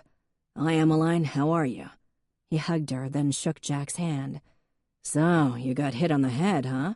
Not very smart of you, Jack." "He turned his back on a drunken idiot," Em offered. Jeremy tissed and shook his head. "Actually, you turned my back on a drunken idiot," Jack said. "True. Sorry about that." "Did you lose consciousness?" Jeremy asked, washing his hands. "Nope." "How's the pain?" "Fine." You military types, so stoic." He looked at Jack's head, then opened a cabinet and took out a suture kit. "Gonna need a few stitches, bro. This will sting." When Jeremy was done, Em said she'd check on Hadley and see if Levi needed anything else. "Other than the head wound, how are things?" Jeremy asked when she was gone. "Good. Any sequelae from the rescue?" Jack looked up sharply. "Like what? Inner ear pain, balance issues?" Jeremy paused, his eyes steady. "PTSD?" "No. This is confidential, of course, since I'm here as your doctor. PTSD would be things like nightmares, panic attacks, flashbacks." "I know what it is, but I'm fine, Jeremy. Thanks." "Okay, glad to hear it." He signed a paper. "Ice, Tylenol if you need it. Come to the office in a week for stitch removal." Jeremy smiled. "Good to see you, even under the circumstances." "You too, Jer." He gave Jeremy a manly hug. The guy was practically part of the family. As decent as they came, too. Emmeline wasn't back yet, and Jack found himself going to the elevator. Got in, pushed the button. The elevator rose, and 6 seconds later, the doors opened to a sign. 4th floor, intensive care unit. Please speak quietly. The hall was quiet, except for the beeping of machines, and farther down, the murmur from the nurse's station. The squeak of rubber-soled shoes, the hiss of a ventilator. Room 401 had a whiteboard hanging on the door. McGowan, H, was written in green marker. Jack could see a bed and someone sleeping, or dead. Across the hall, 402, Zacharias M, 403, Blake S, 404, Humbert L. Room 405, Diener, J. The door was open a few inches. He shouldn't be here. His heart was smashing in his chest, hurling itself against his ribs like that bobcat. If he opened the door just a little more, he'd be able to see something. Josh's feet, maybe. The image of Josh Diener sitting up in bed, texting on his phone or watching TV or eating Jell-O, came to him so fast and hard that Jack's knees nearly buckled. "Can I help you?" Jack jumped. He hadn't even heard the nurse behind him. Jane McGregor, APRN, her name tag said. Jack was aware suddenly that he was drenched in sweat. "How's he doing?" Jack whispered. Her face softened. "Are you a family member?" "No." "Then I can't discuss." "How dare you! Get out! Get out!" Josh Diener's mother stood in the doorway, her voice like breaking glass. "How dare you come here! Get away from my son!" "Mrs. Diener, I just wanted—" "Get away from us!" she screamed, and shoes were squeaking on the floors, and visitors' heads popped out of rooms. "He's here because of you! How dare you intrude like this!" The nurse took Jack's arm and led him down the hall, and Jack thought he might fall. He wasn't sure his legs were working right. Maybe it was the hit on the head, but he was wrong. Something was wrong. And Josh, please, please don't die. The elevator doors opened, and there was Emmeline. "There you are," she said. "There's been a disturbance here," said the nurse. "Security's on their way up." "Josh Diener's room?" Em asked. "Jack here is the one who pulled him out of the lake." "Oh, I see." The woman looked at Jack, her face kind. "I'm sorry, but I still have to ask you to leave." "We're going," Em said. "You won't need security. I'm Manningsport PD." "What you did was amazing, by the way," the nurse said softly. "I'm sorry about the Dieners." Then she walked back down the hall. Jack could hear Mrs. Diener sobbing, the loneliest, most heart-wrenching sound on earth. A mother mourning her only child. Josh wasn't getting any better. Jack didn't need a doctor to tell him that. "Let's go home, big guy," Emmeline said. She pushed the button for the elevator and the doors opened. When they closed behind them and the elevator started to move, Jack put his arms around her, held her close, and didn't say anything. When they reached the lobby, he let her go and saw that her eyes were wet. "I'll tell Angela I'm staying at your place," she said, and that was all. Chapter 23. Emmeline was slurping down her third cup of coffee a few days later. It was her day off, and she and Angela had been up late the night before with the bitter betrayeds, who'd graciously accepted Angela as an honorary member, despite declaring her too beautiful and too nice. The group was full of news. Jeanette O'Rourke was going on a cruise with Ronnie Petrozinski, the Chicken King. Allison was indeed going back to the irritatingly perfect Charles, who'd proven his love by sending her a gift-wrapped box of cookie jar fragments. Shalane announced that she'd just been approved as an adoptive parent, and there were hugs and more peach sunrises and a bottle of champagne. And lastly, Em was grilled on how Jack was in bed. Her silence had brought on some fierce and very colorful speculation. "She's blushing," Grace had pointed out, coming in from the kitchen with a fresh pitcher of peach sunrises. "You know what that means. Jack is a dirty, dirty boy." Coming from their senior citizen member, this had caused shrieks of laughter from the women. "Maybe it's time you change the name of your group," Angela had suggested. "None of you seems particularly bitter or betrayed." That had given the rest of them pause. "Call yourself the Sunrise Girls," Ange had suggested. "These cocktails are simply wonderful, Grace." It was surely their best meeting yet. No one had mentioned the book they'd neglected to read, but that was never really the point. Angela, of course, leaped out of bed that morning, completely unaffected by last night. Emmeline wasn't so lucky. Sarge was upstairs, having decided he loved Angela more, the faithless wretch, and was barking in excitement at whatever Angela was doing. Loudly, Em thought, wincing. 10 minutes later, both of them craving chocolate, they walked to Lorelei's Sunrise Bakery. The smell of pastry sent out its siren call. "Oh," Angela said, "look at this, a bridal salon. Let's go in, Emmeline." "Why?" Em said. "I am thinking you should try on dresses," she said. "It's for when you and Jack get married. I always hated that sad little dress you bought." "It wasn't sad," Emmeline said. "Please, it looked like you were going to a dance at the Elks Lodge circa 1983, Angela said. "No, this time you must take me with you, I insist." "How do you know what an Elks Lodge dance looks like? Besides, I'm not getting married anytime soon." "Please, he's crazy about you. He'll be popping the question in a matter of weeks." Emmeline opened the door of the bakery and bumped squarely into the man himself. "Jack, we were just talking about you," Angela said. "Really?" He gave Emmeline a look as if trying to place her. "Jack, what do you think?" Angela said, her eyes twinkling. "Ivory or white, which do you prefer?" "Ignore her," Emmeline said. Jack glanced across the street, where a poofy dress shimmered in the window of Happily Ever After. He didn't smile. "Would you like to have dinner with my family tonight?" Angela gave a muffled squeal, and Em shot her a filthy look. You'd be welcome too, Angela," Jack said. "Oh, no, thank you for including me, Jack. You're terribly sweet. But no, I have to be at Cornell this evening."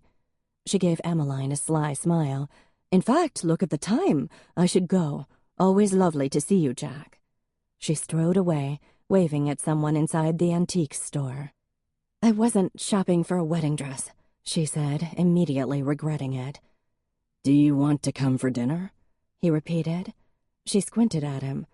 "You sure you want me there?" "Why would I ask you if I didn't?" "I don't know." 6 o'clock at Honor and Tom's. I can pick you up if you want." He looked at his watch. "No, that's fine. Jack, are you okay?" "I'm great. I have to run. See you tonight." Somehow, Emmeline had forgotten just how many Hollands there were. The driveway was filled with cars, and Blue-faced giant golden retriever raced up to her door. Sarge yipped wildly, his tail whacking Em in the head. Honor had called her earlier to invite her to dinner personally, and told her to bring her dog, since who didn't love puppies? She said her own little dog could use some socializing. The Hollands' big white house was a landmark in Manningsport. Em had never been inside before, and it was a little imposing. Made her glad she'd dressed in a skirt.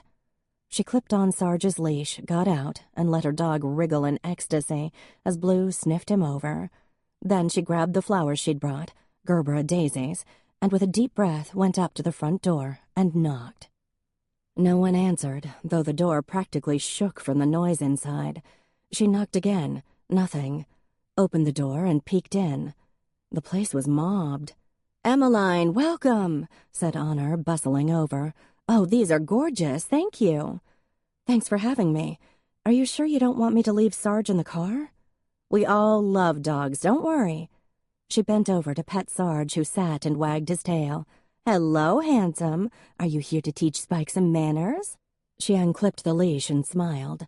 A tiny Yorkie came skittering over and growled at Sarge, causing the much larger puppy to collapse in delight and roll over in the acknowledgement that yes, the Yorkie was boss and could do whatever it wanted.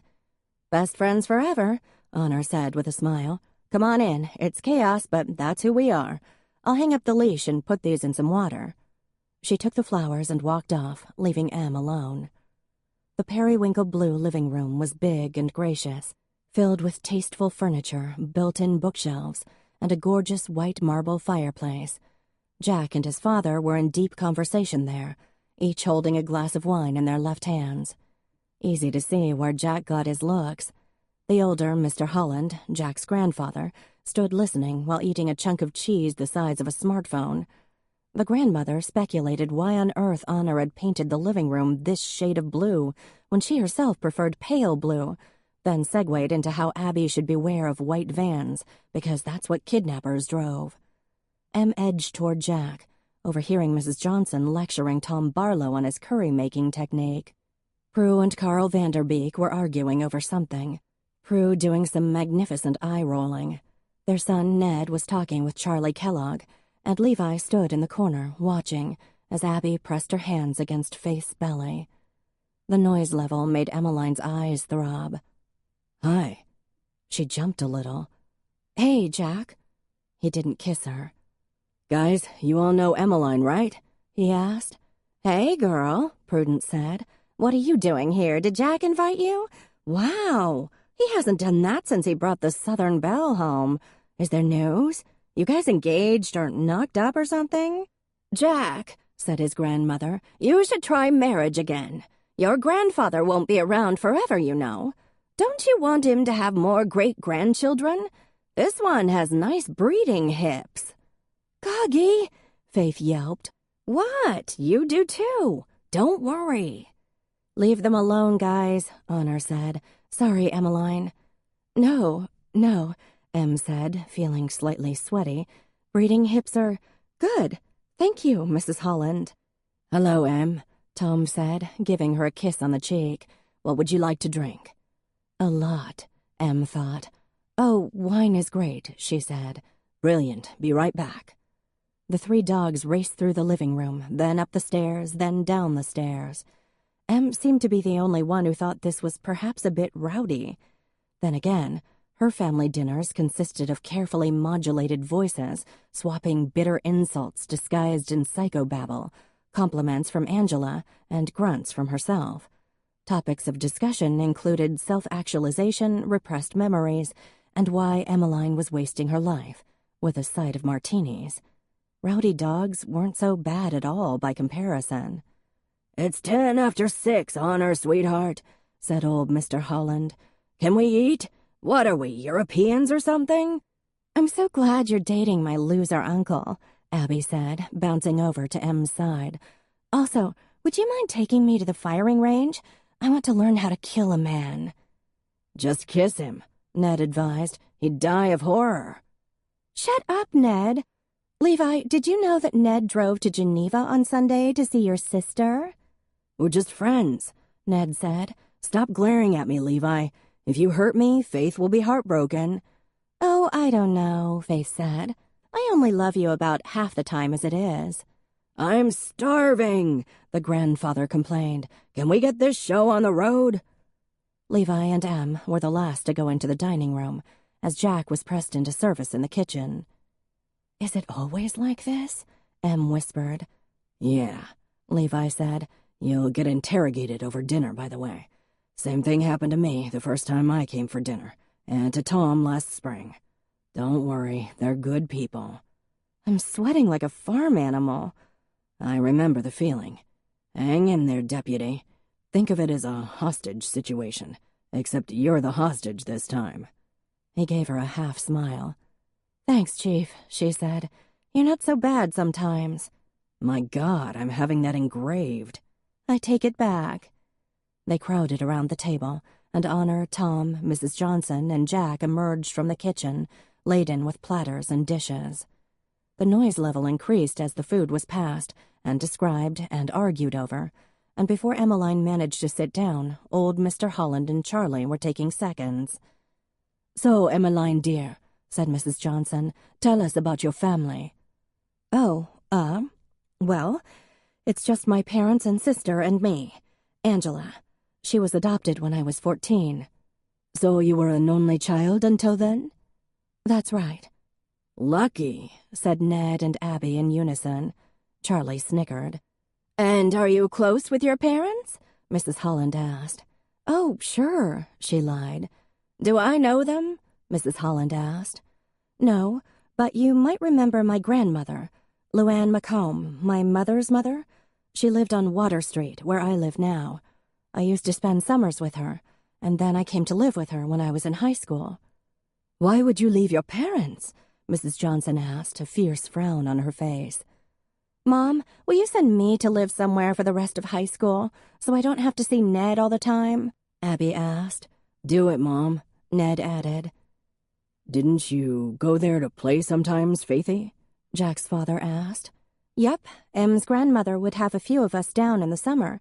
She made the best brownies. Faith smiled in fond remembrance. So where did you grow up? Mrs. Johnson asked. Southern California, she said. Oh, how horrible, Mrs. Holland murmured. Well, I guess you can't help it. It's actually quite beautiful out there, Goggy, Faith said. Do you see your parents a lot? Mrs. Holland asked. Leave the girl alone, old Mr. Holland said. She hasn't taken one bite of food. True. It'd be nice if Jack jumped in here and called off the dogs, but he didn't seem to be listening. I visit a few times a year, Mrs. Holland, Emmeline said. Call me Goggy. Do I have to? Em thought. Goggy it is, then. Good, since we're going to be family, the old woman added slyly. Stop it, Goggy, Honor said. Charlie, tell everyone about your match the other day, Tom said, winking at Emmeline from across the table. Emmeline, our boy here is becoming quite the boxer. 1,000 or so hours later, Emmeline thanked Honor and Tom once again and led Sarge out into the rain, which felt blissfully cold on her hot face. Jack followed. The subject of marriage had been broached 9 times tonight. Hints about babies, 11. Goggy, that name, had expressed her hope that Emmeline and Jack wouldn't live in sin. Pops had countered with the opposite opinion. Abby unsubtly requested more cousins. Prue showed Em a website for sex toys called Kinky Kitties, making Abby, Ned, and Charlie go into fits of horror and hysterics. It felt like someone had taken sandpaper to her brain. Jack had barely said a word, and while she didn't want to be a weenie, it would have been nice if her boyfriend, curse the stupid word, had come to her aid once or twice tonight. She had to wonder why he'd even invited her in the first place. She put Sarge in the car. The dog was limp with exhaustion at the moment, though that would change the second she started the engine. The rain was harder now, soaking her hair. So, that was fun, Jack said. She looked at him. He was serious. Fun? That was fun? That wasn't fun, Jack. He frowned. It wasn't? Right, you weren't exactly present, were you? Well, I'm glad you had a good time. Didn't you? Everyone really likes you. His phone buzzed and he looked at it. Everyone? Even you? Because you didn't speak to me the entire time. He looked as if he had no clue what she was talking about. I didn't? "Well, let's recap," she said. "I think you said hi, and that was it. Meanwhile, your grandmother was asking about how long my mother was in labor with me. Mrs. Johnson asked how many kids I thought I'd like to have, then actually wrote down the answer. And your niece wants me to teach her how to shoot to kill." That sounds about right. How many? "How many what?" How many kids? I told her 18, possibly 20. A faint smile crossed his face. Want to come back to my place? He asked. She blinked. Men. "Jack, why are we dating?" I have no idea. Then he kissed her, the two of them standing there in the rain. His mouth was gentle and soft, his body warm against the cool night. Em was torn between the desire to smack him and to just keep kissing him, because his hands were cradling her head and her arms were around his waist, and he knew what he was doing. Yes, indeed, his mouth moving, lips soft and smooth, in contrast to the scrape of his razor stubble. We're together, he murmured against her mouth. Get used to it. She stepped back and sucked in a breath of damp, cold air. "You're very unpredictable, Jack." In all the best ways. Come up to my place and I'll show you. He grinned, and it was like the sun coming out, causing a flare of warmth in her chest. That smile made her legs hot and wobbly, made her think of blue-eyed babies, 18 of them. Okay, fine, maybe not 18, but a few anyway. Being that he was Jack Holland, he got into his truck and started it, completely confident that she'd follow. And being that she was rapidly becoming one of those swoony, lovesick females, she did. Men were confusing. But you know what? She had a sister, and while Angela might be gay, she was also the smartest person on the continent. She pulled out her cell and hit her sister's number. "How did it go?" Angela asked by way of greeting. I have no idea. He's happy now, barely spoke during dinner. I've been told I have breeder's hips. We're going back to his place." Ange laughed merrily. "Time to rock his world?" "I don't know." "Well, if I may be so forward, Emmeline," Angela began. "I was hoping you would be." She started up the long, winding lane that led to Jack's house. "Maybe you need to be a little less careful, a little more heartfelt, because I sense that you have very deep feelings for Jack, and perhaps it's time he knew. He brought you home to his family. Maybe he needs a sign from you, too." "Like what?" "That's where I can't really help, but you'll know, you will. I'm heading back now. Would you like me to walk Sarge?" "No, he's with me. But thanks, Angela. Thanks. See you tomorrow, darling." Em drove up Jack's long driveway and sat there for a second. Lights went on inside the house, and a warm sensation washed over her. The house was beautiful.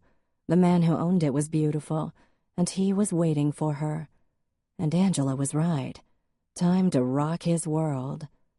"Come on, puppy," she said to her dog, wiping off his paws with a towel she kept in the car for just such a purpose. She carried him inside the mudroom and set him down, then took off her coat and hung it on a hook. Lazarus came to investigate, croaked at Sarge, earning a tail wag and a wary head lick, which the cat endured before skittering off. Jack was lighting a fire as she entered the living room. "We're together now. Get used to it." So, this wasn't just for sex or a distraction or a human shield for Hadley. Maybe this was real. The warmth in her chest seemed to expand. His phone buzzed on the table next to her. "Probably one of my sisters," he said, adding a log. He stood up and came over, looked at the phone. "Yep, I should sell a few off. You want a glass of wine?" "Sure." She'd barely had any at dinner. "I have a nice bottle in the cellar. Be right back." He kissed the top of her head and went downstairs. He hadn't said boo at his family's, but he was making up for it now. She could live with that. She wasn't perfect either. Sarge went over to the fireplace, turned in a circle 5 times, then curled up. Lazarus approached warily, then lay down near the puppy's head. Aw, they liked each other. Jack's phone buzzed again, and again. In fact, it was vibrating right to the edge of the table. Without thinking, Em picked it up before it fell. And then, before she could even make a case against it, she looked at the screen. Prue. We like her useless. Are you guys naked already? Don't let her see those ugly-ass pajamas Honor bought you for Christmas. In fact, burn those. Faith. You should have talked more tonight, dummy. She looked like a deer in the headlights. Tell her she doesn't have breeder hips, even if that will come in handy later. Takes one to know one. Goggy. Honor. She took that like a champ. Tom and I both approve. Charlie, too. Hadley. Jack, I need to speak to you ASAP. We belong together. Please call ASAP. I know you still love me. We can work this out. Goggy. Qui roxia fult ergus. Okay. Jack's grandmother appeared to be drunk. But no, Abby had complained about getting 17 texts from her that day alone. Hadley's text, not so nice. The woman really needed to get a clue or some counseling stat. But Em was glad Jack's sisters liked her, which she already knew, more or less. And Jack liked her, and she liked him way too much, or maybe the right amount. Maybe it was time to go for it. And if she wanted to prove something tonight, a constantly buzzing phone wasn't going to help. Maybe she'd just mute it for a little while. It was after 10. She slid the switch over. There. She and Jack had been together for a few weeks now. And yes, she'd been wary, given her own romantic past, and Jack's ex-wife being around, not to mention the emotional maelstrom surrounding the accident. But tonight she wouldn't be. He came back upstairs, and Emmeline stood up. So, was tonight really awful? He asked, setting the bottle on the counter. Rather than answer, she went over to him, wrapped her arms around his neck, and kissed him for all she was worth. Hot, wet, demanding, 100% slutty kissing. Jack didn't waste time. He grabbed her breeder hips and boosted her up on the counter, and Em pulled him close, feeling him hard and solid and hot against her. She slid her hands under his shirt, over his lean stomach, his lightly furred chest, and tugged his shirt off over his head, then let her hands wander down his back, kissing him again, pulling his hips harder against her. Jeans unfastened. Then she scooched off the counter, pulled off her sweater, unhooked her skirt, and let it fall to the floor. Jack's eyes lowered, and a very gratifying noise came from his throat, right before he unhooked her bra. And then she was kissing his neck, his hot, beautiful neck, and bit down on his collarbone. And then the smooth, cool tile of the kitchen floor was against her back, and Jack was on top of her, hard and heavy and hot, while his mouth burned heat on all the best spots, until she wriggled free and returned the favor. So, yeah, wary no more. Not when you were doing it on the kitchen floor. The animals, bless their furry little hearts, stayed sound asleep, despite the noise. Chapter 24. Jack Holland was a happy man, for now anyway. After the kitchen floor encounter, which, by the way, yes, he'd led Emmeline into the master bathroom, turned on the bath taps, and made out with her while the tub filled. Left her to get in while he uncorked the wine and brought them each a glass. Then he got in with her, pulling her back against his chest. So glad he'd gone for the big tub when he built the house. The only sound was the water sloshing if either of them moved, and the rain beating against the windows. The puppy came in and tried to drink out of the tub, making them both laugh. And if there was a better sound than Emmeline laughing, Jack didn't know what it was. Her skin was creamy and soft, and her body was solid and strong and perfect. After a little while, she couldn't help but notice that he was noticing, and she turned around to face him, and they did it right there in the tub. Come to think of it, Jack did know what sound was better than Emmeline laughing. It was her saying his name in a breathy, almost startled voice, and it made him feel incredible to make her feel so good. Then he took her to bed and pulled her against him, her dark hair against his jaw, her hand over his heart. She was asleep within seconds, but Jack just lay there, feeling something he hadn't felt in a while now. Peace. His marriage had been tumultuous, Jack never knowing which version of Hadley he'd be coming home to at the end of the day. The brief periods of happiness had been built on what he thought he knew, like judging a wine on its color and clarity, only to find it had turned to vinegar. After he'd walked in on Hadley and Oliver, came that edgy, angry sense of failure and loneliness. And then, since the boys had gone into the water, his mind had been like a river after a savage flood, all sorts of sharp, dangerous things sliding under the current, sharp and unseen, sometimes rushing past, sometimes slamming into him without warning. But now, there was something else blanketing that, and for the first time in a very long while, Jack felt at peace. He wouldn't have guessed the potty-mouthed, hockey-playing cop would have been the right one for him. He'd have been wrong. Lazarus jumped up on the bed, and after a second, Jack heard the cat's rusty purr. From Emmeline's side, no less. Even his feral cat liked her. He wasn't aware that he'd fallen asleep until he heard a noise, a thudding. Thunder? No. Someone was at the door. The clock read 2:37 a.m. He slid out of bed, pulled on his pants, and went to the front door. It was Prue. It couldn't be good. "I've been calling for 45 minutes, useless," she barked. "Pop's had a heart attack. Hurry up, Jack. It's not good." Adrenaline shot through his arms and legs. He grabbed a sweatshirt from a hook and pulled it on, ran to get his wallet and keys and phone. 16 missed calls, a screen full of texts. Why the hell hadn't he heard? "Is everything okay?" Em stood there, wearing his bathrobe, hair tangled. "Our grandfather's in the hospital," Prue said. "Heart attack." "Oh no. Can I do anything?" "My phone was off," Jack said tightly. Her hand flew over her mouth. "Jack, I'm so sorry. I muted it before—" Jesus H. Christ. That was something that Hadley would do, not Emmeline. "We have to go," he said. "I'll call you later." He didn't have time to discuss it. His grandfather was dying, and he hadn't even known. Everyone was at the hospital, sitting grimly in the waiting room of the ER. Goggy was flanked by Honor and Faith. Abby was sobbing quietly in Ned's arms. Carl, Levi, Charlie, and Tom stood off to one side. Mrs. J had her arm around Dad. Jack went right to Goggy and knelt in front of her chair. "Oh, Jack," she said and hugged him. "We don't know anything right now," Honor murmured. "Jeremy's still with him." Apparently, Pops had awakened with chest pain radiating into his left arm.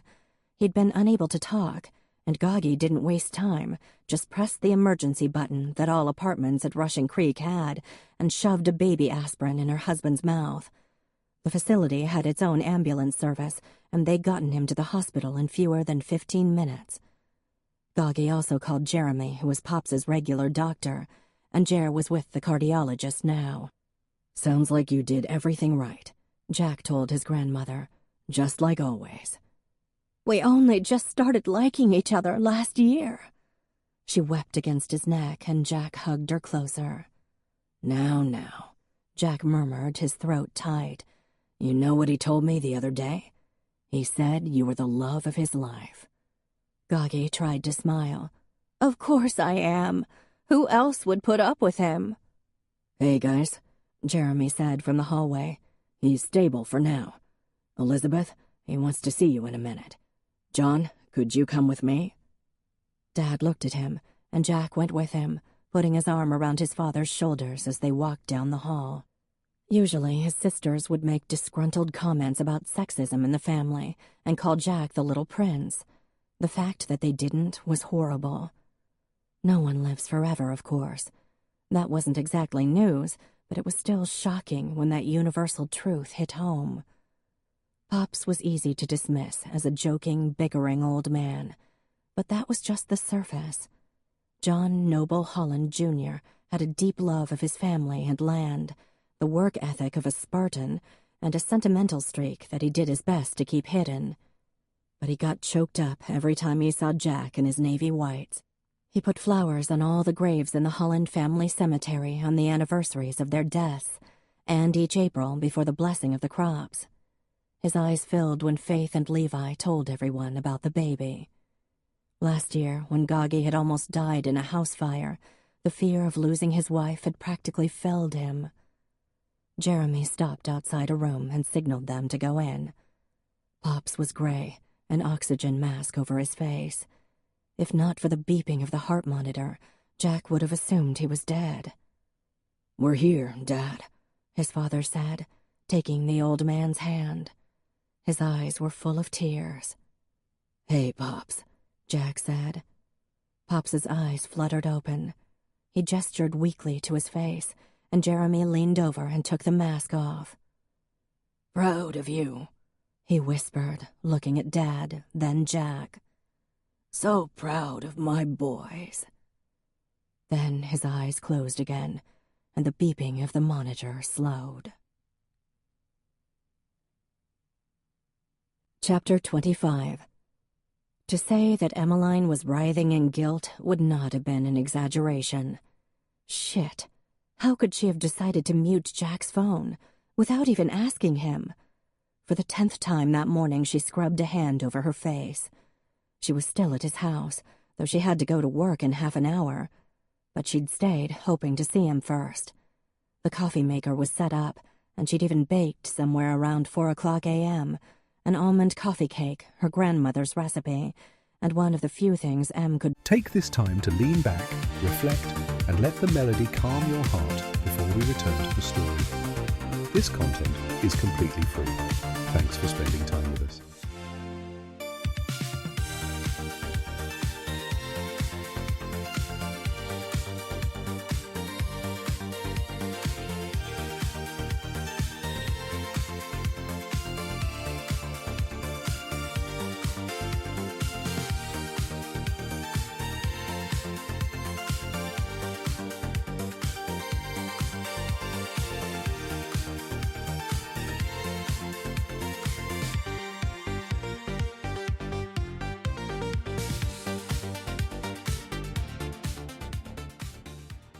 bake from memory. She'd imagined Jack coming home and telling her his grandpa was okay. What a night. Had she baked? All was certainly forgiven, no worries on the phone thing. But he didn't come home, and he didn't call or text either, and she didn't dare interrupt. She wasn't family, after all. The rain had turned to snow at some point, the fat, heavy, discouraging snow of late winter, not enough to be a real storm, more than enough to be depressing. Sarge erupted into excitable barks, and Emmeline jolted from the table where she was sitting. Sarge's tail wagged and he whined and pawed at the floor-to-ceiling window. It was Hadley, walking up Jack's driveway, wearing a shiny black raincoat. Super. Emmeline opened the door just as the other woman knocked. "Surprise!" Hadley said, opening the raincoat. She was wearing a fire-engine red bustier and tiny scrap of panties. "Hi there," Em said. "Nice underwear." That was a perfect body, all right. Em guessed her thigh and Hadley's waist had to be about the same circumference. "Where's Jack? I need to talk to him, right now." Uh-oh. Hadley was drunk. Her eye makeup was smeared, and while she didn't quite look like Heath Ledger as the Joker, it was close. Her red lipstick had been crookedly applied, and the usually smooth and perfect blonde hair was matted in the back. Despite the cold, she wasn't wearing stockings, or sensible shoes. Those had to be 4-inch heels, and her feet were nearly blue. "Come in," Emmeline said. "Jack's not here." "Well, I was already at Blue Heron, and no one's there, so don't you lie to me. I want to see him. He's my husband, after all." "Not anymore, he's not," Em said. She wasn't about to tell Hadley about poor Mr. Holland. She'd end up going to the hospital, and Em didn't think Jack would want that one bit. But you know what? This was good practice for crisis negotiations. Half the calls they got were because someone was under the influence. First rule of negotiations, establish rapport. Come on in, Hadley. Those shoes are amazing, but your feet must be freezing. I don't have to do what you say, Hadley slurred. No, of course not. But are you sure? It's nice and warm in here. There's coffee. Take a bite of my pink southern ass. She poked a finger against M's chest with each of the last 3 words. M smothered a smile. Hard to commit to active listening and empathy with a statement like that. You must be pretty frustrated, she said. Go to hell. Where's Jack? He's not here, I promise. Are you two sleeping together? Ruh-roh. Emmeline paused. No! Hadley shrieked, guessing the answer. How dare you steal my husband, you Yankee slut! Clearly, stating the obvious wasn't going to help here. Em opened the door wider. Hadley, come inside and we can talk. You have a point. No, you're not the boss of me. And if I can't have Jack, then I may as well go off and die. She burst into noisy sobs. For the love of the baby Jesus. Hadley, let's have some coffee and you can, see Lazarus, right? You must miss him. You're a cat person, right? I hate that animal. I hate him. Jack! Jack, I need you. If you don't come out right now, I swear I'm gonna make you sorry. With that, she picked up a rock and threw it at the house. And it was like she was channeling Derek Jeter firing to first base, because there was a smash as a window broke. Clearly, that hadn't been planned, because Hadley's mouth dropped open. She cut her wide eyes to Emmeline. Oopsie, she said, then bolted, wobbling crazily in her ridiculous shoes. Instead of down the driveway toward the road, she ran into the woods. This was just great. With a curse, Em ran after her. This was not how she wanted to spend her morning, and God forbid Jack come up the driveway to see his girlfriend, who'd turned off his phone to make sure their shagging wouldn't be interrupted, preventing him from being with his family during a crisis, chasing his ex-wife, who was drunk off her pink southern ass and nearly naked. For a drunk, Hadley was fast. "Hadley!" Em yelled. "Knock it off! You're going to hurt yourself!" Or freeze to death. It was raw today. Hadley's coat flapped like awkward wings. And what was that about making Jack sorry, huh?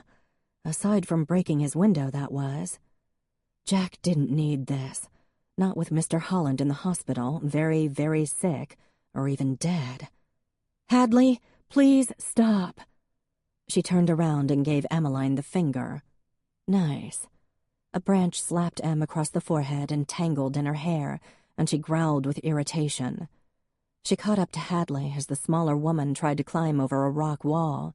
Hadley saw her coming, bent over, and picked up a handful of something, then turned and shoved it in Em's face. Dirt and snow. Gross. Em grabbed her hand, twisted it behind her back, and yanked her back against her. "Knock it off," she said, spitting out some frozen moss, "or I'm arresting you for drunk and disorderly." "Jack! Jack!" Hadley shrieked, struggling. So, getting a drunken, surprisingly strong woman out of the woods wasn't easy. "Can you just walk, please?" she said as Hadley writhed. "I really don't want to have to carry you." She got kicked in the shin for an answer. Branches snapped underfoot, and a squirrel followed them from the tree branches, laughing at the idiocy. Some of the snow Hadley had shoved at her had slid down Em's shirt, of course, and there was a cold, wet lump sitting on her chest like a third breast. 5 minutes later, Emmeline had Hadley handcuffed and locked in the back of the cruiser, where Hadley was sobbing. At least she couldn't hurt herself, or the car if she was cuffed, and she'd done more than enough to earn it. There were a few leaves in Hadley's tangled hair and raccoon eyes from where her mascara had melted. Em leaned against the cruiser, breathing hard. She wasn't much better off than her passenger. Her forehead stung and her shin throbbed. "Okay, first things first. I'll be right back," she told her passenger. Emmeline went inside to the bedroom with the broken window and picked up the glass, then closed the door so too much heat and the cat wouldn't get out. Debated on calling Levi and then decided he didn't need to hear about this just yet. He had other things on his mind. She went back outside, opened the door of the cruiser for Sarge, and got behind the wheel. "Is your sister still in town?" she asked. "No, I've got no one and nowhere to go." "Have you always depended on the kindness of strangers?" "As a matter of fact, yes." "Okay, Blanche Dubois." Em stifled an eye roll. She'd take Hadley to the station because she didn't have time to babysit her at her apartment. She was the officer on call today. Hadley could just sit tight in the holding cell and sober up. Em rubbed a spot on her jaw where Hadley's head had slammed into her. It was going to be a long day. 10 minutes later, they were at the station. "You must be freezing. Isn't she freezing?" Carol Robinson asked when Emmeline brought Hadley in. Though Emmeline had tied Hadley's coat closed, it barely covered her ass. Also, Hadley had refused to put on her shoes. "Isn't that Jack Holland's wife?" "Ex-wife," Emmeline said tightly. "Everett, unlock the cell for me." Hadley arched her back as they walked down the hall, still trying to get away. "Don't! Not in there, please! Not that! I can't stand that!" "It's not exactly a pit in the ground, Hadley," she said, as Everett opened the holding cell door. "You'll just stay here for a little while. There's a blanket on the bed. Get warmed up, okay?" She uncuffed her, gave her a gentle push in, and closed the cell door. "I'll bring you something to wear." "Please, please don't lock me up!" Hadley pressed a fist to her mouth and sobbed like she'd just seen The Notebook for the first time. Ev was staring at Hadley's outfit, or lack thereof, his mouth hanging open. Em smacked him on the head. "Ev, come on." Right, sorry," Everett said. "What happened to you? You look awful. You're all dirty." "Emmeline, you're filthy," Carol pointed out. "Yes, I know." Em went to her locker, where she kept a clean uniform, as well as a pair of yoga pants and an MPD sweatshirt. She pulled the latter two out and handed them to Carol. "Bring these to Meryl Streep, okay? And ask her if she's hungry." "Is Meryl Streep here?" Everett asked. Emmeline closed her eyes. "No, Ev, I meant Hadley, the woman in the cell." Carol went back down the hall, and a second later Hadley bellowed, "These are way too big," followed by more sobbing. When Carol returned, she was trying hard not to giggle. "She wants to know if she gets a phone call," she said. "She can have one when she sobers up a little." Em tried to be professional. Hadley was in custody and a guest of the town now, not just Jack's ex-wife. But it was hard to know if she was treating Hadley like she'd treat anyone else, because maybe she was being too nice. Hadley had driven under the influence. Somewhere during her rant on the way to the station, she'd admitted that, and her car was parked half on Blue Heron's lawn, half on the driveway. She'd thrown a rock through the window, which constituted criminal mischief. Drunk and disorderly, menacing a police officer, more or less. What would Levi do? Em thought he'd do pretty much what she'd already done. Give her time to cool down, then deliver a stern lecture, name-drop some of the charges that could be leveled against her, and tell her to grow up. Yeah, all in all, Em was pretty sure she'd done a good job. She washed up and changed into her uniform, brushed her hair and put it in its customary bun, took a few deep breaths and left the locker room. "Levi called," Carol said. "John Holland, the old one, had a heart attack, and he's being admitted, so he'll be at the hospital with Faith." "How's Mr. Holland doing?" Emmeline asked. "He didn't really say. Maybe you should ask Jack." "Yeah. Anything else?" "Yep." Carol handed her a few messages, then sat back down at her desk. Typical stuff for a weekday. Mrs. McPhails thought she saw a trespasser. Someone saw a stray dog or possibly a coyote in their backyard. A speeder passed Phyllis Nebbins's house. The Knox's free-range chickens were causing traffic danger. Dalton hadn't shown up for school. Em checked her phone. Nothing from Jack. "Okay, I'll go out on these calls. Everett, keep an eye on Hadley, okay?" "You bet," he said, going back to his computer. She heard the Angry Birds music, gave him a look, and left. When Emmeline got back to the station a couple of hours later, Everett met her at the door. "We might have a problem," he said. "I just checked on Hadley and she's not too good." Shit. She ran down the hall to the holding cell. Hadley was sitting on the floor, practically drowning in M's clothes. She was rocking and whimpering, and the smell of vomit was unmistakable. "Hadley?" M said, going into the cell. "You okay?" "Please, let me out," she whispered, seeming completely different from before. "Yeah, sure. You feeling all right now?" "Can I make a phone call?" She was shaking. "Absolutely." Emmeline led her out of the cell and into the station proper. "We're not charging you with anything. Not yet, anyway. I just wanted you to be safe. You were pretty wild before. Do you remember that?" She nodded. M sat at the desk and handed her the receiver. "Just dial 9 to get an outside line," she said. Then she took a few steps away so as not to eavesdrop. This wasn't good. "What happened?" Carol asked. "She threw up. I don't know what else. She's a lot quieter now. Everett, were you watching her?" Yeah, I was. I mean, when she settled down, I was kind of glad, you know." "When did you check on her last?" He looked at the clock and winced. "An hour ago, maybe?" Great. So Hadley could have been sitting in puke for an hour. There was a hard pit in her stomach. This wasn't going to end well. "Can I get you anything?" Emmeline asked Hadley when she hung up. "Some water, maybe?" Hadley shook her head and just folded her hands in front of her. "Do you need the bathroom? Want to get cleaned up?" "No, thank you." Her voice was a whisper. The minutes ticked by. Em tried to take care of some paperwork, but dread was settling over her like a cold, damp fog. Then the door opened. "Jack," Hadley whispered. She stood up and wobbled into his arms, looking more like an orphan than the irate prostitute she resembled earlier. Her feet were bare. Damn, Em should have given her socks. Hadley was shaking like a leaf, all of her, right down to her toes. For once, Emmeline didn't think she was faking. "Emmeline, what the hell happened here?" Jack asked, his voice hard. "She was drinking, Jack. She showed up at your house and—" "So you arrested her?" As if they sensed a scene brewing, the 4 paid members of the Manningsport Fire Department, as well as Shannon and Kelly Murphy, who were training to become EMTs, wandered over. "Hey, Jack, how's your grandfather?" Gerard asked.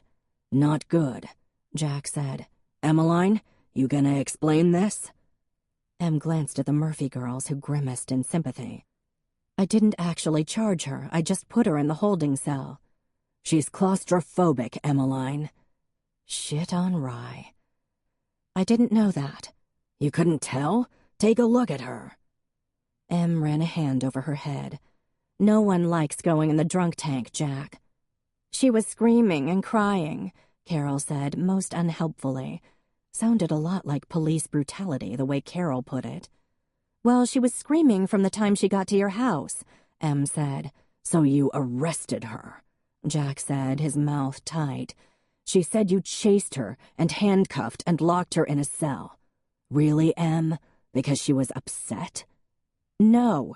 It was because I thought she was a danger to herself and possibly others. She was very aggressive.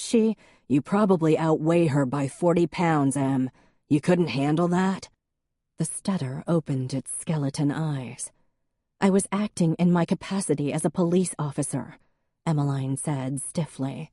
"Sounds like you were acting like a jealous bully," he said, his voice calm and flat, and the words actually made her head jerk back.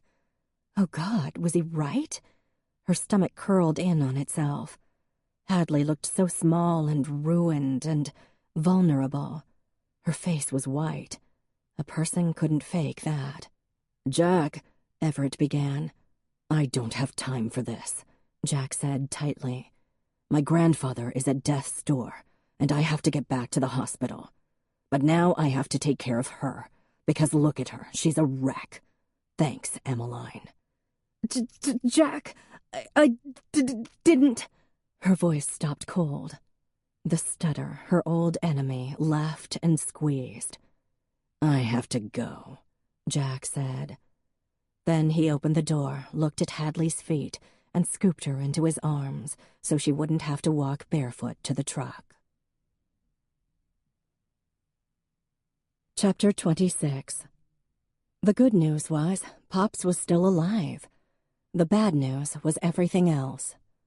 The past few days had passed in a tense blur of bad coffee and worse sleep. Jack went to the hospital, always careful to check the corridor for Mr. and Mrs. Diener, not wanting to cause them any further upset than he had already. When he'd finally returned home late that first night, he'd found a broken window in the yellow room upstairs. He'd taped a sheet of plastic over it, the silence of his house pressing down on him, grateful for Lazarus's weird little croaks. Then he lay down on the couch and fell asleep, his phone on the coffee table set on the highest volume, and woke around 5 o'clock, his cat sleeping on his chest. There was a coffee cake on the counter, and the coffee pot was set up and ready to go. That would have been Emmeline's work. He felt a pang of guilt, but God damn it, he was tired of feeling guilty. The woman had turned off his phone. He didn't have a landline, she knew that. What if Pops hadn't made it? What if she'd taken away his chance to say goodbye to his funny, crusty old grandfather? Em had no right to decide when he could get calls. None. Yeah, okay, taken by itself, it wasn't that big a deal. She hadn't known Pops was going to have a heart attack. But what about arresting Hadley? Had all that really been necessary? Jack was well aware that his ex-wife was a drama queen, but she'd been genuinely traumatized. And when Jack saw her there in the oversized clothes, tears streaming out of her eyes, oh, screw it. Jack didn't know what, but he couldn't just leave her there. He'd driven her from the police station to her place at the Opera House, called Frankie and asked her to come. While Hadley was in the shower, he made her a grilled cheese sandwich and waited till Frankie arrived. Hadley was pale and didn't seem to want to talk. She seemed, in fact, embarrassed. And something more, too. Whatever it was, Jack just wanted to get back to his grandfather, and the second Frankie arrived, he got back in his truck and returned to the hospital. Since then, he'd been swamped with family responsibilities. Dad was quite a softy, as everyone knew, and Jack spent as much time as he could with him, the two younger John Hollands keeping vigil over the eldest. Jack also made sure to check on the business end of Blue Heron, Honor's domain, to make sure his sister wasn't too swamped, but the ever-capable Jessica Dunn seemed to be holding down the fort just fine. He called Faith twice a day, because she was due momentarily, and he wanted to make sure she wasn't overdoing it, because she'd been staying with Goggy. He dropped by Prue's house to see how Abby was. She'd never lost anyone close to her. Then he drove back to Blue Heron to filter the wine and check the sediment, because it was almost time to bottle and these things couldn't wait. He made his calls, stopped by Hadley's. She'd been doing a lot of sleeping, according to Frankie, then went back to the hospital, then home. 3 days after the heart attack, Pops went back to the apartment at Rushing Creek. He was now on Lipitor and Coumadin, with instructions to stop eating cheese, ice cream, whole milk, and anything good, in his words. He was weaker, but Jeremy called him ridiculously healthy, despite his horrifying cholesterol level. Jack checked in with him and Goggy every night, because, despite his grandmother's protestations, he was worried about her, too. Neither grandparent was young, and Pops's scare had reminded everyone of that. And now, 4 days after Pops's heart attack, Jack found himself driving from the hospital to Emmeline's little house on Water Street. Dusk was falling, and the lake was cobalt, a fat moon rising over the ridge. He had the feeling he owed her an apology. Being wrong wasn't a feeling Jack was used to. His sisters liked to call him the prince, the son and heir, and there was some truth to that. He knew his father had wanted a son, Mom too, and he wasn't named John Noble Holland IV for nothing. All his life he'd tried to do the right thing. He'd been an A student, an Eagle Scout, as good a brother as he could manage, having the occasional tea party with Faith, teaching Honor to drive, babysitting for Prue and Carl when Ned was a baby. His mom had thought he was pretty damn perfect, and Dad didn't think it, he believed it with his whole heart. In truth, Jack could think of 2 times he'd made a significant mistake. One, the time he'd jumped off the falls up near the ruins of the old stone barn and broken his arm. 2, marrying Hadley. Calling Emmeline a bully? Yeah, okay. That was number 3. "Can I see you a minute?" Emmeline asked, standing in the doorway of Levi's office.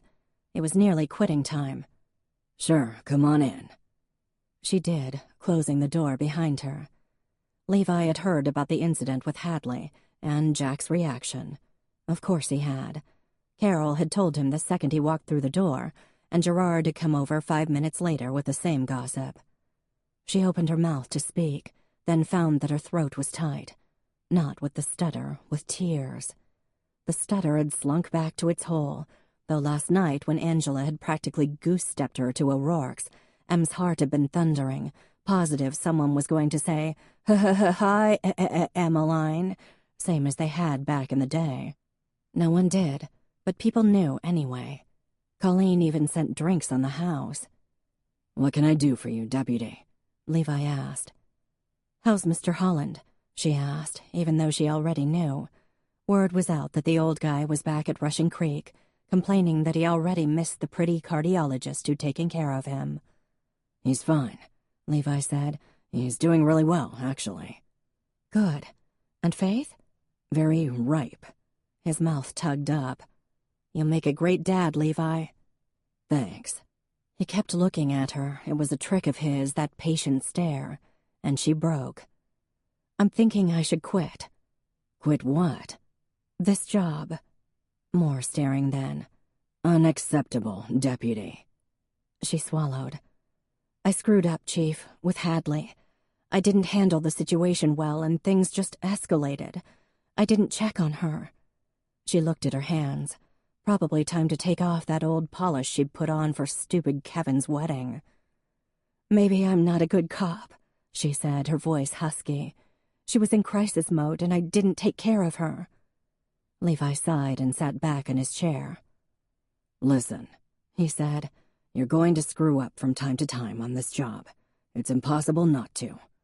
You investigate a call where you know the guy is beating his wife, but you can't convince her to leave him. You cruise through a neighborhood and you still miss the burglary."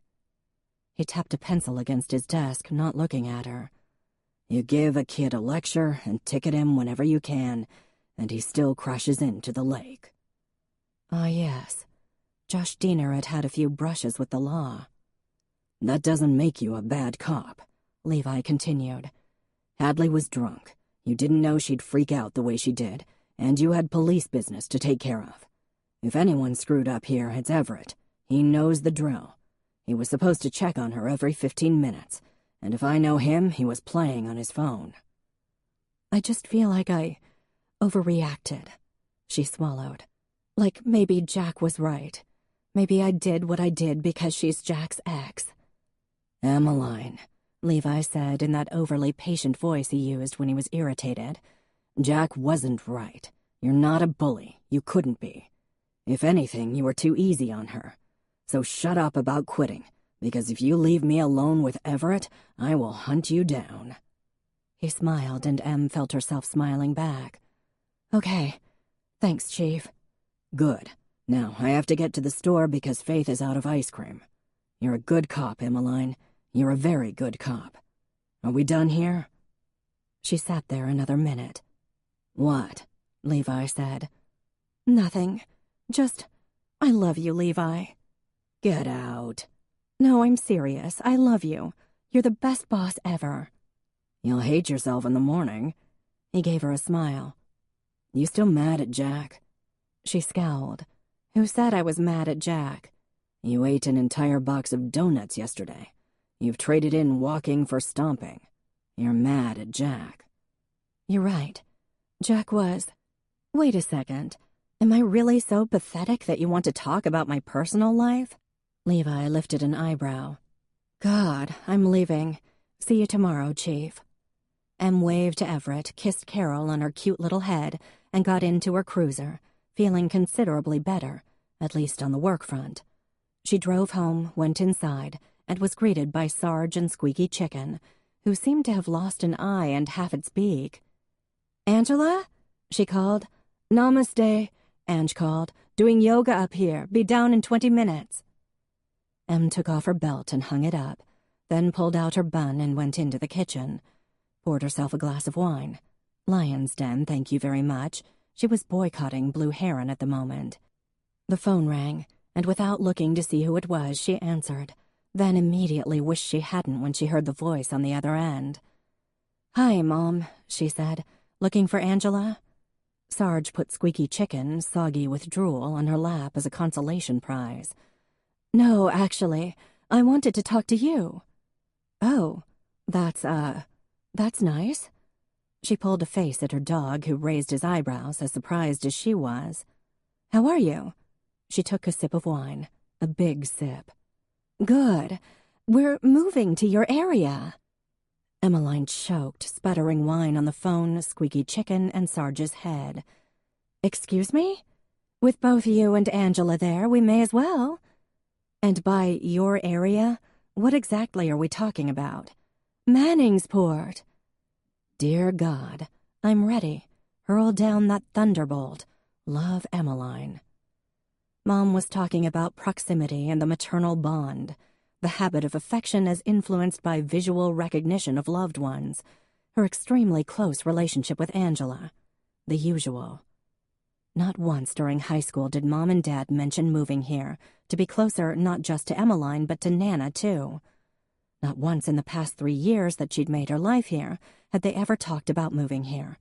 They'd barely visited, but they'd moved from Malibu to Palo Alto, sure, to be closer to Angela.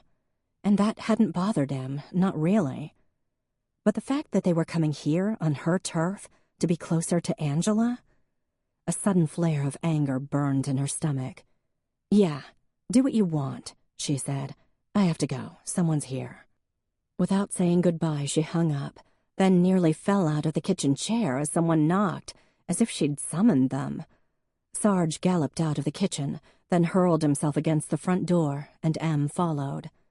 "Down, killer," she said as he whined and wagged. "At least pretend to be fierce, okay? You're going to be a police dog someday, whether you like it or not." She opened the door, and her stomach burned again. Jack. "Hi," he said. "What can I do for you?" she asked. A little hard to play it frosty when her dog had wrapped both front paws around Jack's work boot and was chewing on the laces. "Can I come in?" "Why?" "Emmeline, come on." "Fine." He came into the foyer and glanced around. "Is Angela here?" he asked. "She's upstairs doing yoga." "Sarge, stop."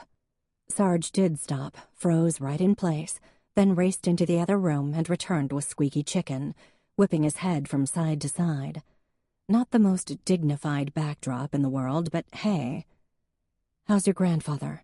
Emmeline asked. "He's good, doing well." "Yes, I know, because Levi told me and Faith told me, but you didn't say squat, Jack." "Glad to hear it," she said. "Thanks." She tried pulling Levi's trick of staring and waiting. It worked. "Look," he said, running a hand through his hair. "I may have overreacted a little the other day. I was under a lot of stress." "Sorry." She lifted an eyebrow. Jack sighed, that women are so difficult sigh. Hell yeah, they were. "Is that it?" she asked. "Should there be more?" "Nope. Have a good night." She opened the door again. "Emmeline, wait. Can I come in and actually sit down? Have a conversation with you?" "I don't think so, Jack." "Why?" "Because you called me a bully when I was only trying to help you and that idiot you married? Because you made me feel stupid and mean and unimportant? Because having you chew me out in front of my coworkers made me feel like I was in middle school again? Because you brought my stutter back? That's why." "Here's the thing," she began. "I hate when women lead with that." "Suck it up. Here's the thing, Jack." She folded her arms. "I told you this would happen." "You told me what would happen?" This messy, upsetting thing between us." "That's a nice way to describe it." "Well, you're the one who hasn't spoken to me in 4 days." "I've been busy the past 4 days." By the way, why would you turn off my phone without telling me, huh? Perhaps you remember the reason, Jack. No? The kitchen floor mean anything to you? The bathtub? Nothing's coming back? Sarge whipped her with Squeaky's leg. Look, I shouldn't have done that. It was an impulse, and I am sorry about it. And I did apologize. Fine, I forgive you, he said. Gosh, how great. But the thing is, Jack, she said, her voice getting tighter, because of course he was a man and would try to hang this on details when the big picture was staring him right in the face. What is the thing, Emmeline? The thing is that at first this was a fake relationship. Then you needed a distraction. Then you wanted fun. Then I fell in love with you. Well, shit on a steak sandwich. She hadn't meant to say that. Jack's mouth opened. Nana's grandfather clock ticked from the living room. Sarge growled and bit Squeaky on the head, getting a soft hiccuping sound. Otherwise, nada. Right, she said, moving along. She looked at the wallpaper pattern, the little white cherry blossoms against the brown backdrop, and tried not to cry. Emmeline. She'd give him this chance, this one microscopic chance to say he loved her, too. He looked at the floor. You didn't mean that.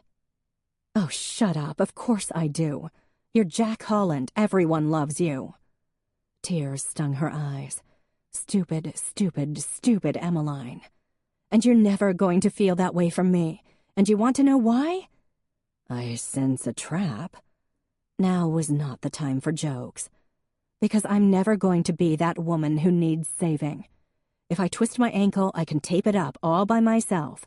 If my ancient pet dies, I won't wrap myself around you like a python. She glanced apologetically at Sarge. Even though I'd be very sad, puppy. I don't.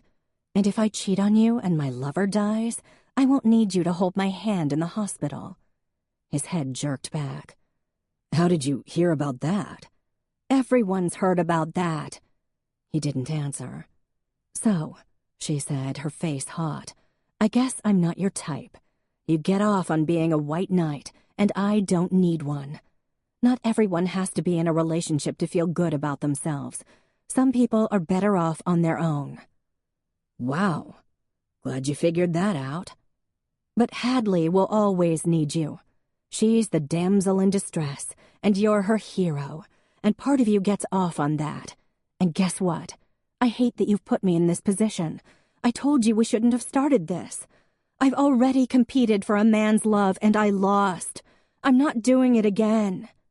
I don't want Hadley, he snapped. Then why is she still in town? He didn't answer. Because she'll always have some kind of crisis, and you can always rescue her and be the big hero. Stop saying that word, he barked, and Em actually jumped. She was so surprised. You think I'm a hero? Josh Diener is dying a little more each day, literally rotting away on life support because I'm not a hero. Because my best wasn't good enough. Because when the time came, I failed. You think Hadley on a bender makes up for that? Are you out of your mind? Sarge barked, thinking this was terribly exciting, and dropped Squeaky Chicken on Jack's shoe. Jack looked down. You know what? He said, his voice quiet now. This is fine. You're right. We should be done. I wasn't really looking for a relationship, and neither were you. You just wanted a date for a wedding, and I pushed it, and I'm sorry. And that's fine. Take care. He turned around and went into the foyer, just as Angela was coming downstairs, clad in black yoga pants and a yellow t-shirt. Namaste, asshole, she said, the curse word sounding quite elegant with her accent. Stop yelling at my sister. Yeah. With that, he opened the door and went down the steps. Em followed him out. Jack. He stopped but didn't turn. I wish you'd see someone about that PTSD. He didn't acknowledge her, just started walking down the street to his truck. From the soot-colored sky, snowflakes, swollen and tired, began to fall. Chapter 27. Em went back inside and sat on the couch, not chastising Sarge as he jumped up next to her and rolled on his belly for a scratch. "First things first," Angela said. "I'm calling the Chicken King. They deliver, did you know that? And making martinis, and then we're going to talk." Then she put a box of tissues next to Emmeline. "There, just in case you feel like having a little cry." "Oh, I'm not the type," Emmeline said, then promptly burst into tears. Yuck. She hated crying. It was so hot and embarrassing and uncontrollable. And yet here she was, sobbing on her sister's shoulder while Sarge licked her tears. A half-hour later, the fattening and delicious chicken had been delivered, and Angela was making a second batch of martinis, and Emmeline was surrounded by tissues and a solemn-looking puppy. Sarge's left ear was turned inside out, and she fixed it, getting a hand lick in return. Dogs were the best. Sisters, too. Angela came back, pressed a cold martini glass into Emmeline's hand, then folded her supermodel frame into Nana's rose-patterned chair. "I think you're right about him having a white knight complex. Man, you should become a lesbian, Em.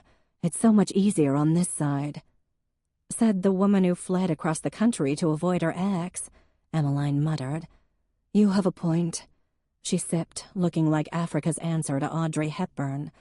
"I'm going to say this once, darling, and keep in mind that my IQ was measured at 158 when I was 15 years old." "Already throwing around your creds. If you have them, flaunt them.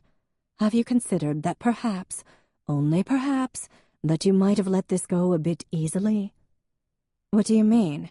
Explain it for us imbeciles with IQs in the normal range." "Well, Kevin broke your heart, the horrible man. You've avoided relationships since then." "Not really. Not on purpose. Please, don't insult my extremely high intelligence. As I was saying, now you've fallen for Jack, and at the first sign of his not being absolutely lovely and perfect, you jettison him from your life to avoid further distress." "Did I tell you Mom and Dad want to move to Manningsport?" "Nice try at changing the subject. Does any of what I say ring true?" Yeah. Emmeline blew her nose and had another slug of martini. "The thing is, Ange, I walked right into this. I knew he was kind of messed up, and I know I'm not really his type, but I fell for him anyway." "Of course you did. He's wonderful." Another hot line of tears streaked down her face. "He made me stutter," she whispered. "When he got mad at me the other day, I stuttered in front of everyone." "And? Did the world stop spinning? Did you get fired? Did everyone throw trash at you?" Em rolled her eyes.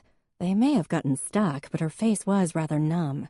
Angela made a mean martini, so she wasn't sure. "No, smart-ass." Another sip. "But it's a sign of weakness just the same."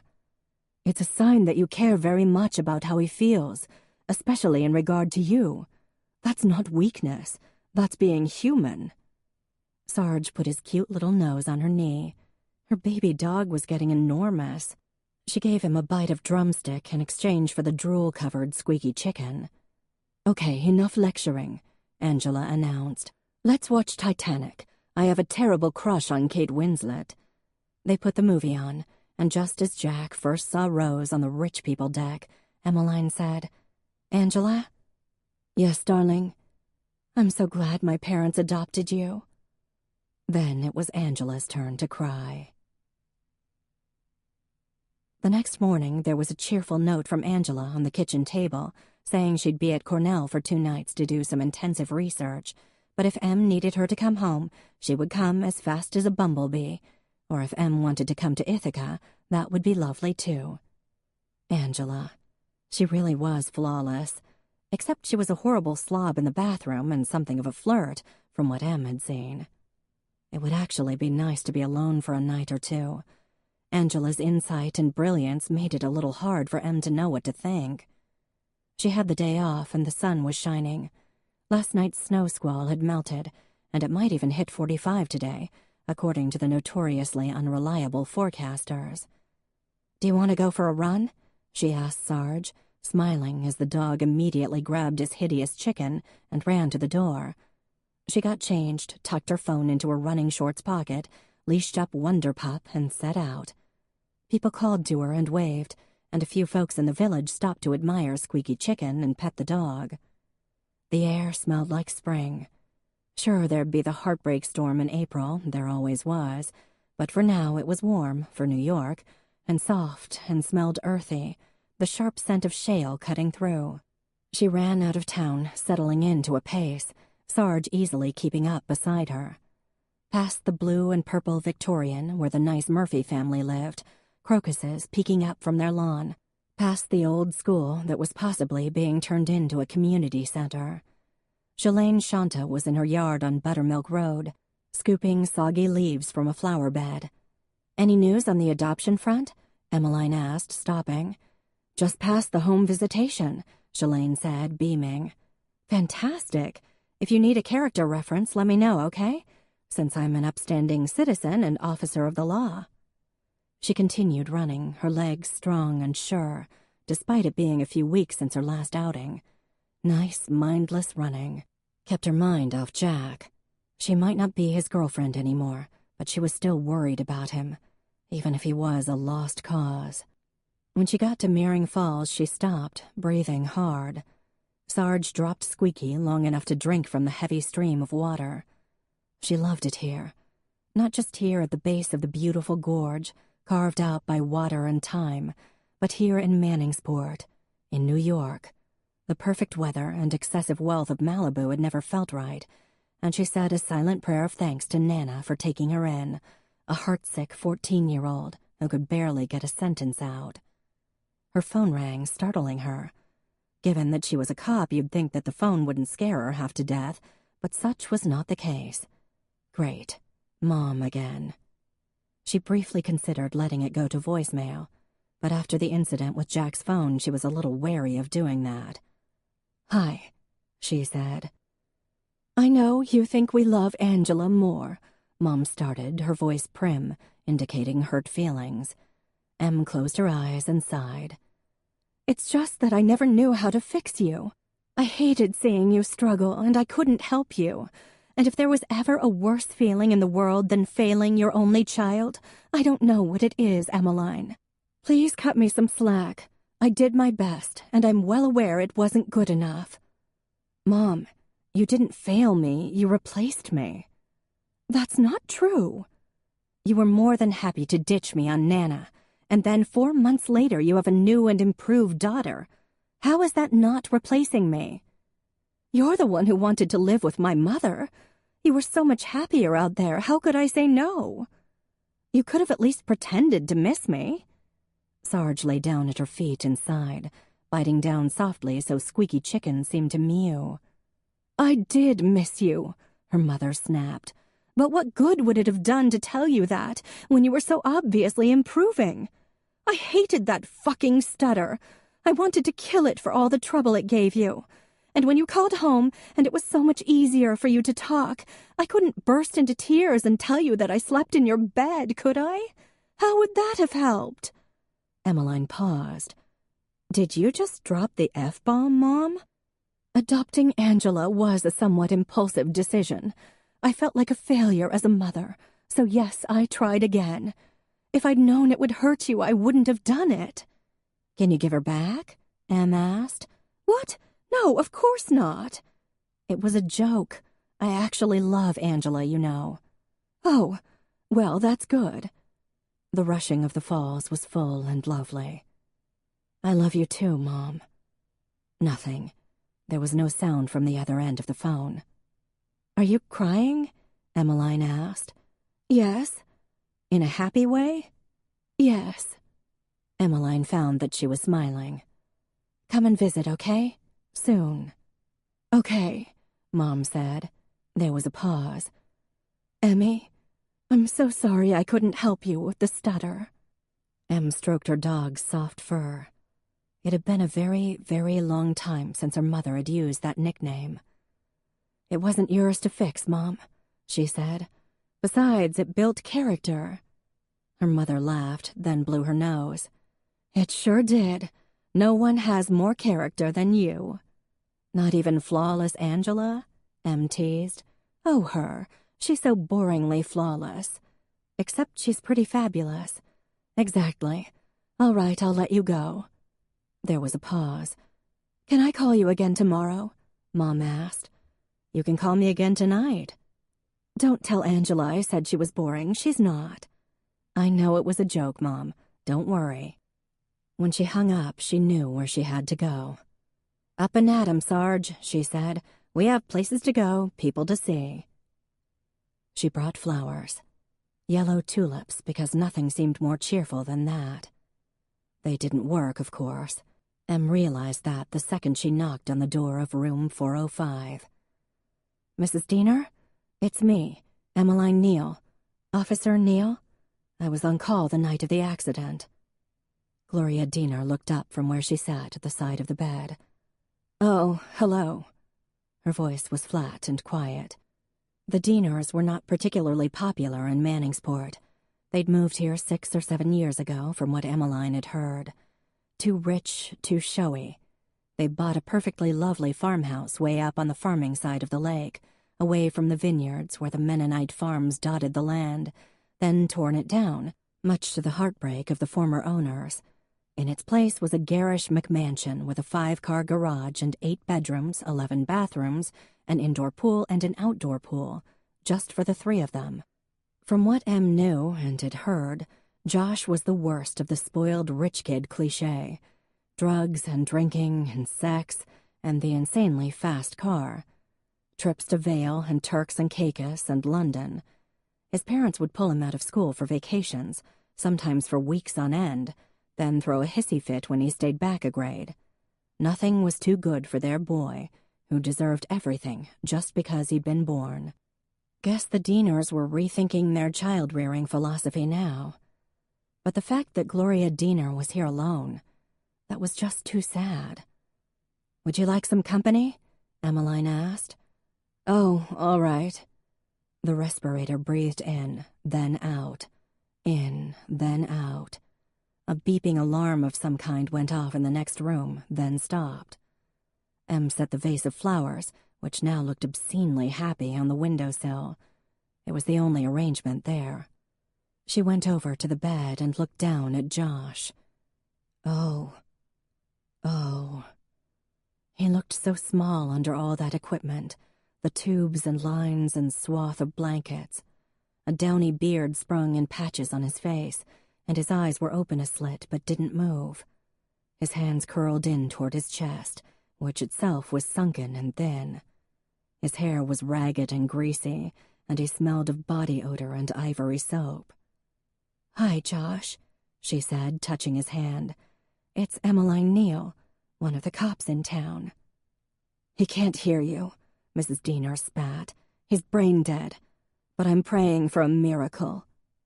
Her words were heavy with bitterness, as if she wanted Emmeline to start spouting facts and tell her to accept reality. In, then out. It was chilly in here. Em pulled up the blanket a little bit. A Star Wars comforter, probably once much beloved. She swallowed. Can I sit down? She asked. Mrs. Diener shrugged, so Em sat. What was he like when he was little? Em asked, and the woman's head jerked back in surprise. Why? I don't know. She paused. I was there that night. I guess I'd just like to hear about him.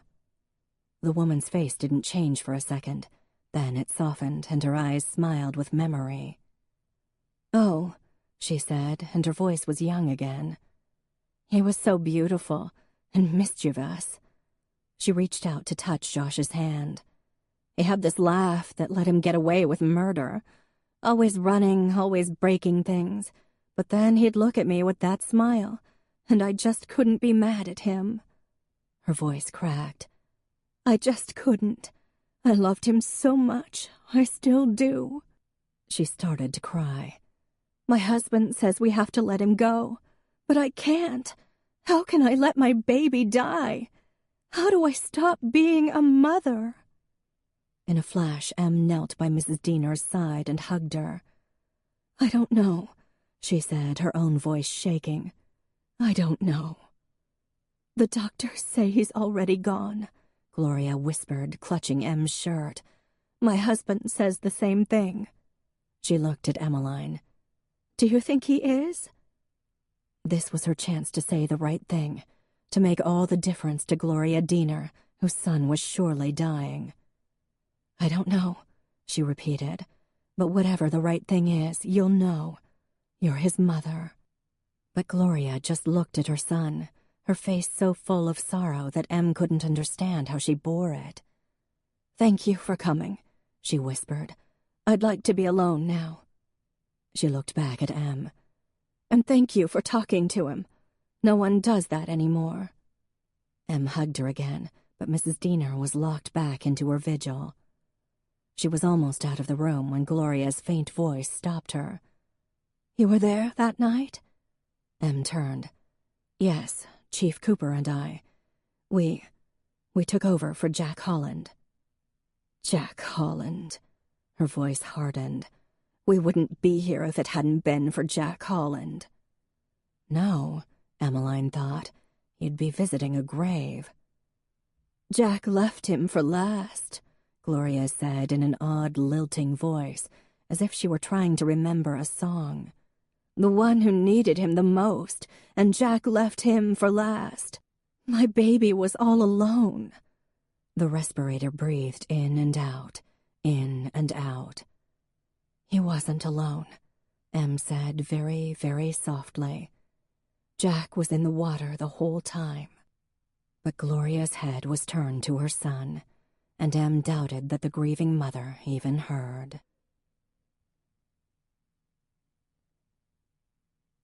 Chapter 28. Jack knocked on the door of 3C. A second later, Hadley opened the door. "Hey," she said, "come on in." She looked different, younger and tired, and she wasn't beaming at the sight of him. It had been a week since her incident at the police station, and while Jack had seen her every day, they hadn't really talked. Today, they would. "Can I get you anything? Coffee or water?" "No thanks," he said.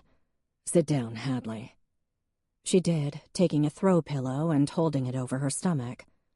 "This weather, huh? Crazy." It hadn't been particularly crazy, not for Western New York anyway. Then again, people always talked about the weather when they were nervous. "Hadley, it's time for you to move on," he said. Her eyes filled. "I know." He leaned back in his chair. "I'll take you back to Savannah if you like." "Why? Why would you do that for me after all the trouble I caused?" A good question. He shrugged. "I don't know. I feel responsible for you. For us. For how our marriage didn't work." "I cheated on you, Jack. I'm the one to blame for our divorce." She'd never admitted that before. "People don't cheat for no reason," he said, looking out the window. "You weren't happy, so you looked elsewhere. I'm not excusing it, Hadley, but I understand. You were lonely and bored and wanted more attention than I could give." "Than any human could give," he gasped. "My parents barely spoke to me. They were so mad," she whispered. "They thought you were the best thing that ever happened to me." "I don't agree," he said. "I think we were just wrong for each other, no matter how it seemed at first." A tear ran down her cheek. If he'd listened a little more carefully to smart people like Honor and his grandparents, to Mrs. Johnson and Connor O'Rourke, he might have picked up on their subtle and not so subtle notes of caution. If he'd taken longer to get to know Hadley, had her spend more time here rather than one idyllic weekend, the truth would have come out. And the truth was, they'd both seen what they wanted to see, and not what was actually there. "Why'd you come back here, Hadley?" She wiped her eyes. "It seemed like everyone around me was married and having babies, or a fabulous career, or both. And you know what I was doing? Part-time clerk at Bed, Bath & Beyond. I was 30 years old with nothing and no one, divorced before our first anniversary. A failure." He could have pointed out that there was no shame in hard work, or that she could have gone back to school for something else, but he knew from experience those words would fall on deaf ears. Hadley had always had a picture of how life was supposed to be, and anything less was just what she said, a failure. Hadley swallowed. "When I saw you on the news, that handsome Anderson Cooper standing right there in front of the lake, and they were showing pictures of the vineyard and that photo of you from the website, and I thought, Hadley Boudreaux, you blew it." She grabbed a tissue and blew her nose. "So I came up here to get back what we had." "What we had wasn't that great, Hadley. We fought a lot." "Made up a lot, too." She took a shaky breath. "Jack, is there any way you could forgive me and get past what I did?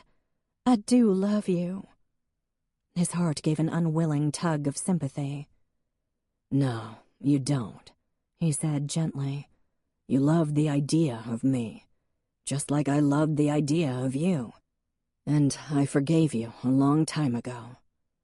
Until he said the words, he hadn't realized they were true. "I'm so sorry for what I did, Jack," she whispered. "You deserved better." Finally, a sincere apology, something she'd never offered before. "Thanks." He stood up. "Get packed, okay?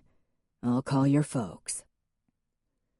That night, Em left O'Rourke's, where Lucas Campbell had graciously flirted with her for 15 minutes, then been spelled by Jeremy Lyon, and then Tom Barlow while Honor talked to Colleen. And to her surprise, Em flirted back, offering to give Lucas a demonstration on how handcuffs worked, fixing Jeremy's collar, telling Tom his accent made him unfairly attractive. It was easy to flirt with nice men who were spoken for. The night was clear, no moon yet, and the stars were bright and sharp over the lake. She'd take Sarge down to the park for his nighttime walk, then maybe give Angela a ring, see how things were going in Ithaca. Maybe call Mom, too, for that matter. Maybe she'd drive up to Jack's. No. Or yes. She wasn't quite sure who had broken up with whom the other day. Either way, she wanted to see him. Just to check in, doing her civic duty, etc., etc. Maybe strip search him. Now, none of that, she reminded herself.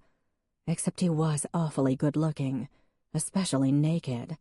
Maybe just talk to him more calmly this time. Really see how he was doing. See if the shadows in those clear blue eyes had faded a little bit. Whether or not they were together, she did love him. Missed him horribly. This was only the second time in her life she'd been in love. That had to say something. She obviously wasn't the type to fall for every guy who gave her the time of day. But all those songs and books and movies were right. The sun shone brighter, flowers smelled sweeter. Yada, yada. It was true. And Jack, hell, they didn't make guys like that every day. A man who loved his family, was good with children, who'd be the date for any lonely woman who needed one, who'd jump into a frigid lake and save 3 lives, and only focus on the one who didn't make it. She started down the street to her place, figuring she'd pop Wonder Pup in the car with her, then jerk to a halt. Speak of the devil, there was Jack's truck, parked in front of the Opera House. Em instinctively stepped into the doorway of Presque Antiques, the better to spy. She didn't have to wait. Hadley came out a second or two later, looking gorgeous in her cream coat and high boots. Jack followed, carrying a suitcase. "You got our tickets?" Hadley asked, her voice carrying easily across the tiny green. "All done online," Jack said. "Savannah, here we come." He opened the door for Hadley and handed her in, ever the gentleman. Walked around to the driver's side, stowed the suitcase, and got behind the wheel. And off they went. Emmeline swallowed hard, pressed her lips together to keep from crying. She had to hand it to Hadley. It's just that she hadn't really believed Jack would fall for her again. And though it had been years since Kevin had taken up with Naomi, Emmeline couldn't help the thought that roared to mind. The beautiful woman won again. Emmeline was with her at-risk kids the next day, trying to pay attention. But it was hard. 3 of the 4 kids were being tutored by Jack, and every time his name was mentioned, it felt like someone had zapped her with a taser. Kelsey was sullen. Dalton's ADD was enjoying a high spell. He was doing headstands. Corey was cleaning his nails with a Swiss Army knife, which Em was considering confiscating, and Tamara was texting. "Why should I get detention for missing school?" Kelsey said. "I'm pregnant. I deserve to miss school." "Were you sick?" Em asked. "No," Kelsey said, as if it were the stupidest question in the world, which it might have been. "I just didn't want to go." "They're discriminating against you. You should sue," said Dalton, flipping upright. "You got any more popcorn, Officer Em?" "You ate it all," Emmeline said. "Alyssa missed way more school than me, and you don't see Dr. Didier up her ass, do you?" "Yeah, well, she's got a better reason than you," Tamara said without looking up from her phone. "No, she doesn't," Kelsey snapped. "I'm pulling off the miracle of life here. She's sad. Big deal." "Who's Alyssa?" Emmeline asked. "Josh Diener's girlfriend," Tamara said, "and she's totes destroyed over this." Tamara paused. "We all were. Like all of us girls, we were so crying and stuff. It was awful." "Josh is an asshole," Corey said calmly. "Yeah, well, he's dying. So does that make you happy?" Tamara asked.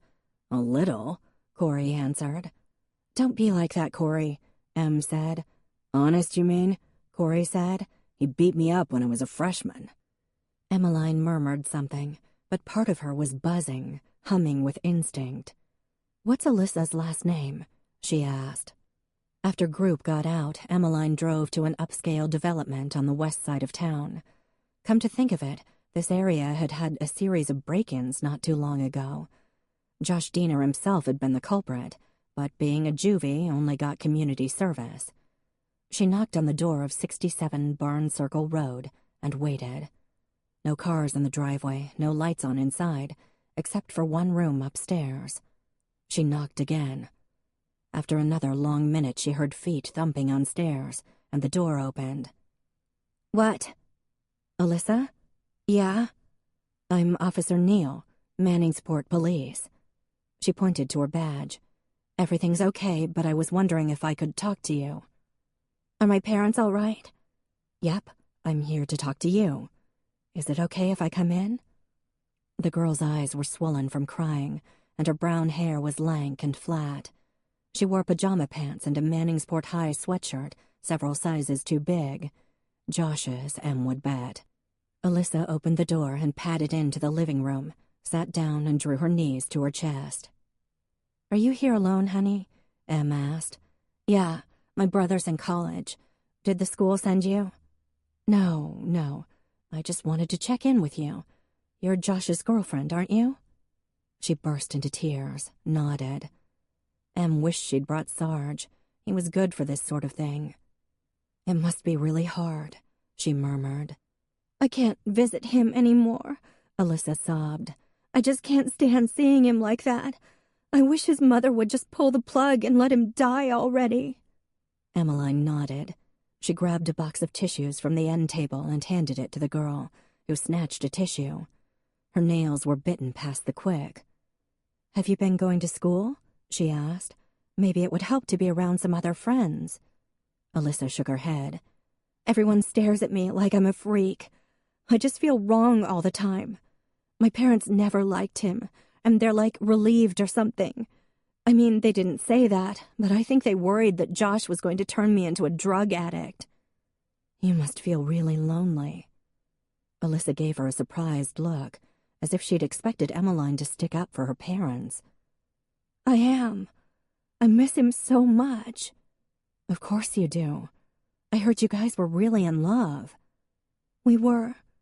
Everyone thinks he was such a jerk, and he had his moments. He wasn't the easiest person in the world, but he could be so...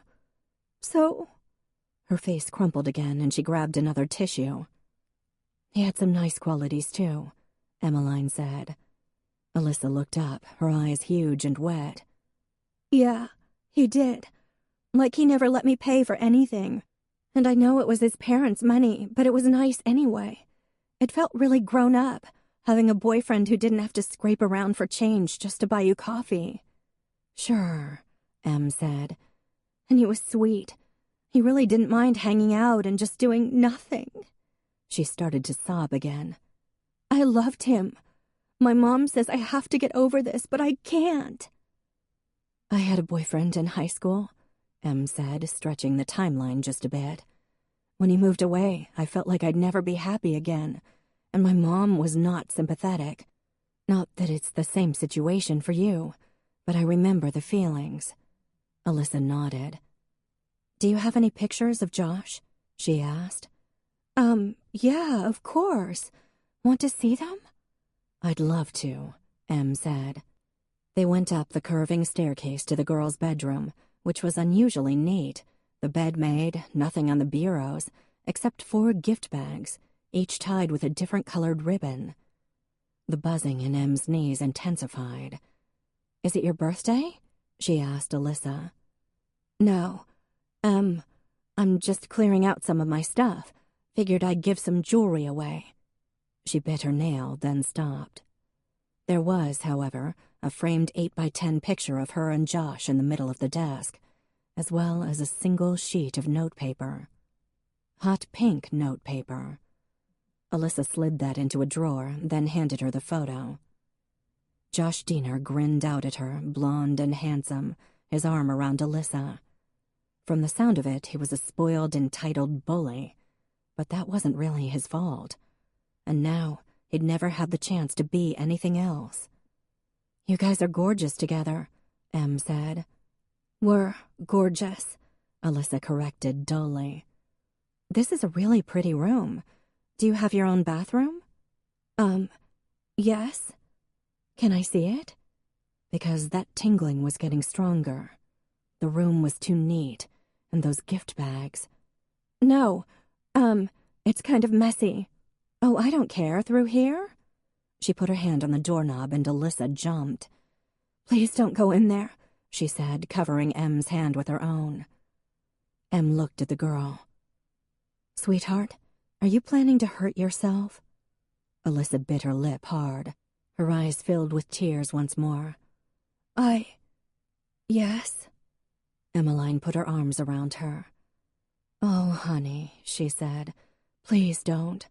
I know you feel alone right now, but you're not. I'll help you however I can. Alyssa shook with sobs. I'm just so tired of being sad. She wept. I can't do it anymore. I know it feels that way, I really do, but it's not always going to be this bad. She kissed the top of the girl's head. I promise. Turned out Alyssa had swiped some sleeping pills from her aunt and was planning to swallow them that night. The pills were lined up on the bathroom counter along with a bottle of wine.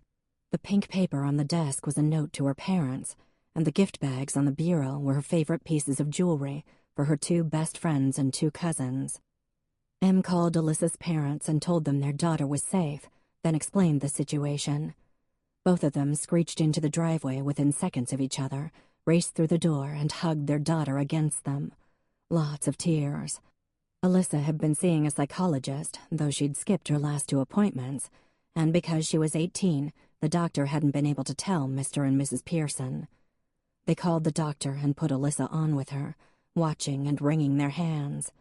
But the girl promised not to hurt herself and made an appointment to see her first thing in the morning.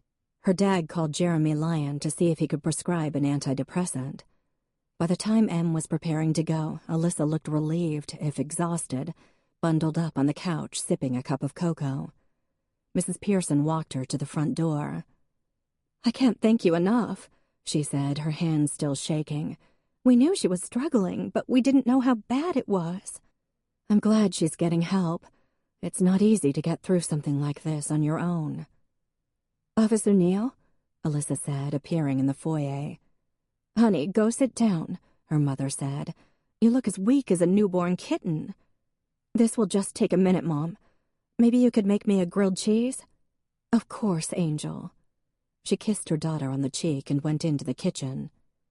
What is it, honey? Em asked. I did some things to Jack Holland. I know. Alyssa blinked. You do? The note, leaving his lights on? The possum? The girl flushed and her eyes welled again.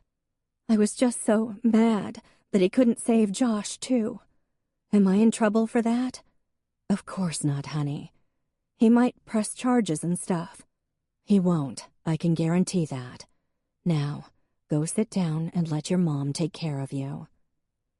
Thanks for coming over, Alyssa whispered, and, much to Em's surprise, the girl hugged her. Thanks for guessing. When Em got to the car, she found that her heart was clattering like an old tractor. Her hands were shaking and her face felt flushed. She couldn't tell if she was exhilarated or terrified or both. What if she hadn't gone over? What if she hadn't asked to see the bathroom? But she had. She'd listened to that prickling sense of warning, and Alyssa was going to be okay. She started the car and drove to the cow path by the old barn where the Manningsport police held their Memorial Day speed trap, turned off the engine, and reached for her phone to call Jack. Oh, right. She couldn't do that anymore. She dumped him. Or he dumped her. Either way, he was with Hadley again. Tonight, she'd saved a girl's life. And you know what? That mattered more. She called Levi. Hi, it's Em, she said the second he answered. I just left the Pearsons' house. In a rush of blathering, she told him what happened. Levi was quiet when she finally stopped talking. Excellent job, Deputy, he said. Emmeline smiled. Typical chief. That's it? Why, you want a gold sticker? You deserve one. Write it up and we'll talk tomorrow. And, Em? Yeah? Remember this. This was a good day. Thanks, Chief. She called Jamie next, and her hostage instructor was thrilled. I knew you had the stuff, Em. You have to come work for us. Think about it. I'm happy here, but thanks, Jamie. It means a lot. She drove home, the adrenaline still pumping through her limbs. Too bad Angela was still in Ithaca. Em suspected she might be having dinner with Frankie Boudreaux. She'd call her later. But for now, a nice glass of wine was called for. Slippers, pajamas, a Gerard Butler movie. A figure rose from one of the Adirondack chairs on her porch, and Em's hand went to her holster. Just before she drew, she realized who it was. Kevin, I almost shot you, she said calmly. Hi, Emmeline, he said, smiling. How are you? 15 minutes later, Em was in her pajamas. Screw Kevin, he'd seen her in worse. Had a glass of wine in one hand and had poured Kevin a glass of water, since he was still alcohol-free, dairy-free, etc., etc. He was petting Sarge, who didn't seem to care that this was the man who'd once broken Mommy's heart, and was mooing a love song as Kevin scratched his ears. Em planned to have a firm talk with her puppy later on. So, what brings you to Manningsport? She asked, sitting down. I have an Iron Man in Buffalo, he said, smiling. Still had those damn beautiful eyes. Otherwise, the shock of his physical state was still, well, shocking. Figured I'd come by and say hello. Hello. You like living here? He asked. In your grandmother's house? I do. Why are you here, Kev? You and Naomi split up already? He laughed. No, we're really happy. Great. How's Jason? Who's Jason? Your date at the wedding? Your fake fiancé? Jack. He's fine. She took a sip of wine. So, you didn't answer my question, Kev. Why would you come see me? Aside from your wedding, I haven't talked to you in 3 years. He looked down at Sarge's head, which was resting on his knee, as the faithless cur gazed up adoringly. I'd like to apologize, he said. Go right ahead. He gave a little snort of laughter. You always were direct. One of the many things you said you loved about me. I did love you. I'm sorry I stopped. Em took another largish sip of her wine. Blue Heron. She'd run out of her Lion's Den stash, and this had been in the fridge. It was excellent, steely and bright, with notes of fairy's breath and sunrises. Whatever the case, it slid past the lump in her throat quite easily. Kevin was just looking at her, a faint, regretful smile on his face. She put the glass down. I'll never understand what happened with us. I mean, I'm over you, now. But I never could figure that out. He nodded. The thing is, Em, I hated myself. I couldn't think of anything except food and how disgusting I was. Everything else was fake, was just a very brief distraction from food and fat. I hated how fat I was, and I couldn't wait to eat again. When I started to lose the weight and rework my life, He shrugged. I hated you for loving the lazy, sad, pathetic person that I was. And you loved Naomi for hating you. Yeah. Ironic, huh? So ironic. Well, thanks for coming by. What is it, 2 hours to Buffalo? He didn't move. Not every love is meant to last. Do you have that on a t-shirt somewhere? He grinned, surprising her, and she felt an unwilling and small rush of affection for him. I'm really sorry, Em, he said. You'll always be my first love. I'll always be glad I knew you. Her eyes stung. That was a damn fine apology. Or a line from a Nicholas Sparks book. Or both. Right back at you. She cleared her throat.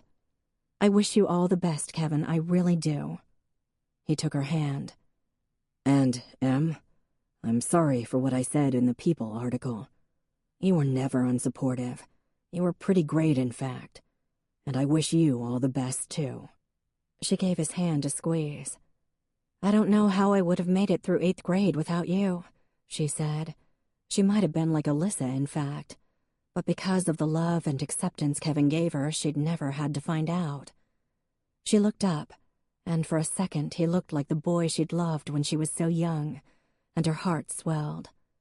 She and Alyssa both knew the might of first love, the huge, beautiful, terrible power it had. And then the feeling was gone, and in its place was nothing.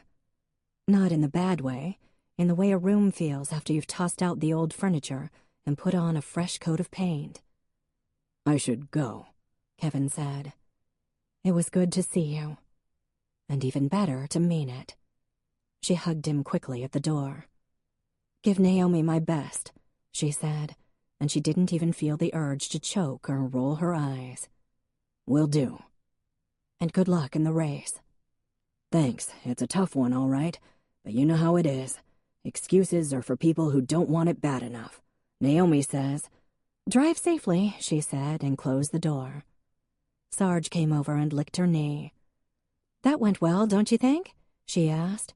Me too. And this, my friend, calls for some Ben & Jerry's. We can talk about your whorish ways later. Chapter 29. Jack got back from Savannah just in time for dinner with Dad and Mrs. Johnson.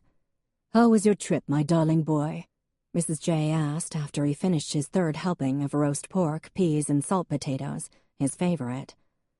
It was okay, he said, and it's done. That's the best part. How's her family? Dad asked. They're great. I always liked them, he said. But not her, Mrs. J said. I told you, Jack, that woman wasn't good enough for you, but you didn't listen to me, did you?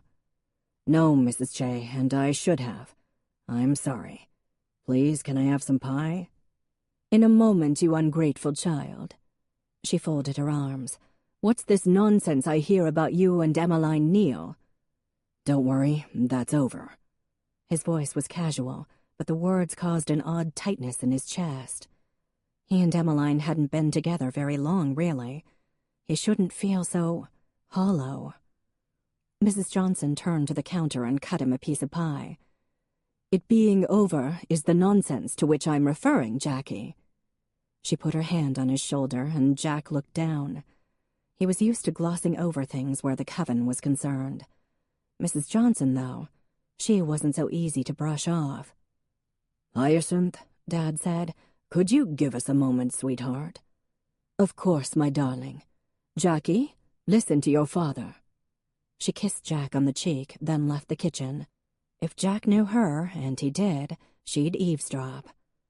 What's up? Dad gave him a long look. I'm worried about you. You don't need to be," he said too quickly. Somehow his father's kind eyes made Jack feel 1,000 times worse. "I am, son. You seem lost." Shit. Jack's throat tightened. "I'm doing okay." Dad didn't speak right away, but when he did, his voice was soft. "When your mother died," he said, "there were days when I didn't know how I got from one place to the next. I'd be down in the barn and think, how did I get here? Did I eat breakfast? Did I drive here? Sometimes I'd see my face in the mirror, and I wouldn't even recognize myself." Jack knew the feeling. He just didn't want his father or anyone in his family to lose sleep over him. "So I see you these days, son, and I recognize that lost look." His father put his hand over Jack's. "I know you're hurting. We all do. I know it's not going to go away overnight either. What happened with those kids was terrifying." "I keep thinking," Jack said, and the words were hard to get out. "If I'd done something different, if I'd been even 20 or 30 seconds faster, or even 10, maybe. You're only human. You did everything you could. You helped them. Those other boys would all be dead without you, Jack. You saved 3 lives that night. Those matter too." Jack nodded, swallowed. He knew his father was right. Feeling that, though, believing it was harder. "I want you to stop in at Honors," Dad said. "She has the name of a couple of therapists who specialize in PTSD. Will you do that?" Jack nodded again. He stood up, and Dad did too, and Jack hugged his father. Dad, who was as solid and enduring as an oak tree. "I don't want you to worry about me, Dad," he whispered. "That's ridiculous," Dad murmured, hugging him back. "I'm your father. Mrs. J's your stepmother. Your sisters adore you, and you've always been here for us. Let us take care of you for once." Honor had a list, of course, complete with phone numbers, emails, and office hours. "Come on, brother," she said after she handed it to him. "Let's walk up to the cemetery." She clipped the leash on Spike, who bounced and pranced and bit Jack's boot. The night was cool, but spring was coming. Tomorrow, Ned was planning to tap the trees so they could make maple syrup, and in another month, the Hollands would gather for the blessing of the crops. Pops was still with them. Faith and Levi's baby would be here. Tom and Honor were married now, and Charlie was living with them full-time. Josh would be dead by then, Jack guessed. Honor opened the gate to the cemetery, and they sat on one of the benches. There were flowers on Mom's grave. There always were. "You gonna lecture me too?" Jack asked. "I'm so good at it," Honor said, linking her arm through his. "True." Her dog nuzzled its way into Jack's coat. "You and Tom seem happy." "Thanks, we are." "Charlie too." "He's pretty great." She leaned her head against his shoulder. "I was surprised you and Em broke up," she said. "She seemed kind of perfect for you." An image of Emmeline coming through his door, a smile on her face, rolled over Jack like a truck. Her in the bathtub up to her neck in suds. In the hotel room in Malibu, that smear of chocolate on her cheek. Laughing with her teenagers. "I didn't really plan on this," he admitted. "It's not like it was with Hadley." "Thank God," Honor said, her tone dry. "If I ask you a question, will you tell the rest of the coven?" "It depends on how much you spend on my next birthday present." She nudged his arm. "No, of course I won't tell." "How did you know with Tom?" She didn't answer right away, which was good, because, unlike his other 2 sisters, it meant she was actually thinking. Prue would say something about the raw animal attraction between her and Carl. Faith would say something dreamy and mushy. Honor would tell him the truth. "I guess it was pretty simple. I pictured what I wanted in the future, and he was it. His smile, his laugh, his voice. I couldn't see me with anyone else.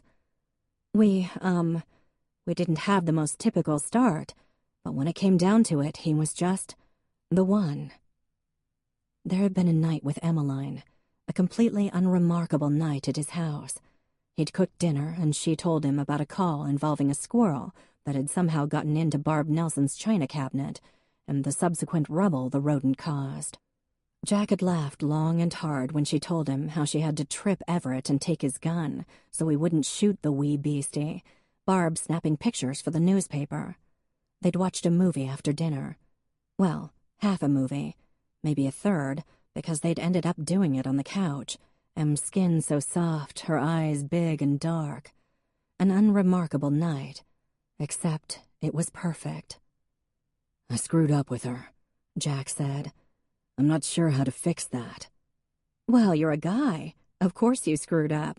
It goes with the territory. She straightened up. But you'll make things right. She stood up. I have to get back to the house. Tree Bark Man is on, and I don't want to miss it. Why don't you come watch it with us? At that moment, his phone rang. Jeremy Lyon. Hey, what's up? Jack asked. Can you get to the hospital? Jeremy said. Gloria Diener wants to see you, and you should come now. On my way, he said, hanging up. Sorry, Honor, I have to run. Another time, okay? Everything all right? She asked. I think so. I'll see you tomorrow. The elevator doors opened to the 4th floor. Jeremy was right there, waiting, looking oddly official in his white doctor's coat. Josh is winding down, he said without preamble. His parents are going to take him off life support, and Gloria asked to see you. Okay. You ready for this, Jack? No, but yes. In fact, his heart was pounding, and his t-shirt was damp with sweat. Jeremy smiled sadly, gave his shoulder a squeeze, and led the way down the dimly lit hallway. Gloria, Jack's here, he said outside room 405. There was a whispered exchange, and then Mr. Diener came out. He nodded at Jack, his eyes wet, and went down the hall. Come in, Mrs. Diener said. I'll go stay with Alan, Jeremy said. He lowered his voice. Good luck. Jack went in. And there he was. For the first time in all these weeks, Jack saw Josh Diener, the boy whose life he didn't save. What was left of Josh, that was. Weeks on a feeding tube, weeks of profound brain damage and respirators and muscle wasting had reduced Josh to near skeletal proportions. Jack looked at Mrs. Diener, who was staring at her son. Mrs. Diener? She didn't look at him. I thought you might want to see him, she said. Yes, Jack said, then cleared his throat. Thank you. Then have a seat, she said. Her voice was oddly calm. You can talk to him if you want. They say hearing is the last thing to go. Jack sat on the hard wooden chair. Mrs. Diener didn't say anything else. The rhythmic wheeze of the respirator counted the seconds. It was hard to see past the medical equipment and the spooky, half-closed eyes. The respirator obscured much of Josh's face. His hands curled inward, and his arms seemed too long, they were so thin. But his eyelashes were long and blonde, and he looked more like a child than the 18-year-old Jack had pulled from the lake. He had a freckle under his ear. I'm sorry, Jack whispered. I'm so sorry. He put his hand over Josh's. The skin was cool and too smooth. And then Jack bent his head and covered his mouth with one hand so Josh's mother wouldn't hear him crying. But the hot tears spilled out of his eyes, and even though it had been 20 years since Jack had cried, he couldn't now seem to stop. The best he could do was try to keep quiet, even as his shoulders shook. This wasn't fair. It wasn't right. Was he scared?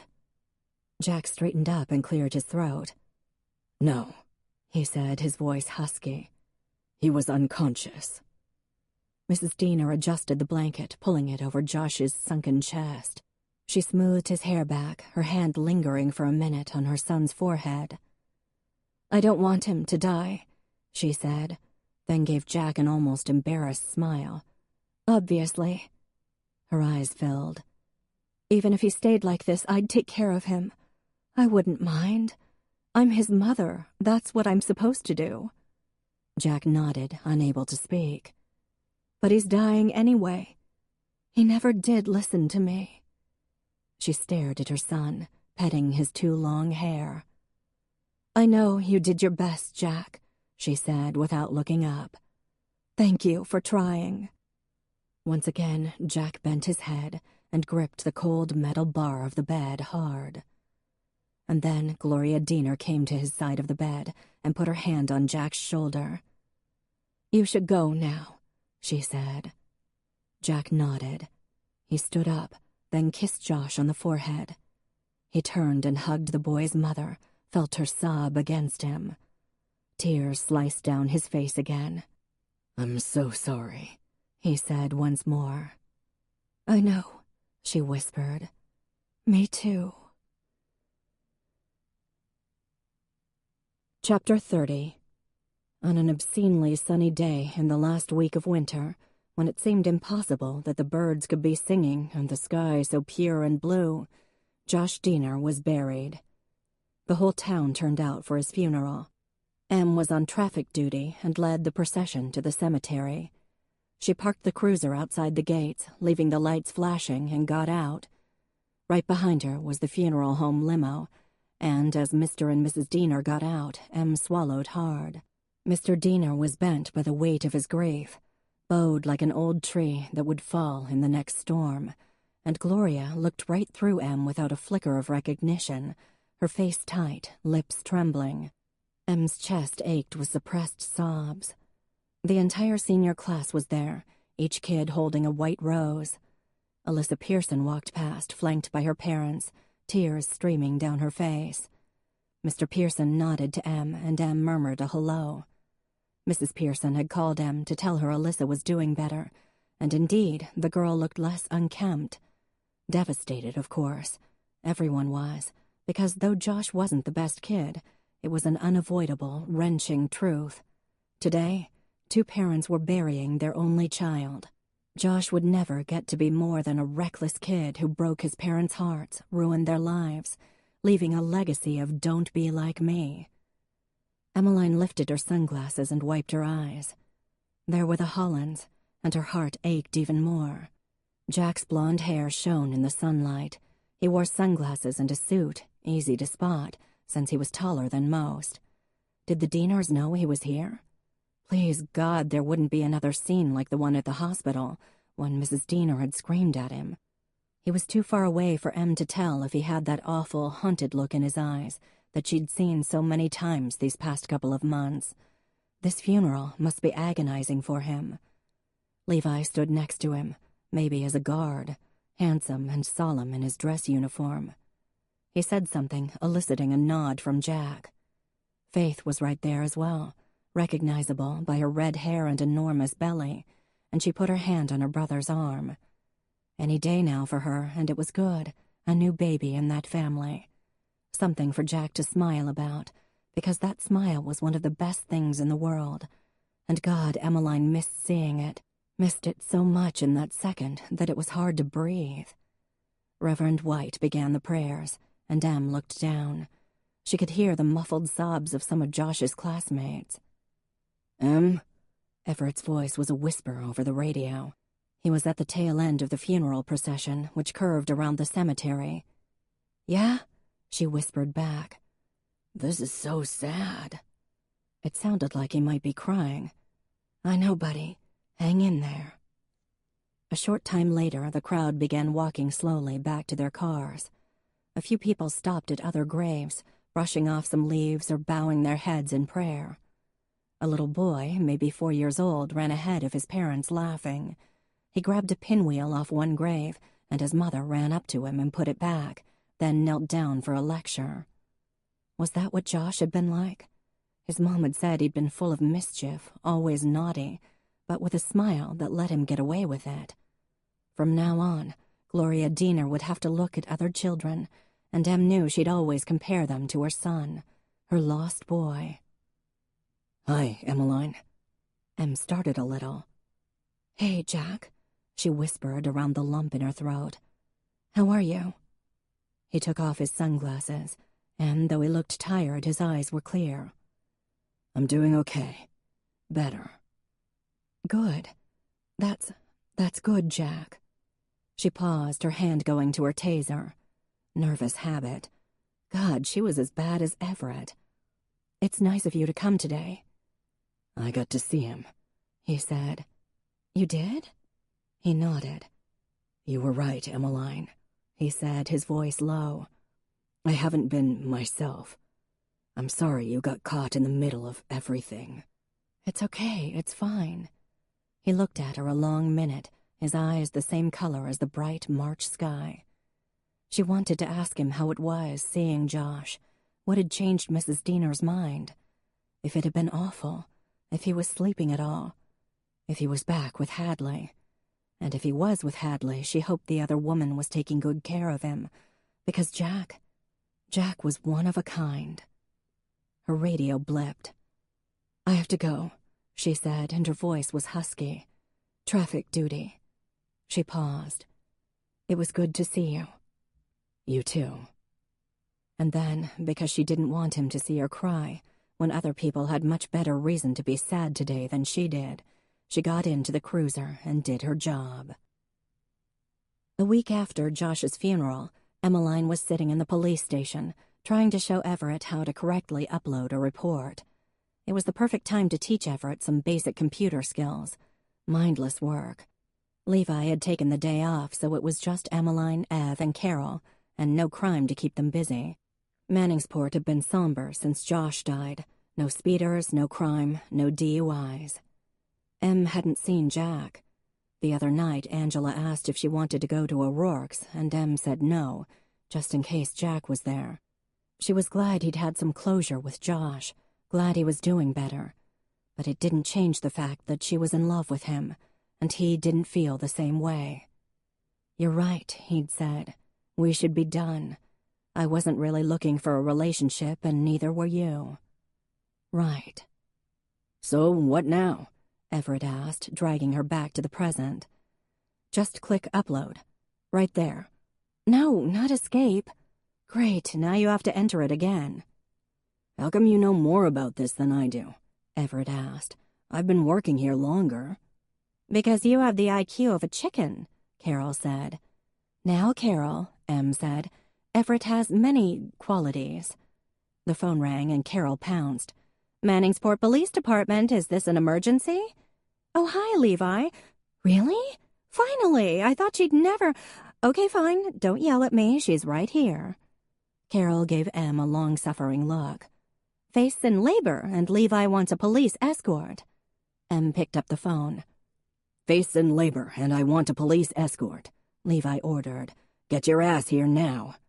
On my way. She ran out to the parking lot and got into the cruiser. Lights and sirens, and it was exactly as much fun as it sounded.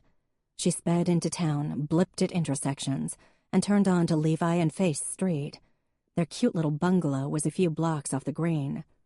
But apparently word had gotten out because the street was mobbed. John Holland's dilapidated red truck, Prudence's equally abused blue truck, Honor's white Prius, Jack's gray pickup. Furthermore, Colleen was standing on the lawn with the Barretts who lived next door, as well as Faith's grandparents and nephew and Levi's sister. So, Sarah, we should go out sometime, Ned was saying. My brother will make sure your body is never found, Sarah Cooper answered. But if you're willing to risk it, so am I. Need some crowd control? Emmeline asked. Actually, yes, Colleen said. There are a dozen people in there. And then the front door banged open, and Levi appeared, Faith in his arms. Now that's hot, Colleen murmured. I want Lucas to do that for me when my time comes. Various and sundry Hollands streamed after them. Abby, Prue, Honor, Mrs. Johnson, Faith's dad. Jack. He was smiling, and Em felt like she'd just stepped into a patch of sunlight. Well, he wasn't smiling at her. She wrenched her eyes off him. She was on duty, after all. She was needed. It didn't stop her stomach from tightening. She tried to ignore it. You doing okay, Faith? She asked, trotting next to Levi as he strode to the car. He's overreacting, Faith said. But I do kind of want to push. Don't push, Levi barked. Do not push, honey. Please, no pushing. We have 15 minutes to the hospital. You can make it. Have we thought about an ambulance? Em asked. Gerard Chartier is not seeing my girl parts, Faith said firmly. I can hold it in. Oh, wow, this hurts. Hurry up, babe.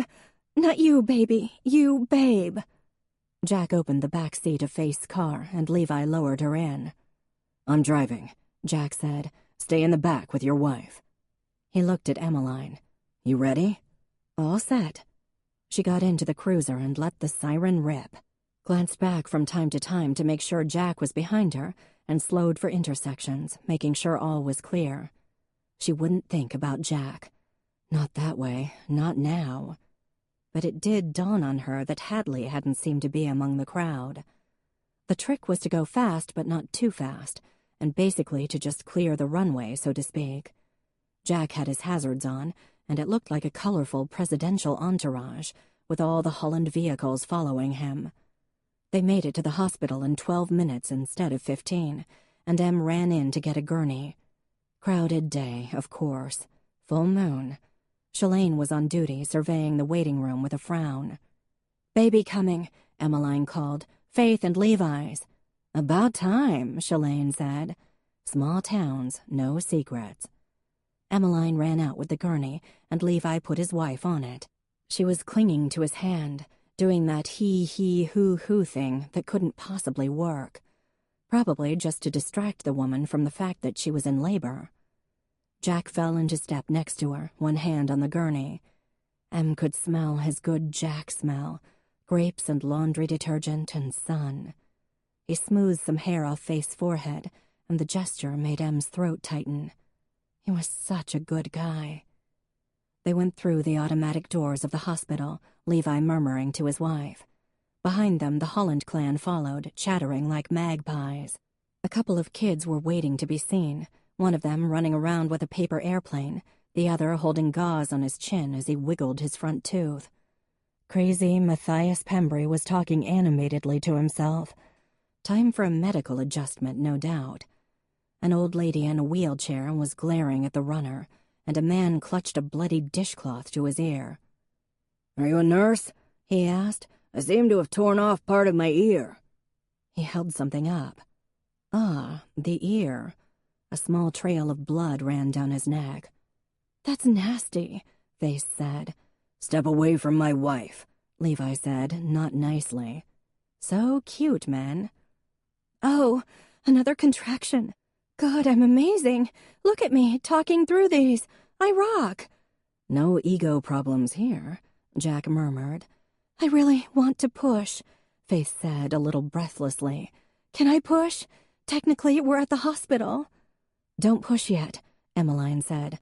Shalane, you want this baby born here, or shall we get moving? Everyone's a critic, Shalane said, coming over. Hi, Faith, about time. You ready to meet the baby? Good luck, guys, Em said. Suddenly, she was choked up. She punched Levi on the shoulder, and off they went, a chorus of good luck, Faithy, and we love you, floating behind them. I still think I should be her birthing coach, Prudence said, flopping into a chair. I've done this twice. Ned slid out like he was greased, all bloody and cute. Mother, cease, Ned said. I'm hungry, the grandfather said. Who brought food? Fred Norbertson, a nurse called. The man with the ear wound started forward, but his, fragment fell to the ground. He didn't notice. You forgot your ear, Em said. Abby dry-heaved. Oh, thanks. He picked it up and smiled at Emmeline, giving her a quick up-and-down scan. The entrance doors opened and Colleen came in, sliding her phone into her bag. The vigil begins. Connor's sending over sandwiches. Are we waiting here, or are we going upstairs to maternity? How many of us are there? Time for Emmeline to go. She was the outsider here. Good luck, Team Holland, she said with a self-conscious wave. A chorus of goodbyes and thanks rose up from the ranks. Her eyes stopped on Jack. Bye, she said. Thank you, Emmeline, he said. He smiled, and that was it. For a second, she thought he was going to say something more. He didn't. The drive back to the station seemed long and lonely. It was after 5, so technically she was off duty. Carol and Everett were gone, though Ev was on call tonight. She tidied up the department kitchen and sat down at her desk. As she filled out a few reports, her mind kept going back to the hospital. She hoped everything would go okay. Nice, that whole mob there, waiting for news of the baby. Hard to imagine being a part of that when her own family was so small. Speaking of her family, maybe Ange wanted to do something tonight. Go for a run with Sarge, maybe get some nachos at O'Rourke's afterward. She picked up the phone. Then the station door opened and Jack came in. Em stood up fast. "Is everything okay?" "Yeah, everything's fine." "Did the baby come already?" "I don't think so." Em took a quick breath. "Then what are you doing here? You should be at the hospital." "Would you want your brother there?" he asked. "I can go over later, when everyone's clean and not bloody." He put his hands in his pockets. "I came to see you." "Oh." She sank back into her seat. Hi." "Hi." He smiled just a little, his eyes crinkling before his mouth moved. "How are you?" She swallowed. "I'm fine. How are you?" Yeah. Good, I mean." So smooth. Jack came closer, as in right next to her desk. "I took Hadley back to Savannah.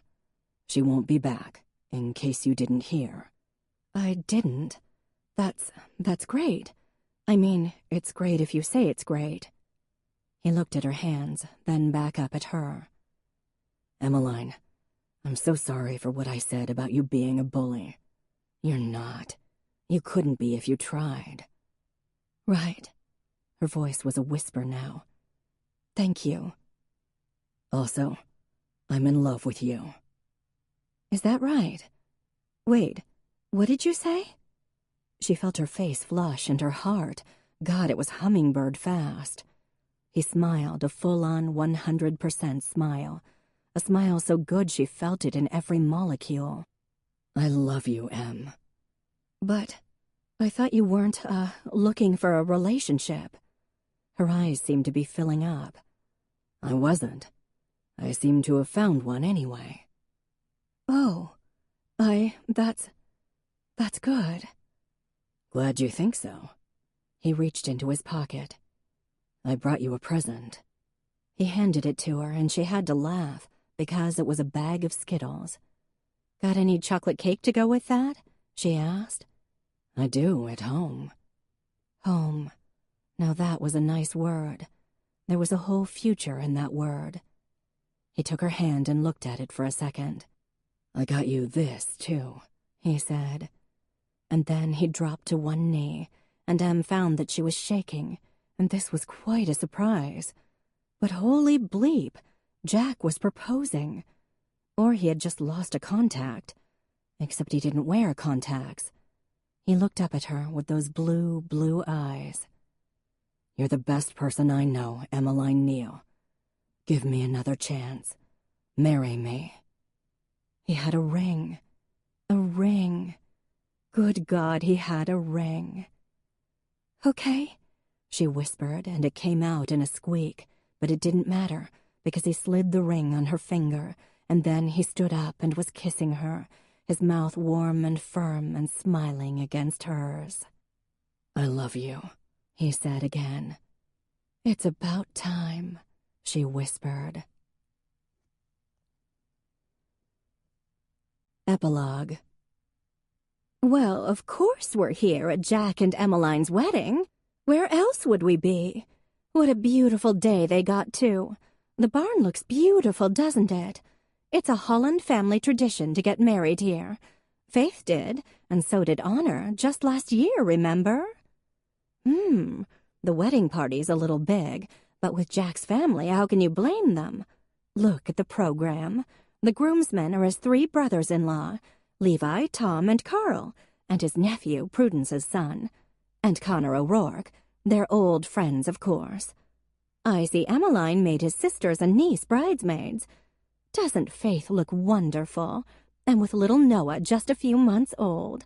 Good for her. No, the maid of honor is Emmeline's sister. Gorgeous girl. We heard she modeled in college, and we believe it. She's practically a celebrity around here. No, don't fix her up with your grandson. She likes girls. She lives in their grandmother's house now, down on Water Street, and their parents just bought a place a little ways out of town. Well, of course Emmeline will be living at Jack's. Have you seen that place? It's stunning. Oh, and look at this. She included the members of that book club that never reads anything. Grace Napton isn't here. No, she got married. She lives in Hawaii now. You didn't hear? Well, she does. Dr. Whitaker's doing a reading. That's nice. There's Shalane, that nice nurse from the ER who just adopted Kelsey Bird's baby.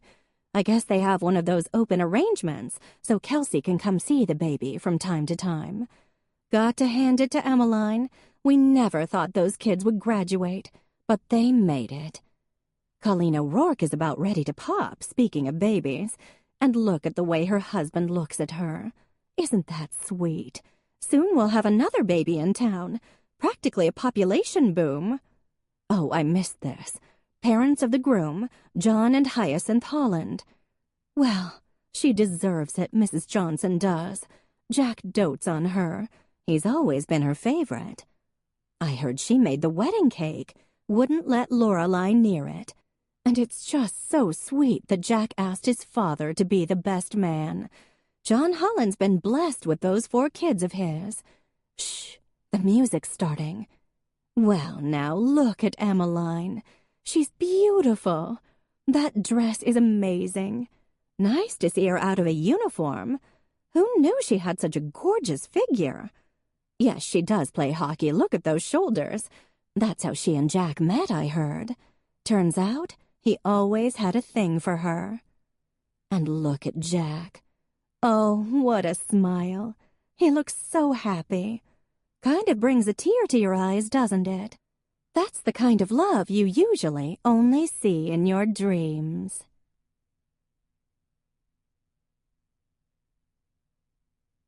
The End. You've been listening to In Your Dreams by Kristan Higgins, narrated by Amy Rubinate. If you've enjoyed this book and this performance, Recorded Books recommends No Limits by Laurie Foster, narrated by Jim Frangione. Canon Coulter is quintessential hero material.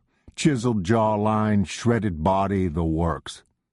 He's also the guy who rescued Yvette Sweeney from kidnappers, only to put an end to her romantic dreams. These days, she's older, smarter, determined to face whatever life throws her way, even the prospect of sharing a house and business with Cannon. Cannon knew Yvette wanted him 3 years ago, but she was young, and some things are worth waiting for. Thrown together by her grandfather's legacy, he realizes how deep Yvette's scars really go, and how much danger lurks in their quiet town. As pent-up desire explodes between them, protecting her becomes the only fight that matters, and he'll break all the rules to do it. Recorded Books offers a wide selection of bestsellers, mysteries, classics, histories, and more. So look for us at your public library or on download sites online. And thank you for being a Recorded Books reader.